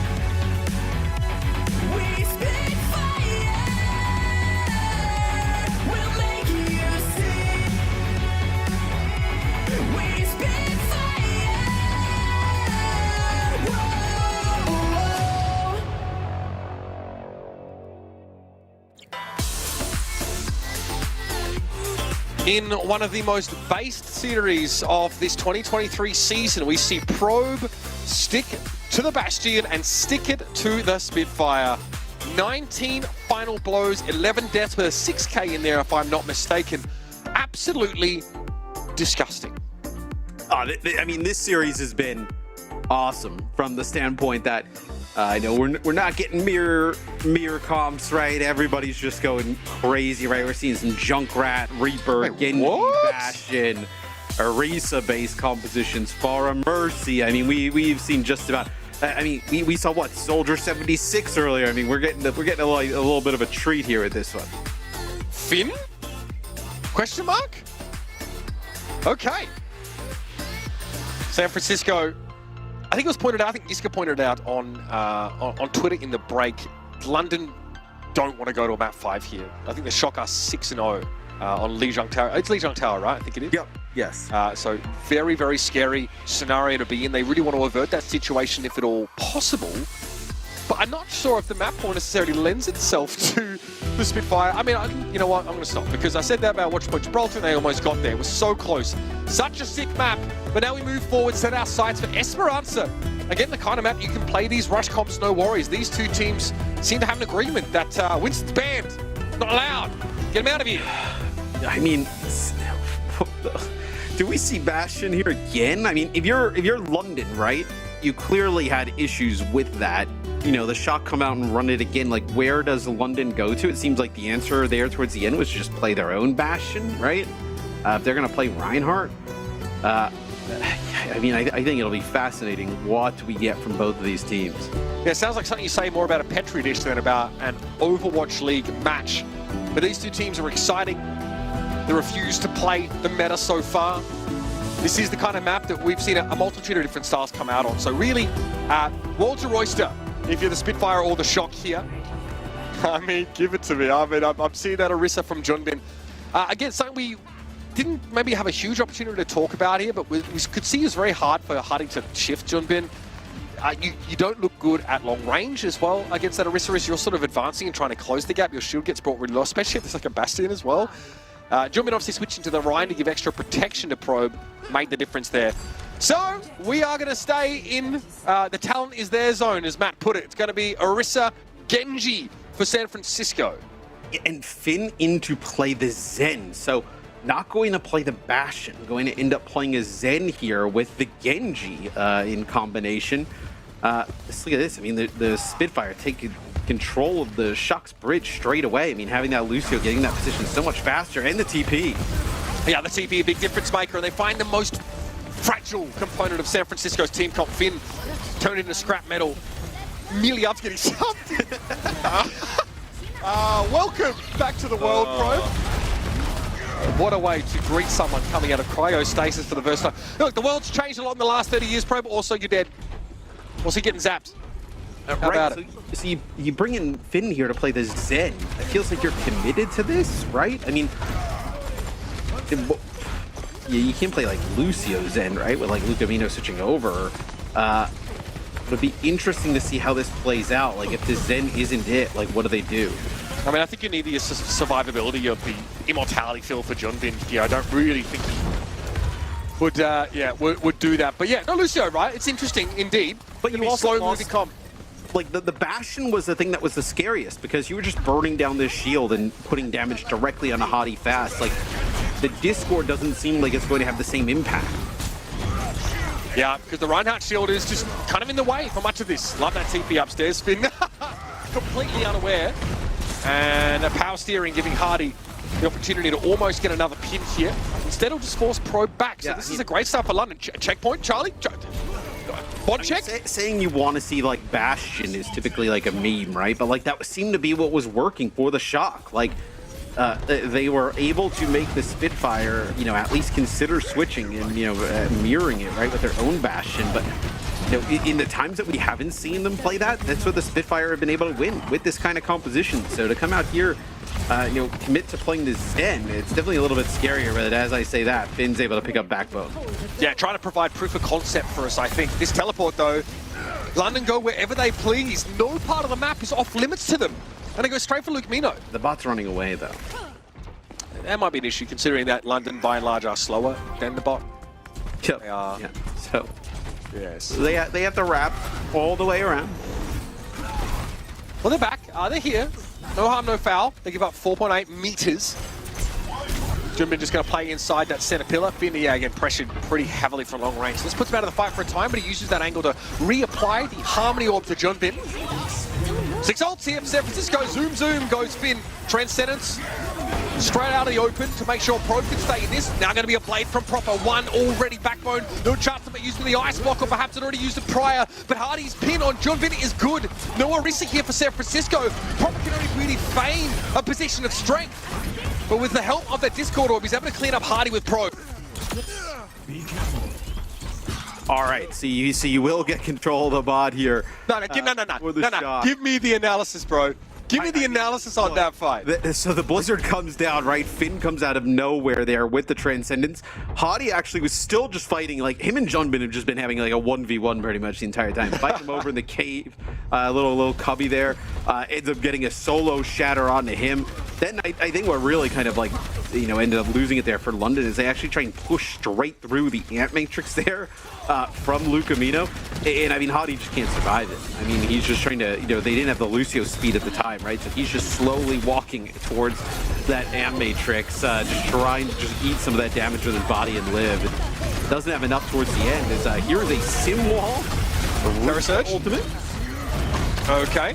Unclear what Junbin was hoping to get from that one. Landon takes down that Orisa. Very awkward positioning for San Francisco there. I think the Sim Wall complicated things very much. Ice block here for Probe. He'll be out of the picture here. San Francisco, okay. They say, what about that Winston guy? What about that Winston guy, Matt? Yeah, they use this Ant Matrix here towards the end, which leads you to believe maybe they're going to make some more changes here in terms of support. Let's see. Lucamino with an option, maybe? No, actually, they're gonna. At least it looks like stay on it. Is now Junbin will play the Doom Fist here, so gonna have Doom come in for some big disruption, maybe try and kill some of the backliners pretty quickly. But with where the payload is, right, the Spitfire are gonna get it going, and they have double support ult here with Blizzard. Baptiste and Doom Fist. Punch there connects. Hardy knocked back. Proper just gets in there and assassinates later. That's Proper for you. Make it 2. Make it 4! Excuse me, sir! Out of control, Proper just finds a 5-kill from nowhere. He manifests it. Finn wrapping on the flank, actually, coming from the side. He actually put down huge damage onto Landon. Almost killed him, and I think Landon probably thought he was fine and was going to live through it, but actually Proper just dashes on in and finishes him off instantly. Starting work from Proper. Now, no Ana here. Proper still happy enough with the Genji, though. I guess, again, we talk about flexibility. It just seems to suit him really well here. Junbin. he gets walled off and shattered there, so. Welcome to the Thunderdome. Absolutely nothing smash. He can do. Yep, caught there by the shadow. Like, man, imagine if they would have given him his slow back. He definitely would have lived through that. Yeah, definitely. Yeah, man. He would have been fine if he had slow again. Proper. The deflects allow him to put some space between him and the rapidly converging London Spitfire roster. Where are we Transcenders there for Finn. Hardy's just, he's just keeping you on your toes. Through the TP. We can't see the TP, so it just looks like he's just going in the middle of nowhere. Wait, what? Hardy hits him with a fire strike. I am not sure how he managed to find that kill. Not easy to do, of course, at the best of times. Junbin's following soon after you, so San Francisco kind of throwing themselves at the situation now. I'm not sure why they allow themselves to stagger in such a fashion here. I mean, Hardy is going to stall this out quite long. He is going to make it, so Lucamino out of the picture for quite a while. Way back there as well, yeah. Just seems like we're so split. We're in the Chengdu zone. We found it. We found the glitch in the speed run. Here we are. My goodness. It was been just a while. hidden in the talent is there zone. Yeah. Those are universes that do converge via a couple wormholes here and there, so we found it. Backbone. Knocked towards the wall here by Junbin, who does have Meteor Strike available, so maybe can play a bit more aggressively around that. So we have Finn switching to the Ana here. Lucamino on the Lucio. Junbin, gets out. Okay, that's the aggressive opening he had. Need healing when he comes back down, though. I mean, there's some sim turrets there on the side that actually do some big damage. I mean, Probe was low, and so was Junbin for the longest time, so Shock can't manufacture any pushback in those like 3 to 5 seconds. Neutral knockdown here doesn't favor Junbin based on him being in enemy territory. Probe comes out of dupe, it gets flattened by Sparker. San Francisco looking pretty rank right now. And I'm not talking about Grandmaster. And Admiral has done such a great job of holding on to this sound barrier, just waiting for that blade to come down. Now we get Pro back on the Bastion, so this is what I wanted to see. This is what's worked. Let's get that Bastion back out. Now you just wonder if it's too late, right? Because Blizzard on the other side, Symmetra wall, sound barrier, just a lot of survivability here now for London. Horrendous without Sim and the ability to get up to the high ground on some parts of this map, so I'd be shocked if Pro... Oh. He snipes him! Oh, no. Hardy finds another big fire strike, and again finds the perfect target. Here's a blade from Proper, but into the Blizzard go the Spitfire, hoping to shelter into Snono, but Proper has no fear! Lava in the man's blood. Hardy, though, going to clap him around the ears with that hammer, and the Spitfire is still coming. They are absolutely relentless. As the bot moves closer and closer towards the finish line, as Probe actually gets one, that's huge. I was wondering as well, like, when is Sparker going to end up using this sim wall, right? Like, it feels like you could have had a decent use of it already, just to block some of this Bastion damage coming down, but... The attitude is, I think this is all for free for London, right? Yeah, that's probably true. Junbin! Oh no! San Francisco, this is scary. The 1v1 landed be Proper for all the marbles. But here comes the rest of the shock from the spawn. Yeah, Landon realized he could have ended it all there with an early kill, but Proper a little bit too canny for that. A minute to go, right? No blade available. Probe now going to switch over and play Sombra, so you're going to play pretty aggressive dive comp. Maybe you feel like you can get more value out of the hacks as well here. Although I thought the Bastion, you know, you've been able to do it throughout Gibraltar. It's so bad here. Like on this part of the map especially, it's so bad. Yeah, it would have been pretty brutal. I think you're right. Junbin Winston here. Okay, Probe just having it out alive. That was a close call indeed. Junbin, okay, materializes in front of the Spitfire, and Spark is able to help burn him down. Landon with the kill credit, and we go back the other way. Newton's Cradle biased in the direction of the London Spitfire. They have the Amp Matrix and that symbol that you've talked about at length here. I wonder if Sparker feels like now might be the time to let it go. It's going to be a Nano Blade though, Proper looking to make things happen here. He's low, he gets taken down. The Amp Matrix in the background, he couldn't get through it. Finn's able to hit a bite of grenade there, but it's not enough to make remotely any difference. Sound barrier here for San Francisco. This is the last gasps of this team. Overtime now, San Francisco behind by almost 100 meters, and the London Spitfire are living their best lives. Soak it up, catch some sun, and bask. Spitfire, they get the job done their way. Gonna be Proper now trying to keep it alive. Dragon Blade's there. He didn't get to use it, I guess, with the Nano Boost here. A Shadow might end it for Hardy. There's so much available for the Spitfire now. After that sound barrier came in, Proper can't get anything done. Landon gets the job done and gets his revenge for that previous fight. And Junmin goes home. The London Spitfire make it happen, and they do it their way. What a ridiculous match of Overwatch. I've not seen that in a long, long time. Oh man, just an insane match. A huge win here for London. I had mentioned they had not won since May 27th against the Toronto Defiant. And they come in here today and really stun a San Francisco Shock team. That seemed like they were starting to go in the right direction, but dude, London played. They played this Reinhardt, they played the Sim, did a fantastic job getting Hottie in position right there towards the end. Like, so many kills going down for the London Spitfire. Hottie's like basically zoned out both supports on his own. Just I feel like this is just like charging at them, swinging them, chasing them around. I mean, just absolutely crazy there from the London Spitfire. I feel like this is a part of competitive Overwatch that just isn't explored remotely enough. We've been doing it for 6 years now here at the Overwatch League, and even before then, teams were really afraid to break the mold, to try something new. Everyone really subscribed to playing the meta and just sort of winning in that mirror composition. That's why we got Ghosts, that's why we got triple DPS Dive for so long. So many of these metas that stuck around. London Spitfire are basically the only team that have really refused to go this way. There is, of course, the question. There is the question whether this works throughout the season, but how good is it to see a team that bucks the trend like this and doubles, triples, quadruples down on a style they think works for them, and they make it work? I mean, we've seen many teams throughout the years who have just kind of like, they know they can't play a certain play style, but just because everybody else is, right? And that's kind of the thing to do. Like, we see them commit to it. Where London, they know they're really strong at these types of comps, so they seem like they've worked on ways to make it work against some of the other stuff that teams are running, and fully committed to it. This could have been a 3-0. like you think about Gibraltar, right? I mean, they finished with like tons of time there, the London Spitfire. I think their time bank is actually 3 minutes as we go into OT. It just seems like that the Bastion on the high ground made it really difficult where it goes here to Esperanza, and once the Shock don't run that, they're kind of forced to think about some other things, play some different stuff. You see how much it throws them off. I need it framed. I need it in a plaque. The Bastion on the high ground made a difference, said unironically in an Overwatch League match in the year of our Lord 2023. Impressive stuff from London. Obviously, the question remains about whether they can get away with this down the track, but I'm very impressed. Who cares? It's fun today. We have a chance to talk about. I don't care what happens in the future, but it's fun. We have a chance to talk about the player of the match. I'd give it to the scientific community for developing whatever strange thing this is, but Hardy is going to be your player of the match here. Reinhardt from start to finish, Matt. Love to see it. The guy, man, he just takes it to another level. This is what you get with a specialist. In not just like the aggressive play with the Reinhardt. I mean, it felt like today he was fire striking people from across the map, right?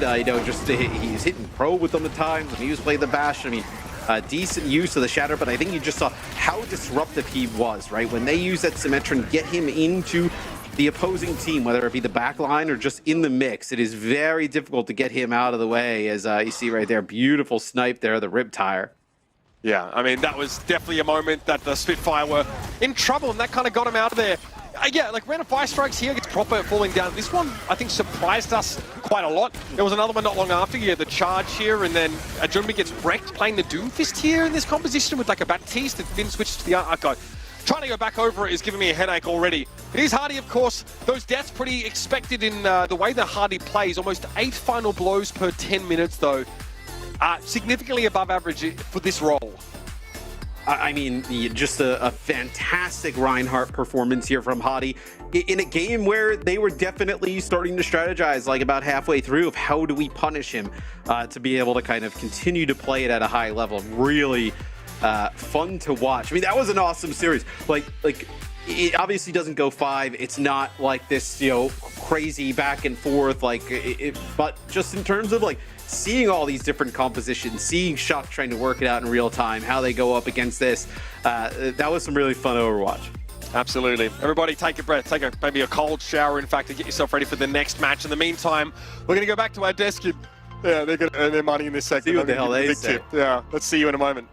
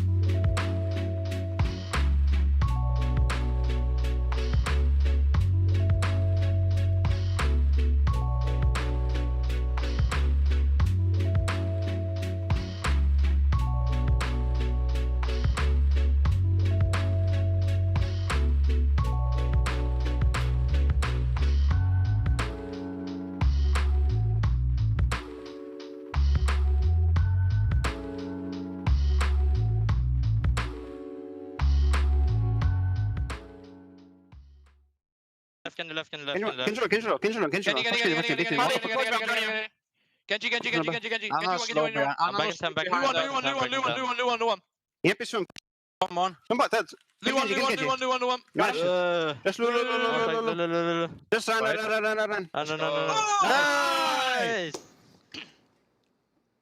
Welcome back, one and all. London must have listened in on our pre-match segment because they were out here trying to prove us all wrong. There's just 9% out there in chat who truly believed. And they were right, what can we say? But we love to be wrong if that gives us a banger entertaining match like fun, what we just saw. That was the most entertaining. Oh yeah, 100%. It really was. I mean, yeah, map 3, Shock threw to a bit of a curveball. We got some beep and boops there, but in the end, it was all London Spitfires. So let's break down the action. Let's talk about how they got it done. People just love chaos.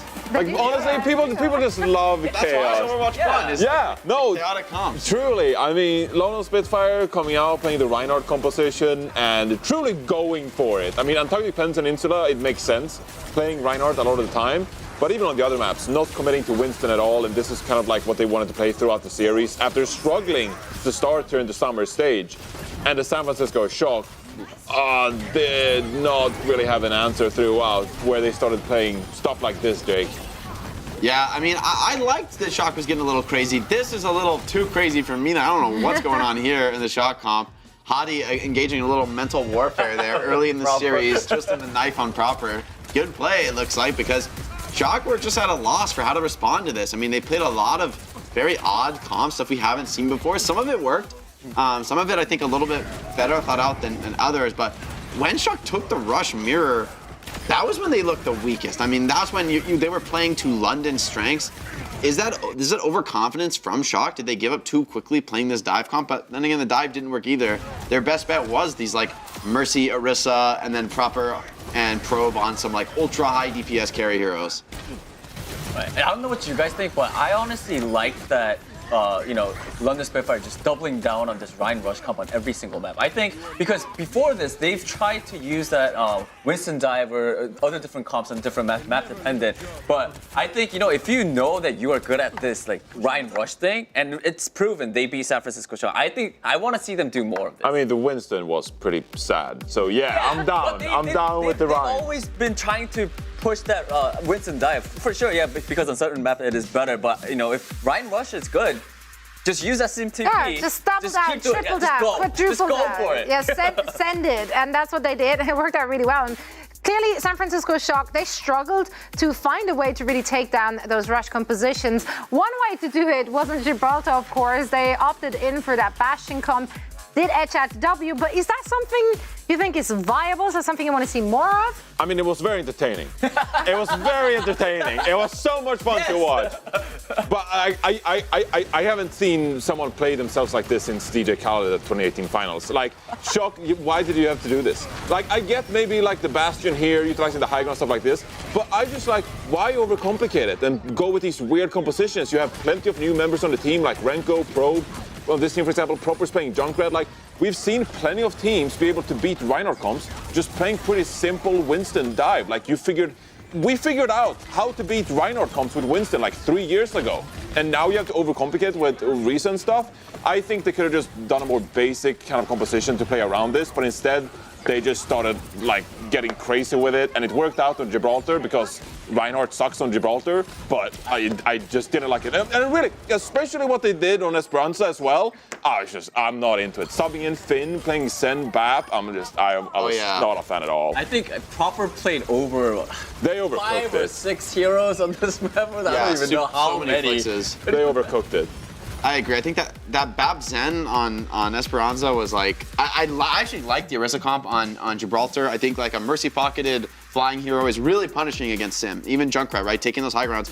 You're kind of uncontested, just free shooting down on people. Like, you're going to get kills. Bastion doing the same. You're going to find picks like that. Ryan doesn't deal well with it. But then the Zen on Esperanza is like, for me, that's just a miss. Like you're giving you're putting this ultra low mobility hero in your team comp that London can just TP on and speed boost every single fight. Like, that is not going to work. Like, I don't think that has any hope of working. I think they had a better shot playing these heroes with a little bit more escape potential. But it's Esperanza. Like, and you can't just play go the back Bastion. to Winston Comp. Go back to dive. Like, it's a really, really good dive map. I mean, You can't go to Bastion. At least. Yeah, it's definitely a lot of creativity there. The Florida was creative, but I think it's San Francisco Shock. Is yeah, but there's creative, and then there's what we just saw. So that was too much cooking going on in that kitchen. That was far beyond al dente. So back to the drawing board for the San Francisco Shock. However, now we get the utmost pleasure of chatting to the winners. We have Landon from London joining us. Congratulations. Thank you.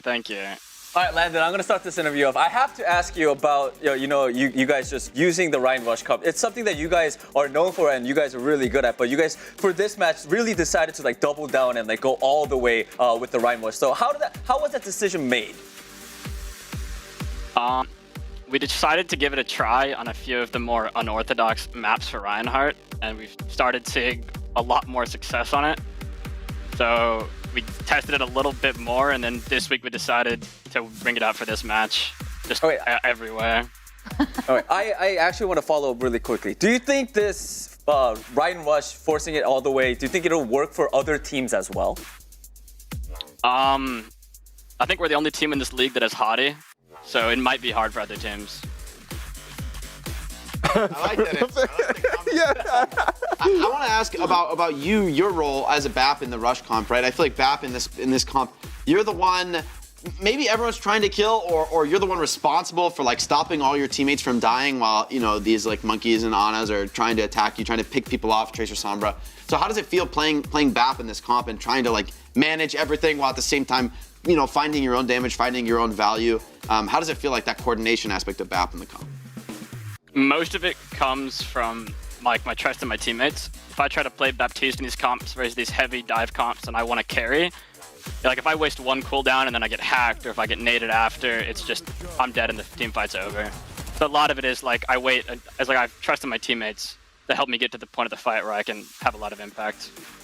I'm curious, you played against the Shock and they played a lot of different stuff, so there's a lot of adapting going on from the London Spitfire throughout, and you gotta keep everything in your brain and make sense of it. How did you and the team feel like when you're playing against their compositions on Gibraltar, on Esperanza, for example? How did you feel about their comps? Were you confident that they're like, oh, we got this, or was it like, hey, we actually might have to make some adaptations here? Once it starts getting super chaotic, one person will call a plan and you just have to 5 people need to trust that plan and go for it. Like mid-game, when there's a million different hero swaps coming in, you don't have the time to formulate a massive game plan. You just have to trust that your teammate is making the right call and follow it. Well, that worked out so great for you, Landon. Thank you so much for joining me. One last question. Are you sitting inside a kitchen? Is that why you guys have been cooking? You are actually sitting in the kitchen. So there you have it. The dishwasher. Yeah, the cooking is real over there. Thank you so much, Landon. Have a good one. We hope to hear from you soon. Thank you. Good eye. Good eye. I was like, it's not a kitchen. Good eye. The chef stays in the kitchen. That's true. That's true. Yeah, it's all about the trust in your teammates. Hadi getting some praise from Landon, and for all the tank aficionados out there, got some good news for you. We have a tank bundle on sale right now. Grab your Jungle Queen, your Zarya, and your Diva, as well, of course, as a beautiful weapon charm for the low price of 350 League tokens. And this is going to be available through or until August the 10th. So get it while you can. And now we have the pleasure of discussing the next match coming up. It's going to be a rematch of the Mid-Season Madness Finals. Atlanta Reign, Houston Outlaws. I'm super excited about this one, but also ever so slightly worried for the Houston Outlaws, just based on how you guys set this up for me, as I missed out on the matches last week. How concerned do the Houston Outlaws fans have to be? Very. Hey, Houston fans. I don't feel good. I don't feel good. At this point in the season, Atlanta, you can't really expect anybody to beat them. Like, anybody beating Atlanta is an upset right now. There's no one on their level. I think that's just the reality at this moment. This meta, they're just too solid. They're too clean. I think Houston has been trying to bring out a ton of Echo to try to shake up that status quo and like leverage Pelican as one of the best Echoes in the league. Like, let him get out there and take over the server the same way Atlanta wants to play Tracer Sombra, because they're the best at that comp. But I do think in the current moment in the meta, Tracer Sombra is just still extremely relevant. It's still really, really strong. And I think especially the elite teams are going to make it really hard to play Echo, right? In that illustration we looked at earlier, Johnny, you showed okay, you push out Sombra, and then the Echo gets this window to dive. But I think just as often, and maybe more often, it's the Sombra pushing out your Echo. She's flying out, using her cooldown to survive, and then there's no threat on the backline. There's no dive coming in, and Sombra just is such a hero with such minimal downtime, right? If you don't strike immediately when she's gone, she's back to the fight. Whereas Echo is more, she's based on this like longer cooldown. If she flies backward, she could just get chased by Tracer and Sombra. It doesn't have that clean out like Sombra does. So I think this is going to be a really tough match for Houston, just as it is for every team at this point playing the Atlanta Reign. Yeah, but I think as you hit a lot on the DPS players, obviously if we're looking at the Atlanta Reign and the Houston Outlaws, those are two teams with absolute star caliber players in the backline. I think this is going to be a real big talking point. We talked about it already in our pre-show, but let's hear it once again from Danny, who had an interview with Chiyo and Fielder. Yeah, take a look.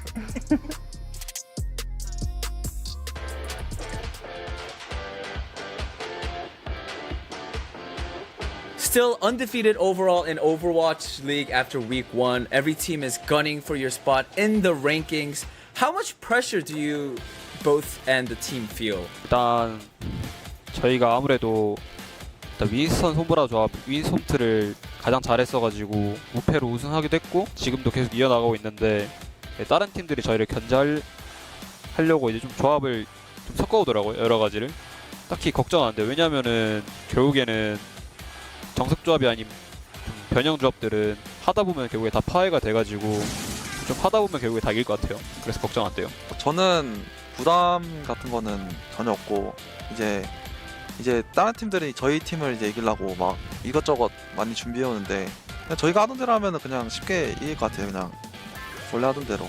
Honestly, everyone knows that Chiyo Fielder is just unbeatable support duo. Were there any time in the tournament though that you guys thought like, oh, like this is bad. We could maybe lose here. 그 휴스턴이랑 이제 승자조 결승이었나? 그때 만났을 때 이제 제가 2세트 때 저희가 이긴 타이밍이었는데 그 펄스를 부착당하고 그 방미를 써가지고 이제 필더랑 같이 죽어서 완막당했던 판이 있거든요. 그때 제가 부착당하고 필더 죽였을 때 아 이건 좀 위험하다 딱 느꼈어요. You guys are definitely one of the best support duo that we have in the league. Do you guys do anything together outside the game to build that crazy support synergy? 아니요, 진짜 없습니다.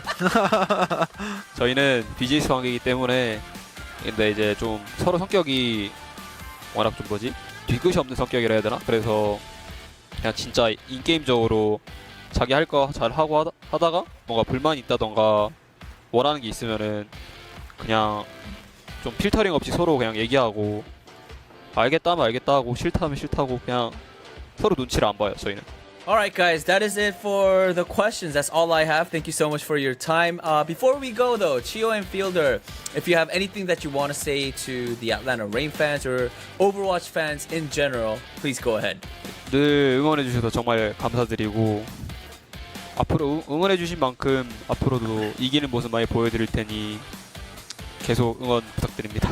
저희가 현재 무패 중인데 이제 이 기세를 타서 그랜드 파이널까지 우승해보겠습니다. 많은 응원 부탁드립니다. 감사합니다. Alright, Chiyo Fielder again, thank you so much. That was a great interview. I had so much fun. See you guys in matches. Thank you. Bye. Bye. 감사합니다. What a fun interview that was. That's a blast. It was. I had so much fun. It was a great time. That's just how it. And the clip of you laughing in there, laughing when they said it was all business. Yeah, because I didn't expect. I thought they were like, I was like, I'm for sure like they go out and have coffee and talk about it. Have coffee and talk about it. Talk over K barbecue. I don't know. You guys were giving me crap earlier. No, these guys are playing video games 12 hours a day, man. There's no time for nothing else. You gotta grind. You gotta stay on that grind. Well, you can still be friends. I mean, like old LA Valiant, like Agility's Carib kind of friendship. Yeah, I'm sure they go out and have coffee and talk about it. You're not even flaming me. I'm just like, wow, you're just still flaming Agilities after all this time. I'm not flaming. Yes, you are. You just called him up. How many championships did you win? Actually, didn't they win stage 4 2018? How many stages did you win, Jake? Whoa, I was friends with my teammates too, you know? I just... So that was your downfall. You were friends. I learned from my mistakes. Okay, Never your trust mistake anybody. was having friends. Wow. That's what we were It's a all dark about world here. I don't exactly know how to transition out of this conversation, but I really would love to take a look at our predictions for this one. Let's see if the former friendship with Outlaws will make you pred them. I fear not. I, of course, went with my homies, the Atlanta Reign. I don't even have to give a reasoning because I'm just a super You've been on the train since 2019. Yeah, since before they existed. before it was I was cool. like, Yeah. way before. You were physically in a toy train Yes, at the Abyss I was Arena. inside. I actually was inside the train. Were you the one who made the caca thing, or was that before you? No, actually, I think I did that. I let's just say I was. Take it. I'm also right there with Zoe. Caca. Business as usual for Atlanta Reign. Nothing personal against Houston Outlaws, but you know. Hey, Jake, how about you? Houston fan? No. Previous coach, no? It hurts my heart, but I've got a pred Reign here. They've won. At this point, Houston, they're the best get team him! in the league. Houston, at this point, they're the best team in the Houston, league. go get him! I think maybe I can reverse jinx this. Maybe the one time I don't pred Houston, they'll win, and then I'll have to keep predding other teams and keep them winning. You know, so I'm doing my part here. I'm trying to alternate help. jinx strategy Yeah. to potentially get them the win. Here. Amazing. I'm doing Like everything I that. can. Love I'm that. desperate. Pure copium. It is. I got Atlanta 3-0, I think even. Yeah. Oof, Yeah. Okay. I was the nicest. That doesn't usually happen. True. What happened to you? What happened to me? Motherhood changed me. I got soft. Yeah, I turned soft. That's where we're at. Let's take a look at the chat. Oh my. Okay, so clearly we have a favorite for that one, but can you blame them? Atlanta Reign has Yeah. not lost a single They're match undefeated. thus far. Can they ride it out? I through wonder the if end of the they've lost season? a scrim yet, like lost a scrim series where they lose more scrims than they win. Like I honestly wonder. Do they even need to scrim at this point? I mean, Like- they're still scrimming. They're probably playing 3 blocks a day. Honestly, knowing those players, they're probably playing 3 blocks a day. Still, to this day. Still. I wouldn't be that shocked. Try hard. That's how you win. Yeah. Right, no friendship, only business $1 right million. there. Let's see if it will take them over the finish line. Let's bring in our casters to see if they're equally as confident in the Atlanta Reign as literally everyone and their mothers. Yeah, it says so much about the trajectories of these teams and like the different directions they've gone in, that we used to think like Houston really had a crack at this and we were so excited about seeing them take on Atlanta. Now it's like another day at the office. I mean, for Jake to pick against the Outlaws, you have to know the team on the other side is dominant. Right? It's a dark day. It's a dark day. Yeah, it's a tough day. It's a tough day. I imagine Raucus is somewhere just crying his eyes out. Against Blase, Boink, Bonnie. Yeah, I mean, it's Spring can't believe it either. He's fuming. But I mean, the Reign are so good. I mean, we knew that roster was fantastic before the season, and you're like, oh man, if they put it together, this team is going to be one that's going to contend to win everything this year. And I think even in terms of your best case scenario, you were like, they'll have some pitfalls along the way. It doesn't seem like we're having any of that. It seems like they're just powering on through. I mean, I've got to say, the strength of schedule for Houston Outlaws so far these last couple of weeks has been absolutely horrifying. Mayhem, Uprising, and now the Atlanta Reign, all in the space of 2 weeks. This Outlaws team hasn't had a break, and they're not about to be afforded any mercy here either. Expectations are roster though. Well, yes. It's not like they got the bad news bears over there. I mean, you got a tough schedule, but you're one of the most talented teams that's ever been put out in the league, right? It's not even a tough schedule. It's their struggles, I think, against the Mayhem and Uprising, respectively, that really put this matchup in perspective for us, where there's not a lot of confidence in this Outlaws team. They need to they need to play, I'm saying it now, perfectly. This needs to be absolutely flawless from Houston if they're going to take a win, unless Atlanta just has a random awful day. But they've shown us they are so hungry. No matter how many wins they get, they are so consistent. Houston have got to be... Yeah, they should. I feel it's Reinhardt. I'm here for it. Don't worry. But why not? I mean, it has to be something truly special from Houston today. We got to hope the mindset is right, and let's see how it plays out from here. It feels like for Houston to win this, even though we know how skilled they are, they have to be absolutely perfect from start to finish. Cannot have That's almost exactly what I just said. Where, yeah, but you said it with like a 1,000 other words in it, where it was pretty easy to just kind of get it out there and just move on. You know, that's the Uber special, right? It's like, thank you for translating for me, Matt. Yeah, let me. No. That's your boy. For all the people spamming Winton in chat, let me translate for you. That's your boy Leg Day. I feel like I'm at least a middle ground, you know what I mean? Shout out to Harry. Said, you know, they have to play perfect in order to win. That's pretty much what he said there in that I am not 9 minute span. I am not the most verbose Overwatch League caster. I'm putting it out there right now. Still, not great start for Happy here. Stalker able to find him towards that high ground. And this is not a good start for Outlaws. Perfectly looks like that is just a speed boost there from the Atlanta Rain. It looks like they kind of see a few players off to the side. Donghak uses Nemesis form, and they just chase everybody down and clean them up. Yeah, dirty stuff from Atlanta. Again, look, finding that early kill there, care of Stalker is just a huge. It's a huge win for you, getting such a key player out of the mix early on. So Houston. On a fundamental level, they need to be able to match Atlanta Rain before we start thinking about the tweaks, before we start thinking about Flare and all that jazz. Maywall thrown up here for the Outlaws, but it really doesn't section anyone off yet. Immortality Field thrown in to keep Donghak standing. That Emo will be down. Yeah, I mean, you need to use the Amp Matrix there as well. Like, try and break through that wall. I mean, Donghak was so low as he was just T-posing Ramatra as an Nemesis form, just blocking all that damage coming on in. This will be an Amp Matrix here from the Outlaws, so Shu trying to get some damage down, put some nice down shots on the Stalker, as that's going to force the land off the point. Yeah, put the fear of Jonak and Stalker there. He had to run away and throw up that ice block pretty quickly. Immortality Field thrown in here. Shu trying to keep Fearless alive. He just has the right angle here, but the Blizzard makes it nigh impossible. Donghak also going to be frozen up, and Violet's able to finish the job there. Both Ramatras are down. Violet has found yet another elimination towards Stalker, and Lip is too close to the Outlaws. They're hungry, at least, and they're able to fight their way back into the round. Yeah, so they bully them off the point with the Amp Matrix, and then even though that the Blizzard comes out towards the end there from the Rain and the Overclock, they try and push on through. The Outlaws still able to withstand as Houston will get control of the point. They'll get close to tying the game up. Violet credited with 3 final blows in that previous fight, really finishing the job for the Outlaws. A Happy versus Lip Soldier, and that's a fun matchup here. You have to feel pretty good about the ex-Shanghai Dragons player there. It's Annihilation from Fearless. He catches Donghak, who also had popped it himself. Too much damage for Donghak to deal with there. It looks like the Atlanta Rain getting ahead of themselves. Yeah, as this will be the Outlaws ending up taking the lead here. So an Amp Matrix possibility for the Outlaws, like as the Rain are starting to walk in. Maybe you can use that, take advantage, put down some big damage, and see what Fielder decides to do with his Amp Matrix. Atlanta now have lost the lead after these last couple of botched initiations. And have 2 Amp Matrices in action in this next fight, and Lip uses his instantly, sends a railgun Happy's direction. It doesn't have to be a headshot, which is huge. We know that he can connect those if he needs to, but here it's just a body shot and he gets the job done. Donghak's in trouble, no Immortality Field available to him right now. The Blizzard from Pelican, they have been excellent so far in this round. Eventually the Ramatra of the Atlanta Rain falls, but there's players in position still, and Stalker and Fielder come to the front. It's going to be Violet, the last to be shoved off, and Atlanta are back in control.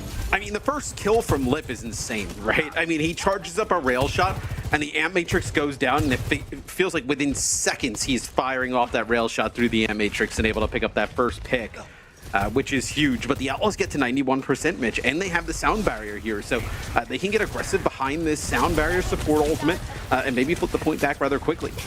Stalker's the player to watch. I love that our ops team have got him on screen right now. This Blizzard's the difference maker in this fight, or could be at least. Thrown in here, Shu's got to get caught out.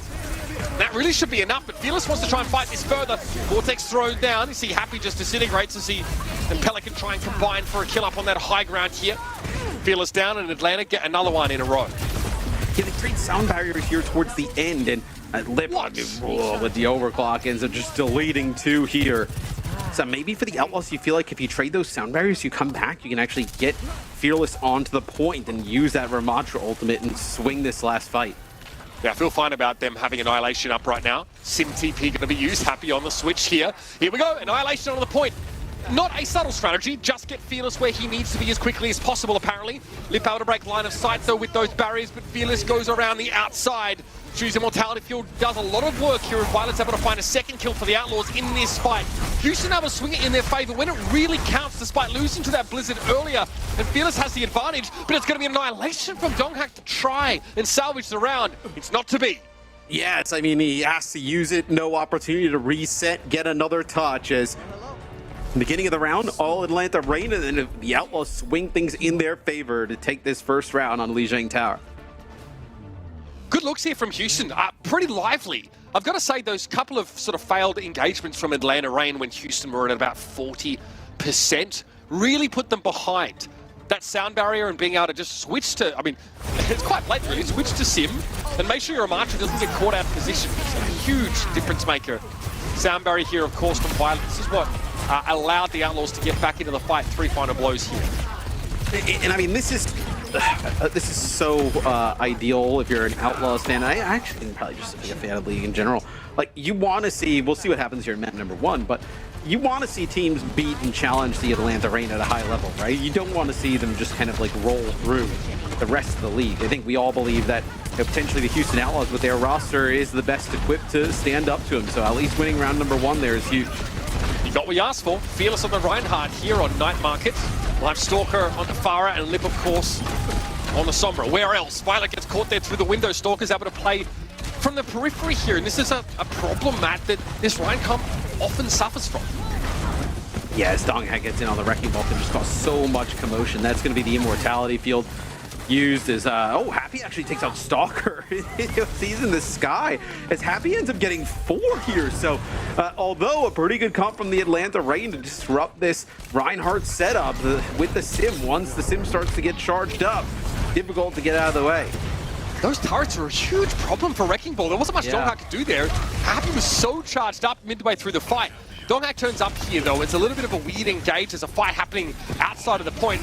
Donghak water cleanup on Happy, though, just knocks him straight into the rest of his team. Happy opts to go for a wall here. This will slow Donghak up. See the turret just constantly a nuisance for him. He's going to be able to pick up the mini and have a minefield available. That's a fairly early Immortality field in the grand scheme of things here. Atlanta are well positioned. Oh, Air Matrix! Yeah, an Air Matrix from the front side of the point. Yeah, so it's a really nice position here from Shu. Gets the Ant Matrix down, and then also you have Fearless back in the fight as he switches over to the Winston. So yet another hold, it looks like, here from the Houston Outlaws. Now, the adaptation from Houston, they knew this ball Farah comp would be in play a little bit longer, so they quickly, sneakily switched over to the Winston, and that little switch up gives them 50% here. Atlanta say, right, well, if you're going to play Winston, so are we. We're going to revert to something approximating the mirror. But it looks like Houston will still have the Symmetra in play, and I'm curious to see how it plays against Sombra Tracer. And you don't exactly have the most optimal backline here for the Houston Outlaws, right? Like, no. The speed boost here, you know, not exactly something you're going to get a ton of value out of. As Shu has to use his regenerative burst and the Immortality field there, still not going to be able to live. Yeah, good response there, I think, for the rest of Atlanta. While Lip got revealed, everybody piled in from the other direction. And the Immortality field came down so early, I think it might have just been, you know, to stave Lip off. They didn't know that Donghak was going to come from the other way. So well done for Atlanta. Great little, a great opportunity sort of capitalization there, seeing it opening and taking advantage. And they don't have to use EMP, which is obviously huge, but the Outlaws, it feels like the damage is done, right? Getting up to 99. I know you're not going at 89, so you're not going to have to switch here off of Violet because he wants to get used to the sound barrier. It's like they're just maybe trying to bait Shu a little bit here. Seems like they have an idea where Lip is as well. Lip probably thinks he can... yeah, there it is. You're combining there with Stalker. It's a guaranteed kill, essentially. Happy, though, in the meantime, is able to do quite a lot of work himself there. Fearless with the Primal Rage, since the entirety of the Atlanta Reign backline down. Houston, though, haven't quite flipped yet, so... Still at 90% counting after such a great start to the round. They're well positioned now to take it away. Yeah, they kind of just give up Shu there for a little bit, and they just kind of have everybody else push on through. So it'll be 99 as Lip will be the one to touch. Okay, here we go. Stalker slept on the point. That's dangerous. Shu calling for help. Somebody help me deal with this target. If Stalker's able to pick himself back up, looks like he is, but still it's Fearless causing problems elsewhere. Both backliners down to the Winston, but Shu's been felled. It's just going to be Violet now for the Outlaws, and he's not in a position to intervene. Going to be able to avoid the primaling Donghak for the time being, but Stalker's able to take Fearless down in lieu of any healing for Houston. Atlanta going to be able to flip back in overtime here, but Happy and Stalker are traded out. No traces here. Violet's going to careen towards the point, but he sees trouble, and it chases him down. Now no Lucio for Houston. Donghak healthy on the point as Atlanta should at least be able to stabilize. Yeah, Houston made the decision there, Mitch, where Shu was on the point alone for a period of time. He actually gets the sleep on the Stalker, but instead of doubling back to kind of help him and playing from point, they actually use the sound barrier, push on through, and try and get the supports and Donghag. But Donghag ends up having the Primal Rage there, what ends up keeping him alive, turning that fight for the Atlanta Reign. Lip turns to his back line. A little bit battered and bruised, but they get him back ready to fight once more. Pelicans translocator probably wants to try and catch the Reign from behind if they try and take the front door here, but they don't. He's going to be forced into a 1 versus 1 with Stalker. By the looks of things, the stick is good, but Chiyo had a nano boost here. Happy now turns his attention towards the point, and Houston are able to flip, re-establishing this overtime. EMP comes down, Donghag's the one affected by it, and the Reign can't keep him standing. They used both their support ultimates already, but Lip's able to trade it back. Chiyo trying to cling to life as Fielder quickly gets in position to heal him back up. No bio, he's hacked from that side angle, forced off the point, shield bash from Chiyo, and there it is, the bio comes up just in time to get rid of Pelican. Here's a rally, but the sleep is good. Stalker's going to be resting for the time being, and it'll be even longer now as he's headed back towards spawn.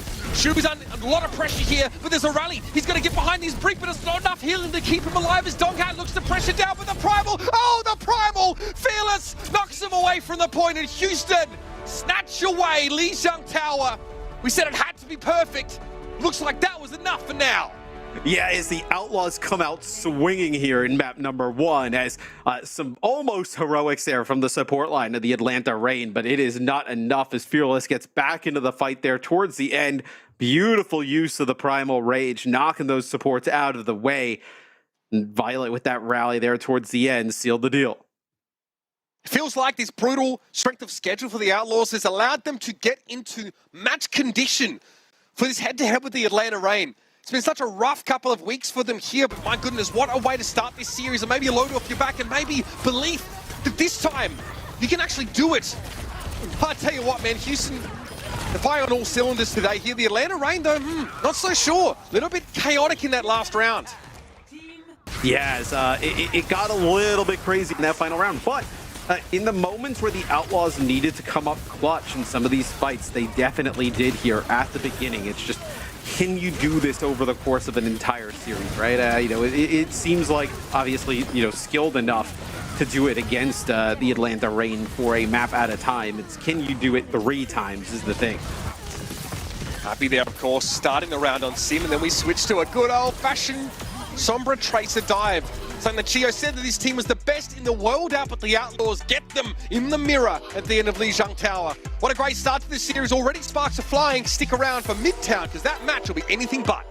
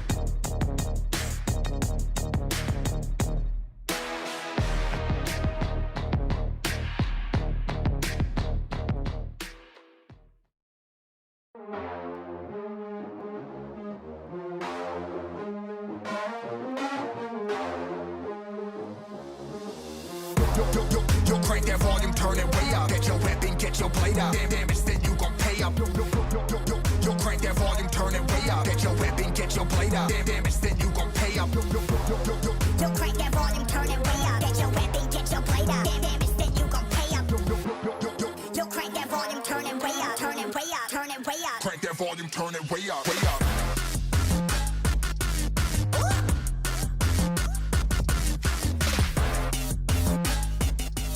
Forged in fire and flames. This first couple of weeks of the second half of the season, the Houston Outlaws have gone up against basically all the best teams in the league, with the exception of the Atlanta Reign until today. And looks like the hard work, the preparation, the disappointment of week one has paid off, Matthew. Yeah, at least it looks like here so far. And I also got to believe it is just a huge amount of confidence here for the Outlaws to win map number one, right? Come in here, win map number one, a little bit of a swing there towards the Atlanta Reign, right? Let them know you're there, hitting on the other side. And now it puts a lot of pressure on Atlanta. Absolutely. Coming to Midtown, we kind of have a decent feel for what the Atlanta Reign prefer to play. I must say, today, we've seen a ton of variation in team comps. This first map in this series, no different. Atlanta try for a real throwback. It's Wrecking Ball Farah with the Tracer. Very Shanghai Dragons, sort of esque back in sort of the tail end of 6 versus 6. They tried to sort of break down that GOAT's monopoly that existed. A fun little throwback there. It didn't quite work out though, as the Atlanta Reign got owned by a Spectra of all things. Happy getting some highlight moments there. It doesn't really make sense, but it's how it played out here. So Houston starting on defense, and we'll see. Okay, so the Pelican Echo, and I wonder if they treat this map, Matthew, similarly to Akinvalda defense in terms of where the Echo gets value. Yeah, I mean, look, with the subway car, right? There's a lot of, just blocking some of the sight lines that you would use to take that Echo out. It'll be interesting what we see the Atlanta Reign play. Do we see them play this Cassidy? Do we see them maybe play the Tracer Sombra? I think obviously some good options there for the Atlanta Reign, as looks like Chiyo switching over to Brig, not going to play Life Weaver, as I imagine we see Stalker on the Tracer. First Sim TP, and then Stalker will follow them out with a couple of quick blinks, and we'll be in position now. Lip already has made his way through, and he will have noted the Echo for Pelican, not that he's hiding himself. Takes to the skies after being hacked, and you saw he is the first target on the chopping block for Atlanta. Donghack made the dive, but pulled up short, got hit with a Bionade, and was forced to back out. Yeah, as Fielder trying to keep Chiyo alive as well, as Chiyo takes a big hit, as Donghack trying to get maybe some of this high ground control, letting Lip just kind of like work around the outside, right, of how you actually break this setup, is constantly going after Pelican. Disrupting Donghack is probably the most important part of the game here for Houston. That's the third time he's been unsuccessful on a dive. 2 whip shots in a row connecting by Violet. When the Donghack gets suspended in midair for a couple of seconds, there's some serious healing that needs to be done here, and just as Shu turns his head away, Donghack strikes. If you give the Atlanta Reign the smallest of openings, they will take it, stuff every resource they have into it. Pry open the Houston Outlaws here on defense, as Pelican is the second to fall. Yes, I mean, things just start to crumble after a while, as you just have so much peppering and posturing from, Lip and Stalker from one side, and then Donghack so patient, right? All it takes is just a little bit of a window of opportunity, and that's when the Atlanta Reign strike. Lip sets up a translocator that cannot be destroyed, or very, very hard to do so if you can even find it. Happy placed forward early on here. Maybe you might see like an early opportunity for a pulse bomb. That'd really set the Outlaws in motion here. But Houston, despite not having a poke composition, they really want a nice perch for their Ana to play from. And you see that Fearless maintains line of sight to Shu until he steps inside Donghack's bubble, but it's an annoying combo to break as the EMP drops in, and Happy drops right on out. I mean, even just getting the EMP and just getting 1 kill off of that, right? Especially it being the Tracer, it just seems like the large source of the damage. Things just kind of fall apart after that. As you were wondering how the Atlanta Reign were going to bounce back. It has been strong here this far on Midtown. I think this is like kind of where you worried, right? Where you had to mirror these types of compositions. This is where Atlanta's so good. Something went wrong there on the high ground for Shu, as we saw Fearless out in the open with sight lines, but not able to be healed. I think Lip got in there and caused some disruption either way. No healing for Fearless, so he fell just after Happy did. That EMP in play. So now once again, Lip is on a mission. to hack the back line. Looks like he forced a bio from Shuthi. I'm not sure if he needed that one, but no big deal in the end. Pelican wants to try and disrupt here. Chiyo gets him with the EMP, gets the rally just in time. Scant seconds between him and the instant death. He's able to pop the ultimate, and we're back on if you're an Atlanta Reign fan. Stalker gets a heal pack on the cart. Chiyo and Raid Boss Smoke turns up to help reinforce it. Fearless dropping early again, but traded. Donghack is out of the picture. Both Sombras able to find the enemy Winstons and dispatch them. And Stalker now is being forced right on back. It's a rally for Violet. The later rally, meaning Atlanta in a longer fight are disadvantaged. Yeah, we'll see if Atlanta fully backs out, though. It's like you're going to be able to heal Chiyo back up. Now kind of get everybody organized around this EMP. Is, man, Houston, they invested so heavily on that high ground to try and be able to take out Chiyo. But they ended up using their own EMP. The rally came out from Chiyo at the perfect time to keep himself alive. But it was EMP, Pulse Bomb, and Primal up on the high ground. They didn't get rid of those supports. And guess what? You can come right back in fast behind your own EMP there from Lip and take that second checkpoint. I mean, this is the case for the Sombra Tracer setup, and nobody builds EMPs quicker than Lip. Nobody sticks around as long as him in terms of getting damage in those fights than he does. And that might be a big difference maker in a series where these two teams, pound for pound, are pretty similarly matched. This is looking like it could be a pretty good time, though, Mitch. I mean, from the Atlanta Reign, right? Not been a ton of resistance here from the Houston Outlaws, and you see they just kind of get pushed off that high ground. That you control this high ground, you're allowed this heart to maybe even move around this second corner. Getting close to that Fearless hacked here, so he can't be diving. Lip gets a repair pack. Chiyo, okay, whip shots early, misses, and then he gets dove on. Happy was there with Pelican's EMP, really sealing the deal. So Houston, they may be feigning that they were backing up, retreating, and then they dive straight on in as the whip shot had already gotten used. Good timing there for Fearless. Now Houston look to stabilize this a bit more. Cart's still inching around the corner, but it's really just the last vestiges of Atlanta Reign. You don't get a full team wipe off of this, right? So you can come back here. I mean, this is going to be the EMP for Atlanta. Looks like connects with a few players. That's going to be Fearless getting the benefits of the Nano, right? Just trying to keep himself alive. But that EMP actually goes for another. For a second there, I thought you could use that EMP, maybe use your own Nano on the Donghack and go in there and make a play. I think Donghack wasn't able to get to the target he was looking for within that EMP. So now the Nano comes in, but these ultimates look even better in concert sometimes. Donghack's Nano allows him to force the Outlaws back around that L-shaped corner, but it doesn't allow them to get a player advantage. Perhaps this dive will be different. Shu, very, very low here, but Happy is there. He's peeling for his Ana, and he has a Pulse Bomb available here. Stalker trying to do much the same thing on the other side of the map. You saw Fearless make a dive on the advanced players of the Atlanta Reign.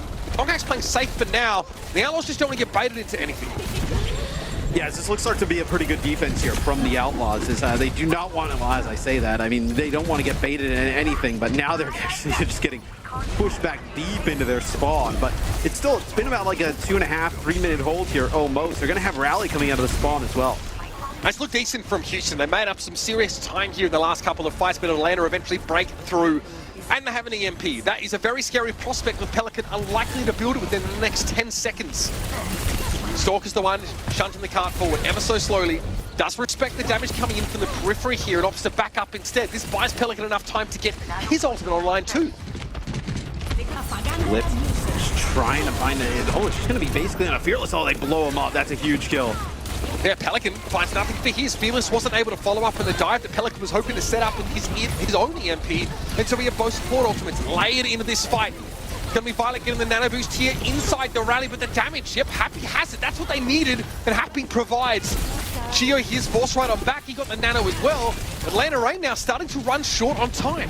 I mean, it becomes so difficult to dislodge that Brig when they have the nano in rally, with how strong Brig can be during rally now. So, although Atlanta tried it themselves, it's way different, right? Like pushing into that. Just the Tracer able to get some good off angles, so Happy able to pick up some kills.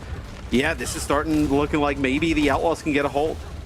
Yeah, time is money, and that account for the Atlanta Reign is getting dry.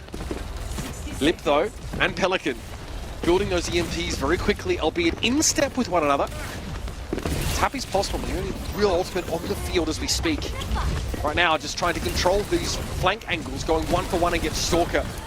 Making it harder for the Atlanta Reign's Tracer to have access to the backline. It's a tough job for Happy.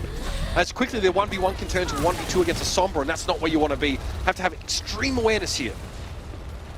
Yeah, as it looks like Atlanta just trying to find an angle here. What was that? That doesn't get anything. Nobody gets hit by that. Uncharacteristic miss from Lip, and now Pelican's got one of his own. This one catches Donghak, who's just able to get away. Lip also caught, but no one was looking in the Sombra's direction here. 17 seconds left in the round, and Fearless gets a nano. He goes for the backline, and Fielder's under some serious pressure. Donghak doing much the same thing, but doesn't have any access to these targets, and now he's put to sleep. That nano is going to expire without any result for the Atlanta Reign. But Stalker's pulse bomb is an option here. Happy's forced to recall, and Violet's on his own. He doesn't want to be here, and he knows it. Trying to shield bash away, but eventually Stalker is going to accost him and remove him from the picture. The stick, the lob, it's beautiful from Stalker. Both backliners are now out of the fight. The Atlanta Reign in overtime have the numbers, and they have the job done. Houston buckle at the knees right at the 11th hour. Yeah, I mean, Chiyo actually has the rally there towards the end. He's able to use the rally on the payload, keep everybody topped up, and you saw Violet kind of get stuck in that train car. He's trying to heal some of his teammates, kind of playing off an off angle. He's about like 90% there towards his rally. Probably trying to look at a little bit of an off angle, maybe put some damage down, you know, get a heal pack or two, and then end up with his own rally. Doesn't actually get it in the end. Yeah, that positioning, yeah, was just tough for Violet. Getting caught out there. I think he was at the time playing with Happy, but Happy recalls prematurely. I think his Stalker threatens a one clip, charging onto the card against him. Oh, close round. The fundamentals, which is something that we floated in the first map, have been really good for Houston. Atlanta Reign were like 4 minutes on the time bank approaching that last phase of the map, so Houston had to get going there. And I think all things considered, they're happy with no extra time for their opponents. Yeah, I mean, look, where the game was going, right? How it looked like the Outlaws, you know, really weren't going to be able to put up a strong hold on defense. Atlanta just pushing on through. To get a map completion with no time to bank, like, that's pretty good for the Outlaws, right? Considering where things look like they could have went. Let's see how their offense goes, though. Have to be a little bit cleaner. Atlanta, a team in the defensive dive that look, yeah, really terrifying. Very, very good at taking the initiative and taking some calculated risks with a somewhat all-in style with Winston. She's going to line this up. Now, what is he waiting for, I wonder? A ping maybe on the enemy Winston's position? Possibly? Let's see. I see. Maybe to splash onto people that are standing on the high ground. It's like a set bonade on a Winston could be a great way to start.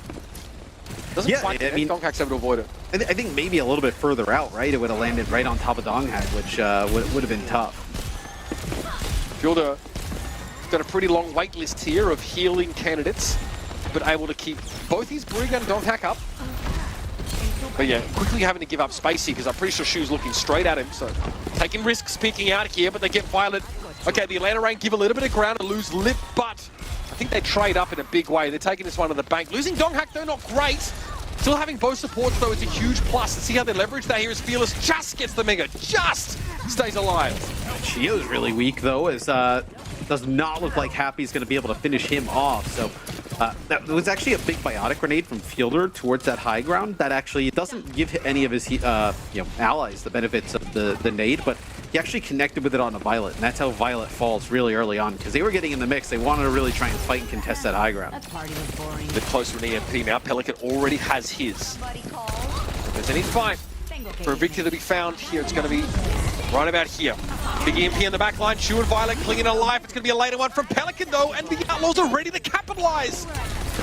Nano on Stalker, who just got hacked. The pulse bomb goes awry. He's able to recall just in time, and that buys enough for Fielder to get rid of Fearless. 2 support ults for the Outlaws, though. There's no reason to be giving up this point here, and I think they agree.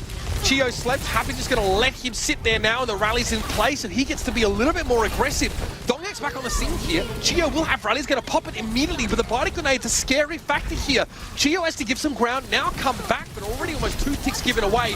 Raid Boss, though, he is really ticking over, and Violet's going to fall down. There's a chance for Atlanta to come back here. The primal rage from Donghak. He's going to break the deadlock again. The Atlanta Reign are walking a tightrope. They're making it look good. They wanted that kill on Chiyo so bad. I mean, he gets slept. They keep him alive through that. He ends up getting up, popping his rally. He gets hit with a biotic grenade. They wanted to push in for that kill so bad. They don't get it. And now, only 1 tick on the point, especially with how things are going there. It was going pretty decent for the Outlaws. Only walk away with 1 tick there. And now you're getting near below a minute. I mean, it is a really tough spot for Houston. That's lovely from Fielder. The biotic grenade on Fearless that forces the primal. Looks like the sleep was also good, but somebody woke up the monkey.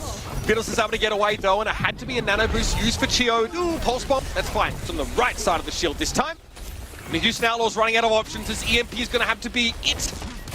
But of course, Lip is mirrored one as well. Happy almost gets torn to shreds as he drops to the low ground. Stalker's tracking, impressive as always. Fielder unhappy at the trades here. Chiyo still hacked for now, but able to hang on. He's under a lot of pressure though. You can see him back there, and eventually both flanking DPS bring him to heal. It's going to be Donghack and a couple of other players, a couple of DPS on the point. What can they do here? Shu just wants to keep Fearless up. That's all he cares about right now, and is building that nano pretty quickly. 2 ticks. Donghack is lurking on the top floor, but he's being chased by Fearless. He's going to get the health pack, and you're going to have somebody here get a touch. You're going to have both supports come back, and they actually don't do a Pelican. Yeah, Lip's going to come to the point now after getting rid of the enemy. Sombra, Brig is here. Happy's going to be forced away. The Houston Outlaws, they had a window. It was a slim one, but they can't squeeze through it. And now they're going to have to get it done in desperation, and desperation alone in the last 6 seconds. Happy will be pursued to the grave. It's going to be Chiyo backing up again. Rally used, even though he's hit with the bio. He wants to give the healing to the rest of his team. Fearless nanoed right now, but Chiyo has no fear. Brings him down, but Pelican elsewhere deals with Stalker. It's going to be a rally coming in from Violet now, but the shield bash from Chiyo. He is brave, I'll give him that. But now Donghack with the primal rage looks to try and make the difference, and it's Shu taken down. EMP late in the day, can it give him the kill on Violet? Yes! Donghack's able to go in there and find that player. Now there's no healers left for the Houston Outlaws, but there will be players coming back off respawn. Donghack has to finish the job now, and it looks like the Reign have done it. They hold off on defense against the Outlaws. The full hold here on Midtown, and a real masterclass in defensive dive play. I mean, that is the Atlanta Reign we are used to seeing. Even when the fights look lost, it is never over. You know, right there towards the end, Donghack juggling the point there with Lip coming in from one side. And once they get that kill onto Violet after that EMP, it just felt inevitable that the Atlanta Reign were going to get a hold. The peel is just so good for this Atlanta Reign team. Stalker ends the map with 13 final blows and 3 deaths, combining for having more than Happy and Pelican combined. And that's why you're saying things like, wow, Houston really wanted to kill that player, but they can't. The peel is so good from Atlanta. They're denying these eliminations from Houston. Business relationship or not, Chiyo and Fielder may as well be mind linked. Yeah, I mean, it's so good. It feels like they try and make a play for Chiyo and Fielder every single time, whether it's like the rally or a nano or just the ability to just keep healing each other and keeping each other up. It just seems like it's on another level from all other supports. So Violet just getting caught out of position. This is where it all went wrong for Houston on defense. What actually could have been a successful defense. See Stalker immediately take advantage of the opening in formation. This is now overtime. Donghack sort of returning to the fight here. See the primal and note the EMP, I think that comes just after the fact. Allows him to find that second kill. Stunning stuff. Short-handed as well, Atlanta Reign, in many of these engagements. There it is, a convincing win on Midtown, everybody. So Dorado's up next. This is a banger. It's your potential 2 best teams in the West, throwing everything they have at each other. So don't go anywhere.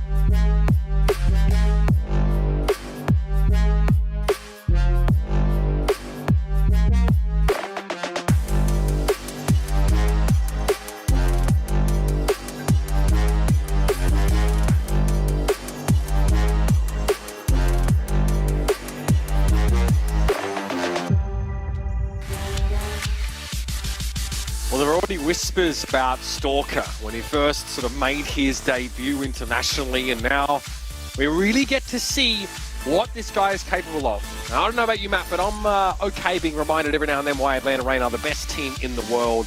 This guy, he's a big part of that. Oh yeah, I mean, he is big time on the Tracer specifically, right?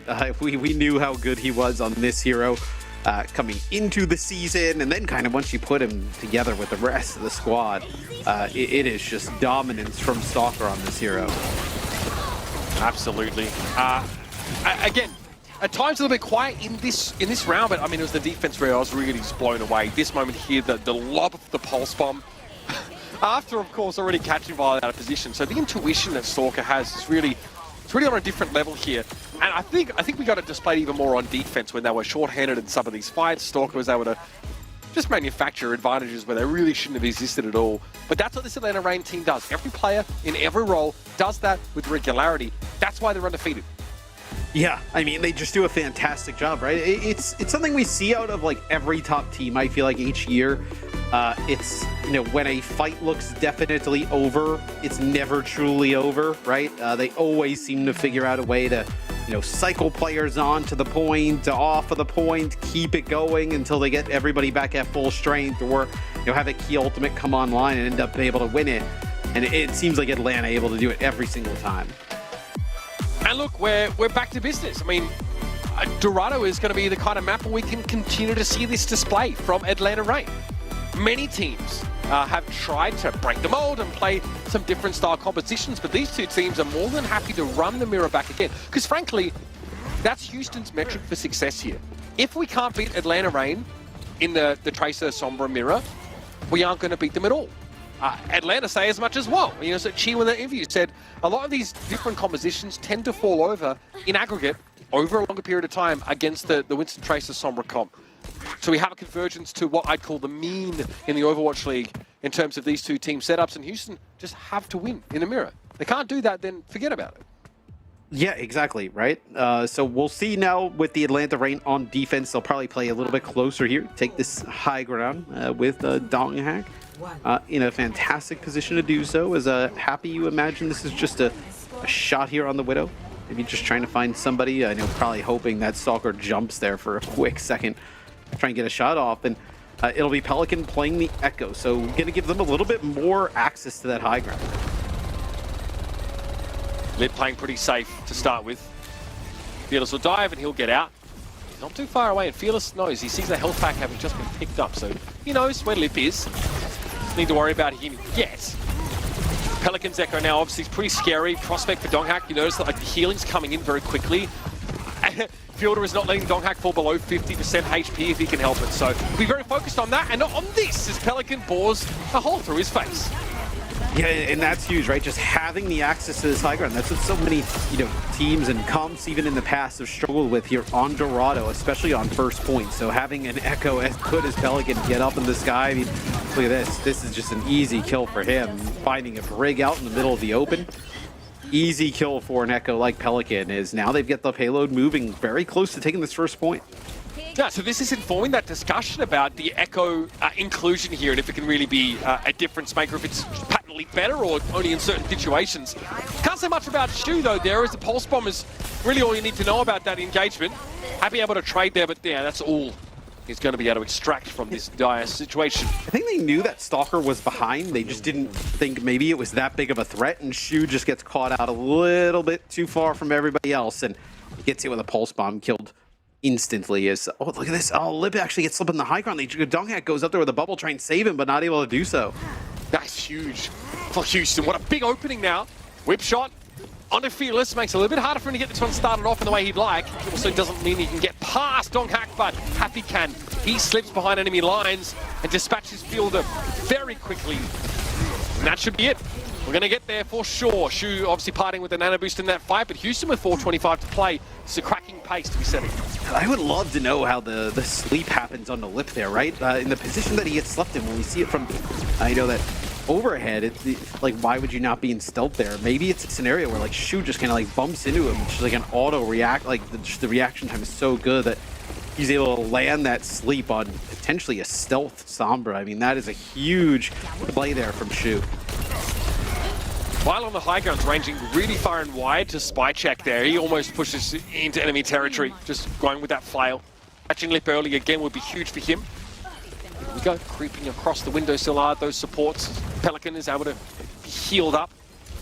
Donghack a little low here, a little probably concerned about focusing beam, so throws a bubble down, lets his team top him. What? Was that a stick on Pelican or maybe just on the corner? It looked like it was like almost on a Violet on the corner here, but maybe Violet dodged it, and I think Pelican was actually like right behind them as they were going to go try and take the high ground. Because yes, it is very rare, especially, I mean, well, even with this high ground, right? I mean, just in general, see a Tracer get a stick on an Echo. Zorka drops down, Pelican able to avoid it again. Back to the skies in Violet and Shu are walking a little tightrope here. Just playing right on the edge. They know if Atlantic commits dealing with them, they're going to be asking for a fight. Focusing beam, coming towards Fielder. Can't quite give him the last lick, but Fearless is going to be there. Pelican's knocked out of dupe.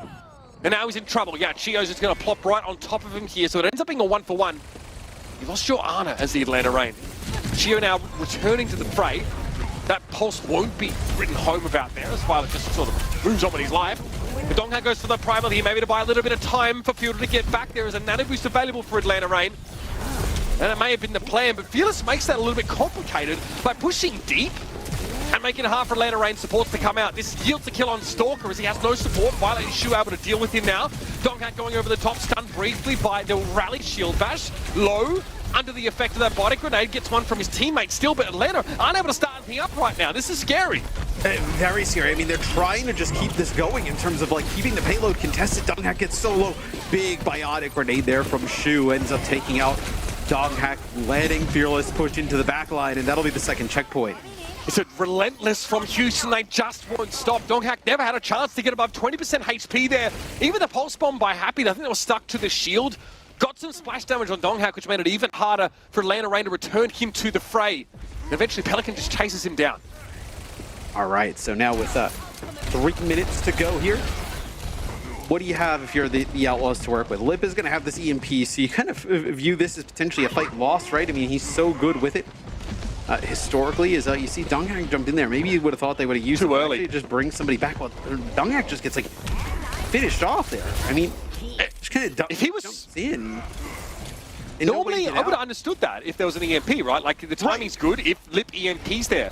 Maybe Lip decides not to, and Donghack doesn't get the memo, and then dives, which is fine, and then instantly gets picked off, which is Donghack be not in that fine. position, right? Why would he dive in there if you're not going to get that EMP? Maybe they were, like, didn't want to use it because they thought players were going to come around that corner. That's an EMP there from Pelican. It looks like next to the few players, but Chiyo gets the rally off. Yeah, 3-player shield bash there from Chiyo, which really threw the Outlaws off balance, and that opens the door for an EMP for Lip. Maybe just as well, he was forced to hold on to it there. That's a definite fight win for Atlanta. So even with a little bit of a weird first fight, so to speak, right, where Donghack dives in deep, potentially thinking that Lip is going to set up an EMP, the EMP from Lip is still extremely good there as people get funneled in towards where that like mini health pack is, that little hallway. Lip hits a huge EMP, then they're able to finish off 3. Pelican and Lip now obviously having used those ultimates. We're down to primals and pulse bombs. Sounds like a mid-2000s post-punk band. Nano for Shu, but doesn't quite need it here. Fearless looking pretty healthy. Donghack decides to go first with his primal, but what's the plan? Very defensive about it. Doesn't have a way to use the disruption, and now he has to play second fiddle, try and chase Fearless down. Who gets Nano? Who now heads straight for that back line, and Fearless in deep trouble. Got a repair pack, but it's going to take a lot more than that to patch him up after Fearless is done tearing him limb from limb. And now Donghack's in an awkward spot with no one to give him Nano and no primal of his own. Houston are exploiting small mistakes on the Atlanta Reign, and that's turning into this position now. 1 minute left in the round. Stalker's forced to blink here. See Chiyo come up with that nano boost. That's a scary prospect, but the bio makes it much more manageable. The pulse bomb would have been good, but it's ultimately overkill as Violet's able to find 2. The Houston Outlaws look very, very well drilled now, and Donghack gets absolutely punished for the last 3 fights of the round. I mean, Shu has a fantastic map. I mean, so many sleeps, bio grenades. I mean, just fantastic overall there from Shu. And it feels like when the Outlaws support line, right, like they have obviously just 2 incredible players. It feels like their highs are potentially like higher than, Chiyo and Fielder. It's just, maybe not as consistent, right? Where when they have games like this, though, that they look just as dominant. I mean, fantastic play from Shu and Violet. I said at the start of the game that Houston had to be perfect, but it feels like Atlanta Reign are a little off at times here. We don't have to go back far to see an example of that, right? The Donghack sort of following up on an imaginary EMP and then unfortunately getting caught out there where Lip has to go back to spawn. In fairness, Lip's able to find an EMP in the next fight, but they give up a lot of cart progress in doing so. You got to hand it to Houston. They're hungry, and they're doing a very good job of not only identifying errors for Atlanta, but exploiting them to the fullest. Yeah, absolutely. Where I think the Echo was great at the start there from the Outlaws, right? Being able to play the Echo, get some high ground control. And then even with Lip just kind of like stalking that back line, just being able to stay alive as seems like the morale is not down after Midtown, right? Easily could have saw the Outlaws like fold and, just kind of fumble the rest of the series away. But they bounce back with a completion here on their offense. So Stalker will come out here on the Widow just like we saw Happy, and then we'll see him go to the Tracer. An instant Tracer kill would be amazing, but we rarely see it. Stalker just gets an instant kill as Tracer instead on Pelican, who clearly was caught out there. Brig was involved in that elimination, so the tale is told by the kill feed there. Stalker goes upstairs. That is actually a nice little bit of techers. Don't have to go around the long way, take the stairs. Fearless quickly being patched up by Shu, throws that bio in. Donghack again just going up every now and then just to make sure Houston are respecting him, keeping them on the high ground for as long as possible. That's what allows this card to get up through this choke. But they may have left their backline behind. Yeah, I mean, even with that first kill that happens on the Pelican, not really sure exactly how, but the Outlaws who do not give up the high ground, right? They still see, just when Fearless jumps up there, right? Violet's still controlling that high ground there with Shu. They don't give it up, and the cart just kind of stuck now underneath that tunnel. A lot of damage being thrown in that one corner. Stalker had to recall very early there. Still on cooldown, by the way. So, we got to be careful. Violet, I don't think a dousing of a Bionade by Shu. Stalker didn't have an option there. He just vaporized. Yes. Now this is scary for the Atlanta Reign because Houston starts to cycle some of these ultimates, right? Rally, Nano, Primal Rage available. You're going to get close to an EMP where you can't really get the cart moving. That's actually a bio that hits Donghack, and he gets hacked. He's going to be able to live for a little bit, but these ultimates, you could use them and cycle them and really make it difficult for Atlanta Reign to get that payload moving again. That's what they want. They want to be able to settle into this kind of rhythm. It's ridiculous they haven't been forced apart with any of them with 2 minutes in the round. Chiyo, Happy even committing to try and find the kill there, but looks like Pelican wasn't quite in the best position to do damage to that Uzi. Fearless going for the Primal here, and Violet's rally's going to keep the Outlaws in the fight. An EMP, though, on the Brig shuts the rally down midway through. And Chiyo's making it hard for Happy to find purchase in the backline. Trade at least of honors, as Donghack gets to Shu. And eventually Pelican prevails after being unable to assist with the post-EMP Brig focus. Stalker's still a problem, though. Fearless going back to spawn to find the kill. He gets what he wanted, though. Having to be forced on respawn here by Stalker's going to hurt. Yeah, and can you come back here for the Atlanta Reign and, start to get some payload progress? Because you still have Happy here, and the kills were traded out pretty effectively. I actually thought the trade of the EMP, using Pelican's EMP and basically getting Chiyo to pop Rally and Nano out at the same time, that was a win for the Outlaws. It just didn't seem like after that they played things right. They bought just enough time. Donghack is using a leap now. That could get him killed along with Lip. Looks like they were able to escape, but Stalker comes up clutch with a pulse bomb at quite the opportune moment. This Primal for Donghack is annoying more than anything for Fearless, who's actually just going to die to the damage. Can't be seen by Shu. And then Donghack cuts off the healing. Still, so yeah, I mean, you do buy some time here for the Outlaws, so you do dwindle the clock down pretty significantly. 3:13 to get through this second stage of the map. If you're the Outlaws, you just think about defending that checkpoint C, right? You come back here, you can win a fight quickly with that EMP, get it below 2 minutes. You're still in a fantastic spot here if you're the Outlaws. You cannot just let the Atlanta Reign steamroll through this part of the map. With this high ground control, you have to burn significant clock. So Donghack goes first here, tries to set the rules of engagement and keep the Outlaws in position. Every time that jump comes to cooldown, he goes up. Pelican is are lurking. Oh, Lip disappears in front of him. Doesn't think to go for the EMP there. Instead, just heads back upstairs where he had his translocator placed. We're going to place it once more as the cooldown just ends. How do you catch everyone in this EMP? It's a tough job. Look at how far apart these two are. Do you need everybody? Well, at this point, you can't use it, right? Your translocator is busted, right? So your translocator gets taken out. You have to wait, but then now you've allowed them to build up towards double support ult on the other side. Right, the Nano Fearless, he's a long way away from the focus here. It looks like it was Chiyo that he had eyes for. Donghack, though, is the one that falls, so not sure how that happened. I think Donghack just turns around to try and match the Fearless dive because he sees the threat of Nano and then gets clobbered by the DPS of Houston. Man, they are really slowing this game down. I actually liked that kind of situation there for both teams. Lip actually gets rid of the translocator as Pelican uses EMP, but no, they end up using the Fearless Nano to go into the backline, trying to force out the Nano or the Rally from the Atlanta Reign, but Chiyo and Fielder hold on to both of that. And then now you still hold on to the Rally here for Atlanta. I mean, that's huge, even through the EMP. Hack on Donghack, but he already got the bubble down. Dropping to the low ground, still very, very healthy. 90 seconds to play with. In the primal rage here for both Winstons. Fearless has no choice but to use his now. And Pelican got caught inside the EMP. Lip being very patient on his. And just the one kill is probably enough to work with now. Fearless already used primal, so doesn't have that stall mechanism available to him now. And Violent sees a pulse dropped and instantly hits Rally. Yeah, but it's still a minute on the clock. This is still pretty good for the Outlaws. This is a primal rage from Donghack trying to separate Shu from the rest of the squad. And now it looks like Happy and maybe Fearless here on the point, just trying to keep it going. Yeah, getting Chiyo's Rally is important, but converting on this fight for the Outlaws is going to be the ticket. Stalker gets caught there. I don't know what happens. He slips through, but I think he gets focused down. Maybe a bio thrown at him, I'm not sure. But Atlanta is still able to prevail despite losing that player so early. Fearless already built half of his next primal, but he can't stick around long enough to hold Atlanta off. 2 minutes. 2 minutes for Atlanta here. The Outlaws had plenty of time to spare, so be wary. Right, so you're thinking like what here? 2 minutes? It's probably like 3 fights, right? If you take a fight early.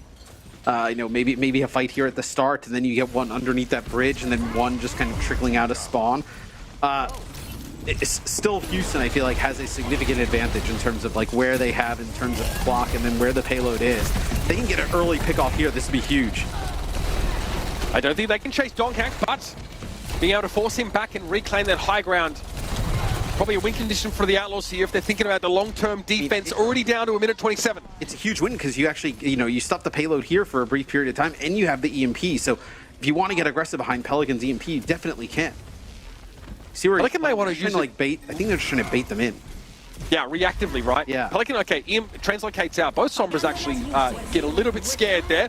Nano for Fearless, he'll be okay. Despite being hacked, he'll be able to bounce back. So that EMP for Lip probably won't go for much. Oh, the double! Happy getting caught in that one, unclear. Pelican at least is able to pull the plug. That would have been a 3K if that translocator was not available to him, and that is a disaster for Houston, who paved the way for a successful defense, and it all takes a huge hit in that last moment. There is still time for the defenders to filter out.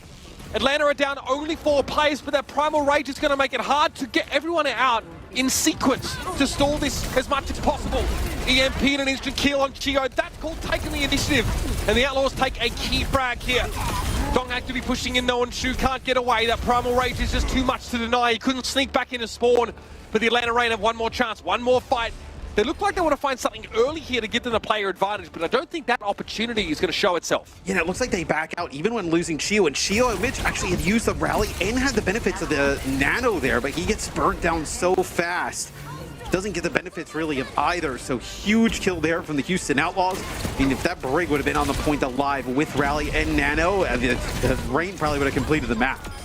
Happy winning the 1v1 against Stalker was massive. That's what allows him to sneak in and get a pulse on Chiyo. And the Houston Outlaws put it together. A really, really lively match here. But the Outlaws on defense are able to out-muscle the Atlanta Reign. And get themselves a second map win here. Atlanta are going to have to take it all the way. If they want this series, this could be the beginning of the first L for the Reign of the season. And you thought that the Outlaws would be the team to challenge the Reign, but what, just last week this team goes 0-2 against the Florida Mayhem and the Boston Uprising, and you did not know where this team was going to go from there.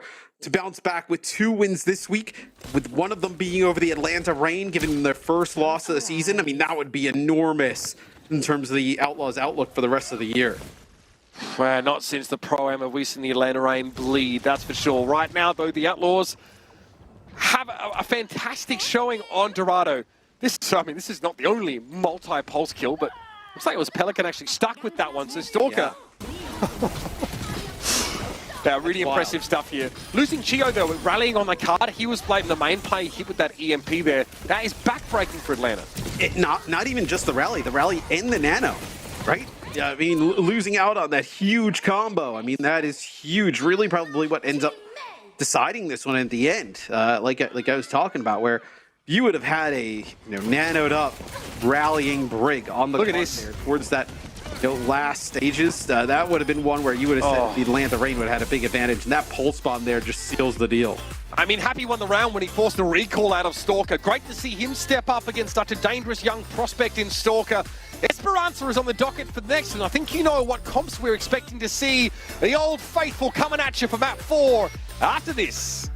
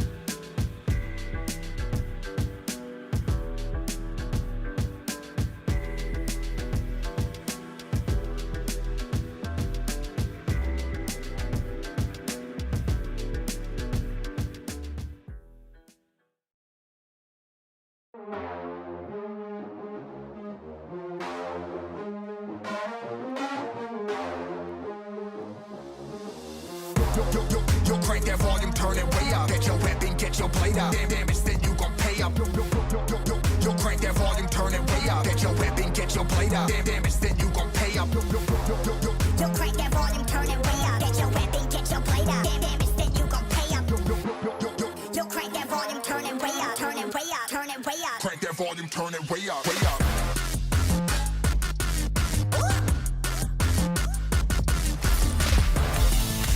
Well, if you're just joining us now, ladies and gents, You better bless up for VODs because you best be going back and watching one of the best match days of the Overwatch League we've seen in quite some time.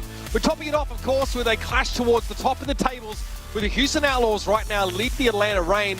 And list component is quite a big factor in how Dorado went down. Shu on the Ana, absolutely deadly. I mean, just with even the eye test there on that last map, I mean, Shu was just tremendous. It felt like time and time again, always coming up with, big plays, especially with the sleeps and the biotic grenades. And to match somebody like Fielder, who has been, really Fielder and Chiyo, the best support line in the league probably this year. There's another one that could go out there and do it. It's definitely Shu and Violet. And you see why, living up to some of that hype today. The Atlanta Reign, if I'm not mistaken, are on a 13-match winning streak. That's a lot of matches. That is one shy of the record set by the San Francisco Shock. The Houston Outlaws here may have a chance to deny that record from the Atlanta Reign, or at least stop it from equaling it here. The stakes for a regular season game couldn't get much higher than this. I mean, yeah, really can't. And is it like a good thing? Like, if you're the Atlanta Reign, right? I almost feel like it's good to get a loss in a way, if that makes any sense. Like, I feel like you don't want to, if you're this team, right, and trying to stay motivated and keep motivated throughout the year, if you're just kind of like rolling through everybody, it's not exactly the best motivation to kind of keep going where you're getting into the most important part of the year, right? Where sometimes like a loss could be a little bit of a wake-up call, can now kind of like set them back on course. We're trying to take a close look at the execution of this dive mirror, especially from the Atlanta Reign's perspective.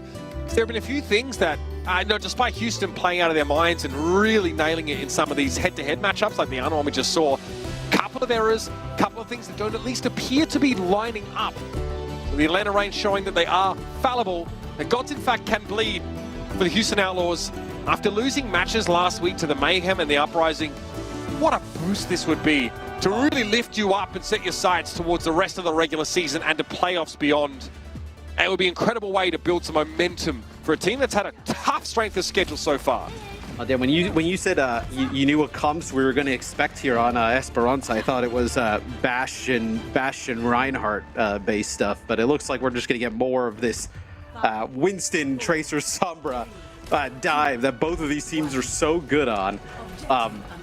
See who can come out on top. I'm looking at the Sombra matchup here as well. Pelican versus Lip. Lip and Donghacks had that one time where they didn't seem to really kind of be on the same page when diving on in, which is really rare for the Atlanta Reign. So see if they can kind of get that cleaned up going into this map. Yeah, we're referencing basically that one moment on Dorado that looked a bit odd here, but we'll see if there's more to be done. Lip gets that translocator of Pelican, so he's actually not even trying to focus any of these players down. They just set that up so well. I mean, the discipline from Lip there not to go for something completely different. That results in an easy kill on Pelican to open things up. And that'll get the push spot moving. Donghack just wants to jump up, tickle that high ground, and make sure nobody can kind of come out all healthy and make a play. It looks like it's just going to be Pelican to get a touch here. Now Fearless is going to come down. Can't quite see Pelican though, so has to wait for that opportunity to present itself. Yeah, Donghack wasn't invested in really taking the high ground completely. Getting some push progress early, it looks like, as Atlanta. See how fast they jump on Lip there? I mean, he gets down to basically 0 HP and just gets Fearless, Violet, and Shu right in his face. Yeah, it's pretty tough. Very dangerous situation. Shu can't keep Fearless alive. He was under pressure himself. Donghack knew exactly who Fearless was trying to go back for, so throws the bubble down and disrupts that healing flow. Yes, I mean, now you're going to have the Atlanta Reign get control of that bot yet again. And, dude, look at Lip's EMP charge right now compared to Pelican. I mean, Pelican dies there at the beginning. Pulse Bomb goes in, doesn't get anything, but you're going to have an EMP for this next fight already for the Atlanta Reign. Fielder, always shooting something, even if it's shields, doesn't matter. Trying to make sure every second is being used effectively. Lip, okay, the EMP is here, but how do you push in on this? Shu's hit with a biotic grenade, so credit to Fielder for that, and still, they can't find the kill. Nano for Fearless now, he's coming forward, and that was an opportunity for Atlanta, you've got to admit it. Violet didn't have his rally online yet, but they extended too far the Reign and couldn't quite catch those stragglers. Yeah, but they're not giving up. Oh, I mean, now maybe they are. I was going to say, Atlanta's not really giving up any of the map, right? Just constantly taking control of this high ground away from the Houston Outlaws. And maybe the idea is to here try and get Houston to force some of these ultimates, you know, out early just to start to get the bot moving back towards about halfway across the map. Yeah, already 43 meters for Atlanta Rain. Amidst all that fighting, all that back and forth, kind of not quite engaging, but trading in some sort of weird neutral for a dive. They get a decent lead almost to that checkpoint. Fearless knows that getting through this high ground is going to be the big issue, and that's why Atlanta feel comfortable enough giving some ground. And now when the Outlaws go in with this EMP, Mitch, you know, they're going to have the Nano plus the Rally on the other side, right? It should be pretty healthy. And right there, it actually does not even connect with Fielder. Fielder actually uses the Nano on a Dong hack here during Primal, and then Chiyo's not even going to be forced to use that Rally. Uses it now after the fact. With Violet, in fact, they had to pop that. Chiyo can hold on to it for as long as he likes here, as the Atlanta Rain are not under enough pressure to warrant it. Chill Bash and Dong hack, he's a little low. Fearless went for Primal, but no targets really offering themselves up here. Pushbot's already on its way. Now the Atlanta Rain are being pushed back. They're losing this space, but an EMP comes out in response from Lip. He built that pretty darn fast. And Fearless gets crumpled by four players. Yeah, and one of the worst parts about that is, you know, Fearless jumps in, you kind of have an idea that EMP is going to come out, but it's a biotic grenade as well at like basically the same time. So the benefits of that nano boost that Shu actually ends up giving over to Fearless, it doesn't really get anything, it just gets burnt down so fast. Is the rough scenario there for the Outlaws. Yeah, because Chiyo held on to that rally for just long enough, as Fearless eventually had an opportunity to dive, and we thought Atlanta might have been in a weird spot. He pops it, all of a sudden Fearless has to kind of turn around, they lose a player there, and that gives the Atlanta Rain a key checkpoint. Really conservative, really safe play from Atlanta. They really want to secure this map 5, they're not ready to take any risks. Yes, the bot getting very close to kind of getting that checkpoint as Outlaws. They got it right. I mean, it looks, yeah, they actually looks like they did get it. It looks like the bot like stopped for a second, yeah. So it looks like they actually do get it. So getting the checkpoint is quite massive here, even though the bot now looks like it's going to be going back towards Atlanta Rain territory. Still having that for later in the game is massive. Atlanta don't feel like they need to push any further than they have so far. They can go back and retake this defensive high ground. And now the Outlaws, without an EMP that they used to get themselves out of that situation, have to take control of this part of the map the old-fashioned way. Stalker having to recall here. Fearless hacked up on that high ground. Shu desperately trying to keep him in good standing. You're powered up. Get in there. Nano. It's a nano.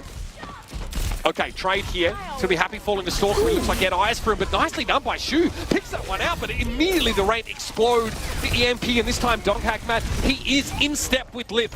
Is there more to be found here, though? It doesn't look like that's the case. Violet's rally keeps the Outlaws standing. No, I was going to say, maybe he ends up trying to use that Primal Rage, but dies pretty much as soon as he gets it. And yes, Violet's rally keeps himself alive, you know, even though it looked like he was quite low in that EMP, you know, once it landed. Looks like Doghack just went for Shu instead of Violet, but keeping himself alive allows the bot to keep moving here for the Houston Outlaws.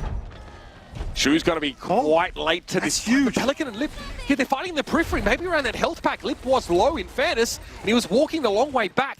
Maybe had no translocator in play. That is huge. Fearless here, knows how close his team are to the checkpoint, so knows he needs to be absolutely spot on here. Has that Primal Donghack, of course, forced to save his after that last fight. Where do you go from here? Create space. Primal now into the back line. Hack attempted there by Lip, but Fearless is able to avoid it.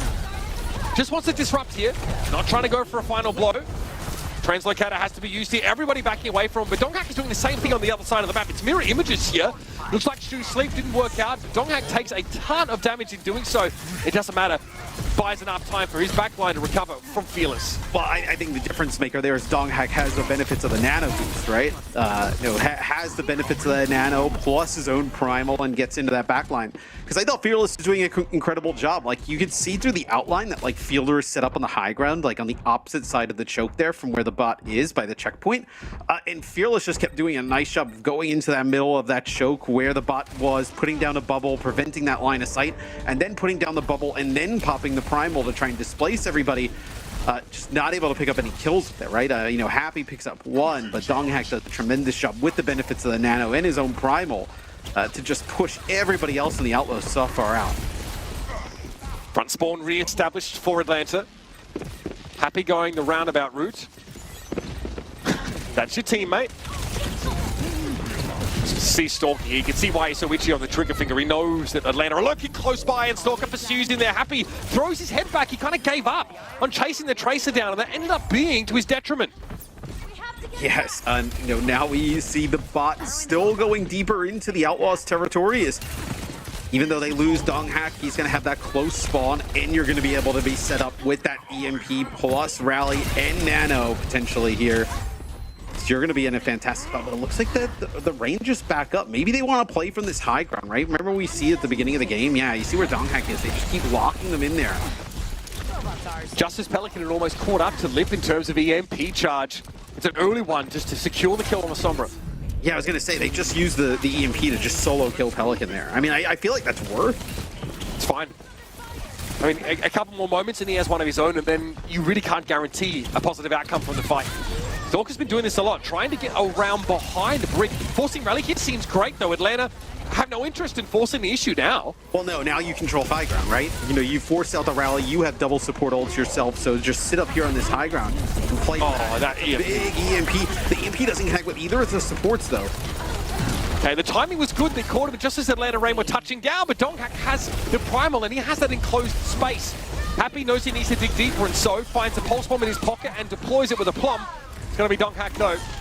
Pushing deep in there. Oh, man, he knows. Does he know? He knows. Check his PC. So that guy, where'd that EAC at, dog? So you use the Nano, right? Once the EMP comes in, you lose one player right away.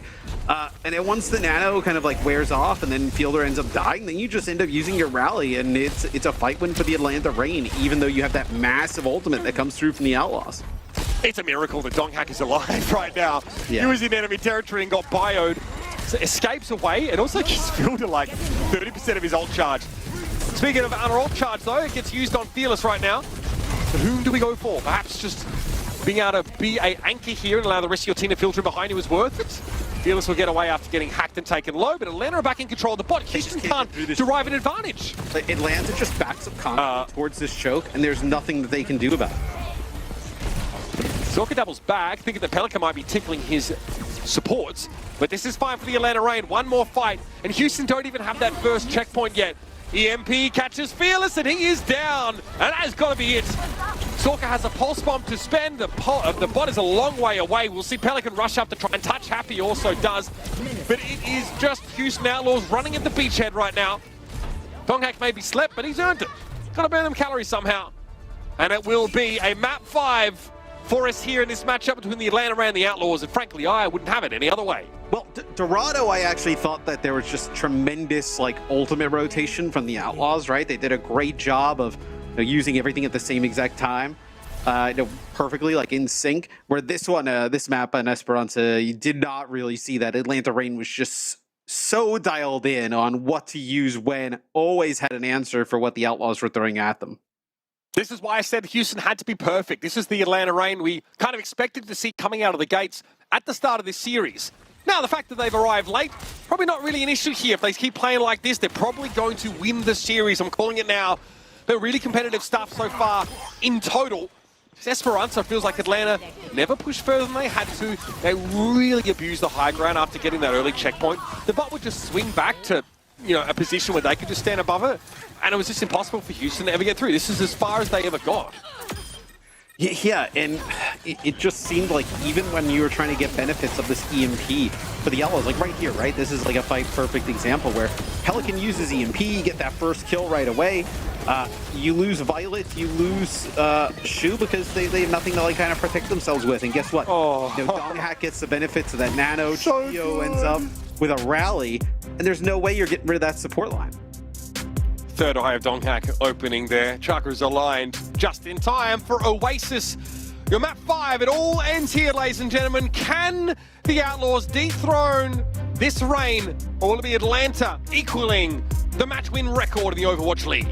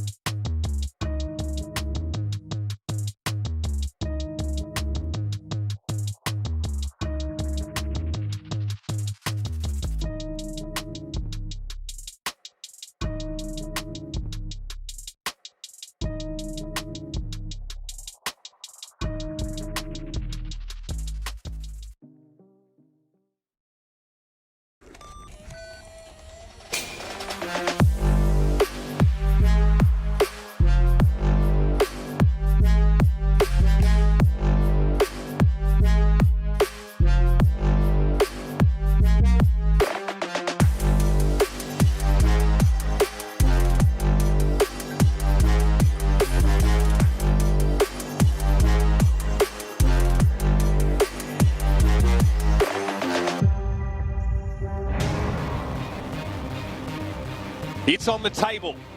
The match win record in the Overwatch League, previously held only by the San Francisco Shock, is there for the taking for this Atlanta Reign squad. All they've got to do is reach out, grab it. One little problem, just a kink in that plan, is that at times in this series, their opponents, the Houston Outlaws, have been looking better than ever. Esperanza wasn't the greatest showing from Houston. The plucky upstarts looking to topple this undefeated juggernaut. However, Oasis presents another opportunity to show their mastery on control maps and snatch away victory. And you just wonder if that, maybe the Outlaws' opportunity was like, on maybe it was obviously playing Midtown way differently, or it was on our previous map on Esperanza that, just letting Atlanta hang around in these series, it is tough. It is not one where you want to let them linger and get it to a Game 5 because they're so difficult to put away. The Outlaws were pretty frightening, making extensive use of those symmetric ops on Lijiang Tower. Here on City Center, that might be somewhat more difficult for the Outlaws. It's all, anything could happen here. We may see this Junker Queen comp. Looks like the Outlaws want to try and counter the Atlanta Reign's look. Yeah, let's see. So, all right, so Junker Queen with the Moira and Kiriko. So we know that Violet is very good on Moira and obviously Shu on the Kiriko. So looks to be a little bit of an attempt at countering what we're seeing the Atlanta Reign throw at them. The Junker Queen also really good on this point in general, Mitch, right? Like just the survivability of the Junker Queen is just so good. Donghan gets knifed there. No chance to tug him in. Very standard setup for the Outlaws with the Junker Queen comp to the high ground, but eventually choose to drop. The Reign look a little bit split here. You'll notice that Chiyo and Fielder are very close to the front line, and Shu has to use that protection Suzu early for the Bionade. Yeah, and I mean, well, look, it's good to have it for the Bionade, right? As now you just kind of have this like 50-50 game where Donghak is looking at who does he exactly dive here, right? There's not exactly a static target like an Ana on the other side. The Kiriko can be very mobile, same with the Moira, good survivability with the Fade, so makes it pretty difficult for Donghak and Co to figure out who to go after, but they get Violet. Yeah, I mean, Fearless constantly was looking, physically looking back at his supports just to try and see if any flankers were harrying them. Just as he looks away, though, that's when Stalker emerges and finds that first pick, and now this composition comes crumbling down. Yeah, and now you wonder if you're the Outlaws, like, do you stay on this to try and take it back? Like, is this something you're committed to the entire round? Or do you feel like it was something maybe at the start you can come out on and really just catch them by surprise? At least for now, it looks like they're going to stick with it. Yeah, I switched there. I saw Fearless just going back and forth in spawn. Right, so now he's Winston is the choice. Are you going to keep with the supports, though? And interesting. So they already walked back to the point, Matt. Yeah. It's awkward. Make no mistake. Houston have lost a bit of time here. Nothing that can't be made up with a solid EMP, though, and Pelican delivers. Start calling him a stalk instead. It's going to be a nano, though, on Donghak here, though. His intended target looks like they slipped away by a translocation, and Rally is forced out of Fielder. Now, the Reign still control the point. There needs to be a conversion on this good start to the fight. Donghak and Fearless end up getting traded out, so not where Houston wanted to find themselves here. Maybe still awkward with this support lineup, and a Lip EMP could seal the deal. Shu almost preemptively, Suzu's himself. Lip does not EMP though. Yeah, I think he knew that EMP was going to come at any second. Now the EMP comes, and they just absolutely delete Pelican. As Sune Rush, though, comes in for the Outlaws, and Fearless back in the fight. Pretty scary for the cycling of Winston's abilities inside this Kitsune Rush. There's a lot of bubbles available for Fearless if he wants to throw them down. The Outlaws can't derive anything from the use of that Kiriko ultimate, though. Stalker gets pressured away from the crux of the fight. He'll eventually come back to find Happy, though. He always comes back. And there's a pulse bomb should he needed on Fearless, but looks like pushing him away is more than enough for the Reign to be happy with. Yeah, but it looks like Fearless is going to be able to jump on in, contest the point, and he's got the Primal Rage. Yeah, body grenade hit Fearless. He was forced to use that there. Atlanta Reign do have a pulse bomb. They got the rally to work with here. It looks like Fearless maybe like jumped up and like got like out of the box of the point, and nobody else was gotten there to touch. So they do end up. So now, what's the point of hanging around? Why? Oh goodness, Pelican's about to get lapped by Lip in terms of ult charge too. Man, he came back to the fight with an EMP, and Lip guns him down. Yeah, I mean, that is brutal there, because you're using the Primal to just kind of keep that point rolling, right? In your favor. You think at this point you can be up maybe even near a tie game, right? If Fearless was able to step on it, but it looks like maybe he just jumped off of it for just a second, right? Like got up onto that, pillar in the middle and just kind of got on the platform just a brief second. And the point was so close already to being flipped. And this will be an EMP, and it's going to be Happy converting on the kill onto Chiyo. Chiyo down with Riley available, so the correct target's definitely picked by the Outlaws, but Lip had that EMP. He's one ahead of Pelican in terms of building those up, and he might be even further in front if we even get there. We're into overtime now. With Fearless out of the picture, it's grim scene being painted for the Houston Outlaws. And it looks like the Junker Queen comp fizzling out. Too late to switch to dive. The Outlaws hand that one over. That's a rough one for Houston. You come out on a composition trying to like catch them off guard, or maybe you think you're countering them at the start and that doesn't exactly work. And then for a brief period of time, it looked like you were actually going to be able to kind of keep that one rolling, right? Maybe you could stall it out a little bit, kind of get it, know to where it was a tie game, but just a little bit, maybe just decided by inches, right? Just getting off the point, just letting the point flip. There's nothing you could do about it. And that's a scary prospect again now. Lip deciding that this is his time to show just how wide, how deep the gulf is between him and every other Sombra player in the league. Also a darn thing that Houston could do about it. These solo EMPs just on Pelican to keep him down, keep him quiet under the thumb. They'll come out with a Junker Queen again, but this time it's Junker Queen with the Mei in the mix. So Mei, Tracer, Junker Queen with the Kriko Moira. It seems like they're really focusing here on the survivability. Yeah, it's the chokes as well that this point features.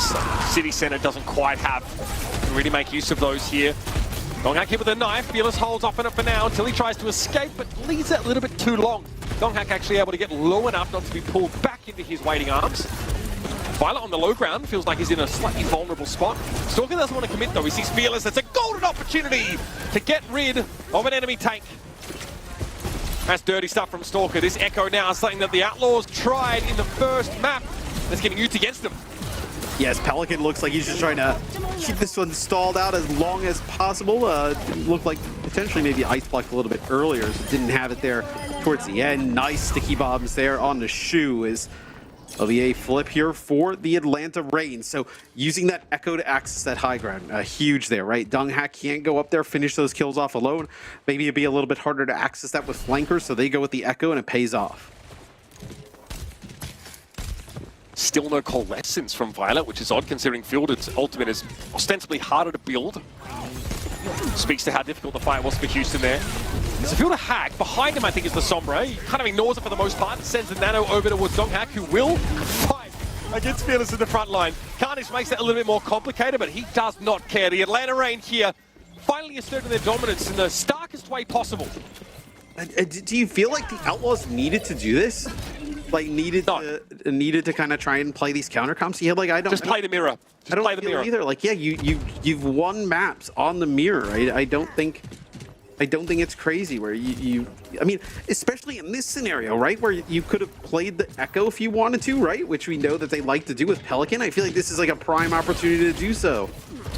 The nade from Fielder, he's making so much use of that high ground, drops it in, it's followed up on perfectly, but Happy finds that solo kill on Chiyo. Coalescence here almost superfluous, as the Outlaws have a chance to try and equal the tally set by the Atlanta Reign. Yeah, I mean, the pulse bomb is huge there from Happy at the start.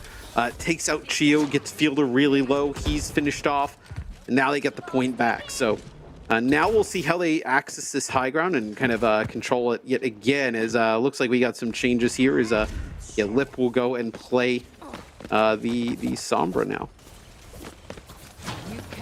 Sneaky Donghak. Gets spotted by Happy. Hard to be stealthy with such an immense bulk, I suppose. Katsuna Rush dropped here by Shu. It's going to be a primal from Donghak instantly. You've seen the target. It looks like someone doesn't have a coalescence. Violet holds it, or gets just in time, but he's going to be chased. He gets the health pack, but Donghak is committed to this. He is in for a penny and in for a pound.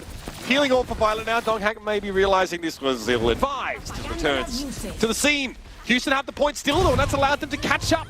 EMP comes down from Pelican. Still only results in a trade at best, but there's a rampage available for Fearless, and Stalker gets caught in the crosshairs. Yeah, I mean, it's going to be hard to get a big value, you think, out of the rampage with just kind of like trying to find players in a straight line with such mobility out of the Reign comp. But, I mean, really, just Donghak Donghack did a tremendous job just juggling Violet, but you just see the survivability of Moira, right? Being able to fade, throw a healing orb for yourself, the lifesteal. I mean, so difficult to take out that support. A lot of pressure on Shu. Violet can only help him for so long. He spends many of his cooldowns in order to keep him standing, and so here's the rampage. Stalker's going to be hit by it, but there's a recall away from it. Spionate connection on towards Fearless, and Violet's going to have the coalescence here. Shu caught in the back, chased on down. Violet couldn't swivel to heal him quickly enough. And then Donghack almost has yet another primal, but will he get there? 29% sheltering inside the bubble, looking for health. 8 At only 8. And the Outlaws let the point get flipped, though, with a player advantage. Bit of a blooper. They'll be able to rectify that, but not before the Rain have people to come back and fight. Yeah, I think it's wise, though. I mean, you chase and get that kill on the Donghack. He's still not off the spawn. I think it was worth. Lipsy MP looking to end it here, but Happy and Pelican have other ideas. They find the backline of the Atlanta Rain. And whilst Donghack and Stalker are able to reciprocate, Lip has to get off of the point. Primal for Donghack, gonna have to be used here in just a moment. He doesn't need to use it on Fearless, which is huge. The Atlanta Rain may be fighting back into this, but Pelican beats Stalker, even with Donghack's oversight. Atlanta able to flip back. Okay, so they flip the point. That's not the worst thing here for the Outlaws, because you hold on to this EMP. You come back, EMP, Kitsune Rush, you feel like that is worth at least a kill, right? Where you can get an early pickoff, and you have to take advantage after that. Donghack transitions between high ground perches now as he feared Fearless would be about to make his approach. He'll bide his time. Atlanta Rain going to make it overtime before any action occurs here. Upstairs goes Donghack there, but Chiyo! What on earth? Violet's able to pick him off. I don't know how he found that kill. No one is Donghack apparently. Bemused as he is, he's got to keep going, but Shu's come down on him like a ton of bricks, and now Pelican looks to force Stalker away. The Houston Outlaws are going to equalize this one. We're going to go all the way, surely. Protection Susie thrown down. Pelican is able to shake his assailant, and there on that low ground, Lip can't get a touch.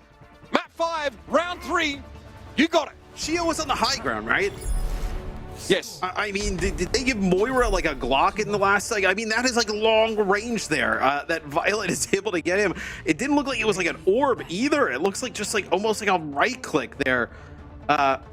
From Violet being able to get that long range kill, looks like on a Chiyo. Let's see. Yeah, just wait, what? He got hit by something else. There's no way. I mean, obviously, but it just looks ridiculous, like from that POV. Like that has to be max range that Moira gets that pick off. Can you believe, after all this talk about the dive, the Sombra Tracer, we get a Ramatra Rush mirror for our last round of this first of 3. So we'll see Happy pick up the Sojourn. His Lip will stay continuously on that Sombra. And I wonder, with the way this point is like constructed, right? The Sojourn should be, obviously Sombra very, very impactful all the time, but in the way these fights may kick off, like in neutral, especially in how things go with the Mei and just kind of like stall and just a little bit longer, I think that the Sojourn maybe gives you a little bit of an advantage. Chiyo just bowled over there. Donghack caught in between the play. It just flattened. Houston Outlaws getting to go over towards a Ramatra Rush. They look very comfortable here. There should be alarm bells klaxoning for the Atlanta Rain camp. Yeah, I mean, well, it's just a lot more damage, right? Like, if you see Lip here towards the end, right? He's only really just kind of like putting damage down from the side and whatnot. Yeah, as he goes over to the Sojourn, I think this is the right move. I think the Sojourn, especially for this type of point, and with the style that both these teams are going to play this composition, it's just that consistent upfront damage and then just that one-shot potential with that railgun. It's just too important not to have it. Maywall, constant issues being posed here for Donghack. He's forced to fold away from the fight, and oh my goodness! And it finds Violet suspended, it seems, in midair. Maybe at least to him. Guy sees at 2,000 hertz. Immortality field being thrown up here, giving the Outlaws a way to fight back through that Maywall, but the Air Matrix is not going to save them here. Lip is laying them low, and Pelican gets popped one by Chiyo. This aggression from Lip pays off. It's a trade, but it'll favor Atlanta as they're back on the point. And right there, I mean, you see why the Sojourn is so good to have in those fights. As Lip lines up that first shot, just rips Violet's head off. As Ant Matrix available here for Fielder and the Atlanta Rain, but Pelican with obviously the Maywall and Blizzard could make it very difficult to get value out of that. Over the course of this map, Houston have 8 less kills in total than the Atlanta Rain. With all the back and forth we've seen, in fact, it's been Stalker that's really stood up in terms of the kills, final blows. Okay, we have Annihilations in play. 2 swirling Maelstroms, but Fearless as one must have Razor Blades thrown in there. the Blizzard from Stalker is just avoided, frankly. Houston Outlaws now with a power play, a chance to force their way in. It's going to be an ice block from Stalker. I mean, if that was a boop down on Fearless, they could have changed the math here. But instead, Stalker will get picked off and the Outlaws will get back at parity. I mean, that ultimate is massive from Fearless. What, connects with 3 there? Able to flip the point back. Do not allow Atlanta Reign to take the lead. That's the type of play, a little bit of a momentum changer. And oh, look at this. They go fast. They catch the Atlanta Reign off guard. They come out here with the overclock. And it's going to be, 2 big kills there from Happy. Fearless cleaning some stuff up as well. So that one caught the Atlanta Reign off guard. I didn't think they expected them to push in that fast. You can't script this stuff either. Happening in map 5, round 3. Instantly, the Outlaws explode through the choke as the Atlanta Reign was still finding their footing.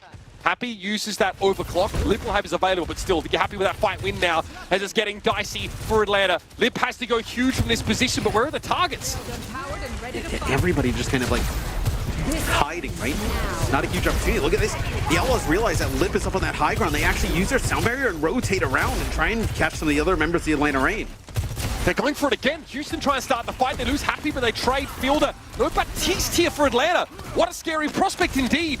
Drew's able to get back to safety. He sees Lip on the point, but the Immortality Field. Okay, Pelican steps out of it. Stalker able to hit him with an icicle from behind, and that's 2 kills for the May. But the Outlaws have it in overtime now, and Dog Axe gonna fall down. Who will stand up and challenge the Outlaws? Finally, the Atlanta Reign are toppled, and the emotions are palpable. The Houston Outlaws bring a 13-match win streak to an end against their old rivals. The team that's handed them devastating losses in the games that matter. Houston finally get one back. We thought at the beginning of the year this Outlaws team would be the team to do it, would contend with the Atlanta Reign. And when we saw the midseason madness, you're like, man, not sure if that's going to happen whatsoever. But man, with a tremendous win here today, I think this kind of injects life into really the rest of the league. A lot of the teams that are at the top of the West, in the East, that Atlanta is vulnerable. Although it does take 5 maps to do it, you can beat them. And they did it their way as well. They got to play the Ramatra Rush in that final stage. Unfortunate, I guess, for Atlanta Reign, who maybe feel less drilled on that composition, but that Atlanta team we expected them to have that covered as well. But it's the variation of pace we saw from Houston in that last round of the last map. Just going aggressive. First they come out with Happy's overclock, right? Catch Atlanta off guard. Then it's Violet's sound barrier. They push into them once more. And Atlanta never had a fair pitched battle to retake the point from that point on. Well, I love the decision at the end, right? Like the 2 fights there at the end that, ended things for the Houston Outlaws in their favor. The first one, they take advantage. They go fast. They use the overclock. I think they catch the Atlanta Reign off guard. And then the next time they actually have Lip rotating around that high ground, and they realize, hey, let's not just wait for the Atlanta Reign to set up and do exactly what they want. They use a Maywall, block him off from the point, and they speed boost on through, and they get that Baptiste, and then they just double back, and it's a fantastic play. Time to talk about a player of the match here for the Houston Outlaws, and in a battle of world-class backlines, it was Shu who stepped up to make the difference for Houston. Not only the Baptiste in that last map, but let's throw it all the way back. Long day, I know. Incredible performance, and having to go up against someone like Fielder and going toe-to-toe with the entirety of the Atlanta Reign, that in itself is impressive. I mean, he had a tremendous day from start to finish. And this is what I think it's going to take to beat this Atlanta Reign team. The supports of Chiyo and Fielder are just so consistent, all day long, all series long. It feels like they rarely ever make mistakes, that your support line needs to play that good. And I thought Shu was tremendous today in combination with Violet. Stats here for you. Your player of the match on Ana. Just incredible performance overall. Doesn't really tell the story of the entire series, because we came into this match saying that Houston had to be perfect today. At times, the Atlanta Reign were fallible. They were able to take advantage. But in that last map, it was about as close as it gets. And the way that Houston purported themselves on Oasis, absolutely a deserved victory. Yeah. Cutting that Atlanta Reign win streak short. Maybe they don't think about that too much. But for the Outlaws, it's been a brutal couple of weeks. To cap week 2 off with a win like that, chef's kiss. And this should give them confidence, right? That the rest of the season, that they know if this is a match that they see later in the playoffs or the finals of the entire year, that they have the ability to beat this team. They've already done it once. Now, we talked about that divide between the Atlanta Reign and the rest of the league. That has been bridged now by your Houston Outlaws. All of a sudden, it's all up for grabs now because we know what teams gave Houston trouble in the last week or so. Makes the league that much more exciting. We can take a breather. It's been an incredible day of games, probably my favorite in a long, long time. And we're going to head back to our friends on the desk to see how they react to the fact they all picked Houston to win. Some of them in a 3-0. Spicy. Love that for them. See you after this.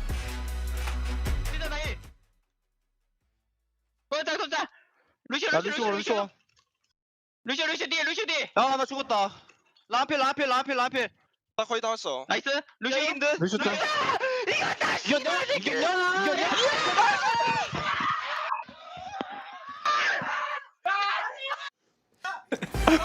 You love to see it. Oh, the rapid incline of emotion. It was like, oh, I died. No, we got Ram dead. Lucio dead. We won!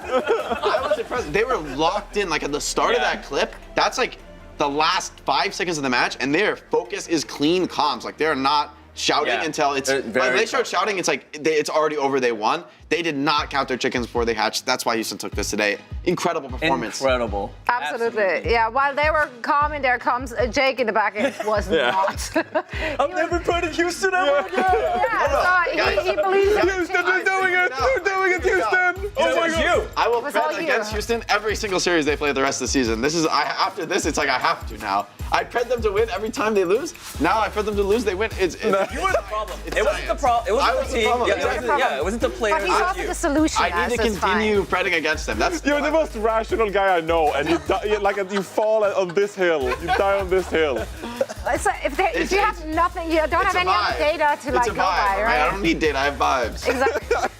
I don't need data. I have vibes. That's such a good quote. Put it on a t-shirt. I'll buy it. Ship it and send it. Ship it, send it. But also, let's take a look once again at some match highlights. And there were plenty to choose from because both those teams popped up and they took it all the way to map number 5. It was funny how it started off on Lijiang Tower with the Houston Outlaws winning the first map, because suddenly you went from it's the meme you're leaning back just the Atlanta Reign dominant, and then Outlaws wins a map and you're like, oh wait, this is actually a series, this might actually happen.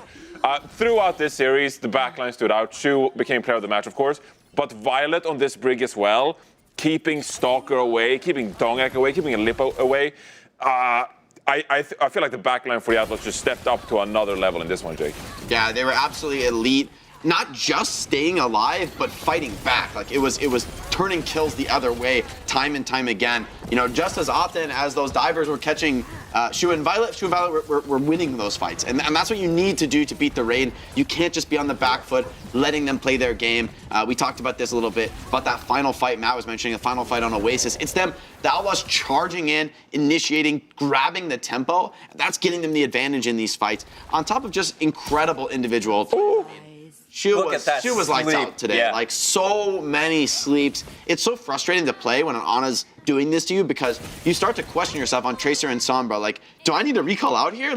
You feel like the sleep's gonna hit you. You might start playing more passively, and at that point, it's so hard to come back and win the series. So it's that pressure of a sleep dart. It does more than the sleeps you even land. It's the fear that, holy crap, this Ana's too good. And also throughout this series, when the Houston Outlaws won the maps, I really do feel like Pelican stepped it up to another level on the Sombra. I mean, you're playing against Lip, so it's very hard to play similar to Lip. But I really felt like Pelicans' EMPs were clutch. It was often they were engaged fast and perfect timing. They caught Lip before Lip was ready to engage, for example, or the backline. The dice were clean into the backline. Pelicans' EMPs, I think, was pretty good throughout the series, and it led to 3 of these map wins. I mean, I don't know what Houston had for lunch or dinner. I don't know what time it is right there, but they should keep eating whatever they ate before this match. Don't change anything, because it was just absolutely incredible performance from Houston Outlaws, and yeah. And I think this makes everything more interesting, because now, Atlanta Reign, they were undefeated. Now Houston Outlaws, by beating them, sort of proved that, they're sort of unequal. Yeah, it's possible. And Houston is hanging with Boston and Florida. Yeah. Boston and Florida currently top 3. Right. Top 3 make it directly to the playoffs. Houston's with the pack now.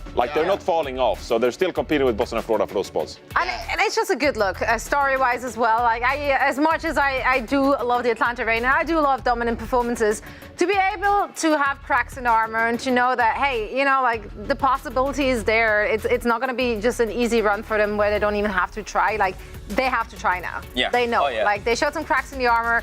Great look, of course, for the Houston Outlaws, but also a lot to look back on for the Atlanta Reign. Also, it's like a Fantastic good wake-up call for Atlanta Reign as well. It's like, hey, like, you know, we gotta get back into it and we gotta win again.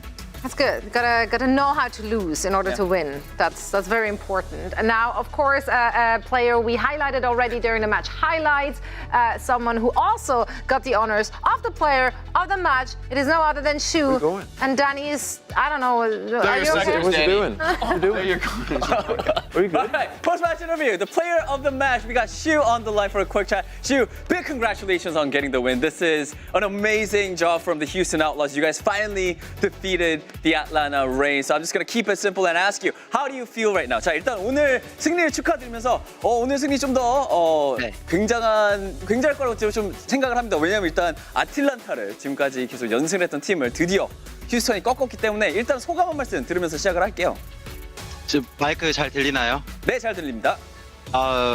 일단 진짜 정말 너무 이기고 싶었는데 제가 미드 시즌 MSM 때 3대2로 풀세트에서 한번 졌었잖아요. 그때 지고 나서 혼자 좀 많이 울었거든요. 프로 하면서 진짜 처음 눈물을 흘린 거였는데 너무 분해가지고 이길 수 있는 팀인데 왜 이렇게 힘들지 생각했는데 오늘은 그래도 그때보다는 조금 더 쉽게 잘 이긴 것 같아서 기분이 굉장히 좋습니다. Yeah, it really does feel great to get the win against Atlanta Reign. To be really truthful, during the Mid-Season Madness, there was a time where we lost to them 3-2 in the Mid-Season Madness tournament. And to be really honest, that was probably my first time ever crying after a match because we knew that we could have gotten the win. And I was just so angry that tears just flowed out of my eyes. So coming in, we really wanted to get the revenge against the Atlanta Reign. And I'm just so thankful and glad that we finally did it. And you guys did it in an amazing way. You're amazing. Your Ana play today was just absolutely incredible. But it was a very back and forth fight today against the Atlanta Reign. So what do you think gave the Houston Outlaws the edge today? 자, 오늘 진짜 너무나도 좋은 모습을 많이 보여주셨던 슈 선수이시고 제가 봤을 때는 일단 오늘 경기가 또 굉장히 접전이었고 굉장히 왔다 갔다를 많이 한 경기인데 좀 어떻게 해서 승리까지 가게 되신 것 같으신가요? 일단 제 생각에는 저희가 진짜로 이기고 싶어하는 마음가짐이 그들보다 조금 더 있었던 것 같고 이제 저희는 좀 많이 간절했어요. 이제 보스턴 메이엠전 지고 이제 애틀까지 지면 3등 안에 들기도 어려운데 이거 무조건 잡아야 된다. 이제 애틀란타는 휴스턴 말고는 잡을 팀이 없다. 이제 이러면서 이제 저희가 그런 마음가짐을 가져서 승리한 게 된 것 같아요. I think the biggest difference between us and the Atlanta Reign was that we were just really thirsty for the win. Just going in that we really wanted that revenge. We really wanted to beat the Atlanta Reign. And, you know, because we already lost to Boston and Florida Mayhem last week, you know, if we lose to Atlanta Reign, that's a really bad look on us. And we always told ourselves that, you know, it has to be us that has to beat the Atlanta Reign. So at the end of the day, you know, our desire to win, desire to defeat the Atlanta Reign came in clutch for the Houston Outlaws. All right, that is it for the interview. Big congratulations again, Shu. All right, Shu actually has something to say for everybody. Yeah, 해주시죠. 제이크 왜 우리 안 뽑았지?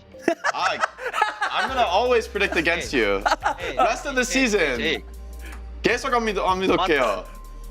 You know, you won. If I predict against you, come here. Okay, I come. All right, everybody. So Shu just called Jake out saying, "Why did you pred us?" Jake, I will not pred Houston. Only your opponent. You know, it's that's why I always disappointed. Believe. I know. Disappointed. How could you? I always believe, and we lose, and now I predict against you. We win. Junkbuck, I promise you, I will only pred your opponents. 항상 휴스턴을 픽을 하면은 진다고 패배를 해서 이제 앞으로도 안 한대요. 저희가 다 이겨. 시작 전에 방송 보면서 이제 제이크 역시 우리 뽑았다 이제 이랬는데 이거 오늘은 안 뽑아? So they were watching the broadcast before their match, and then they were just really surprised. They was like, "Oh, Jake probably picked us," and he didn't. So he was very disappointed. Hey, say sorry. Say sorry. Say sorry right now. Say sorry. Say sorry. 죄송합니다. 미안해. 오케이. 죄송합니다. 잘못했습니다. 저도 죄송합니다. Let's go. Oh my. you just got lectured. That was.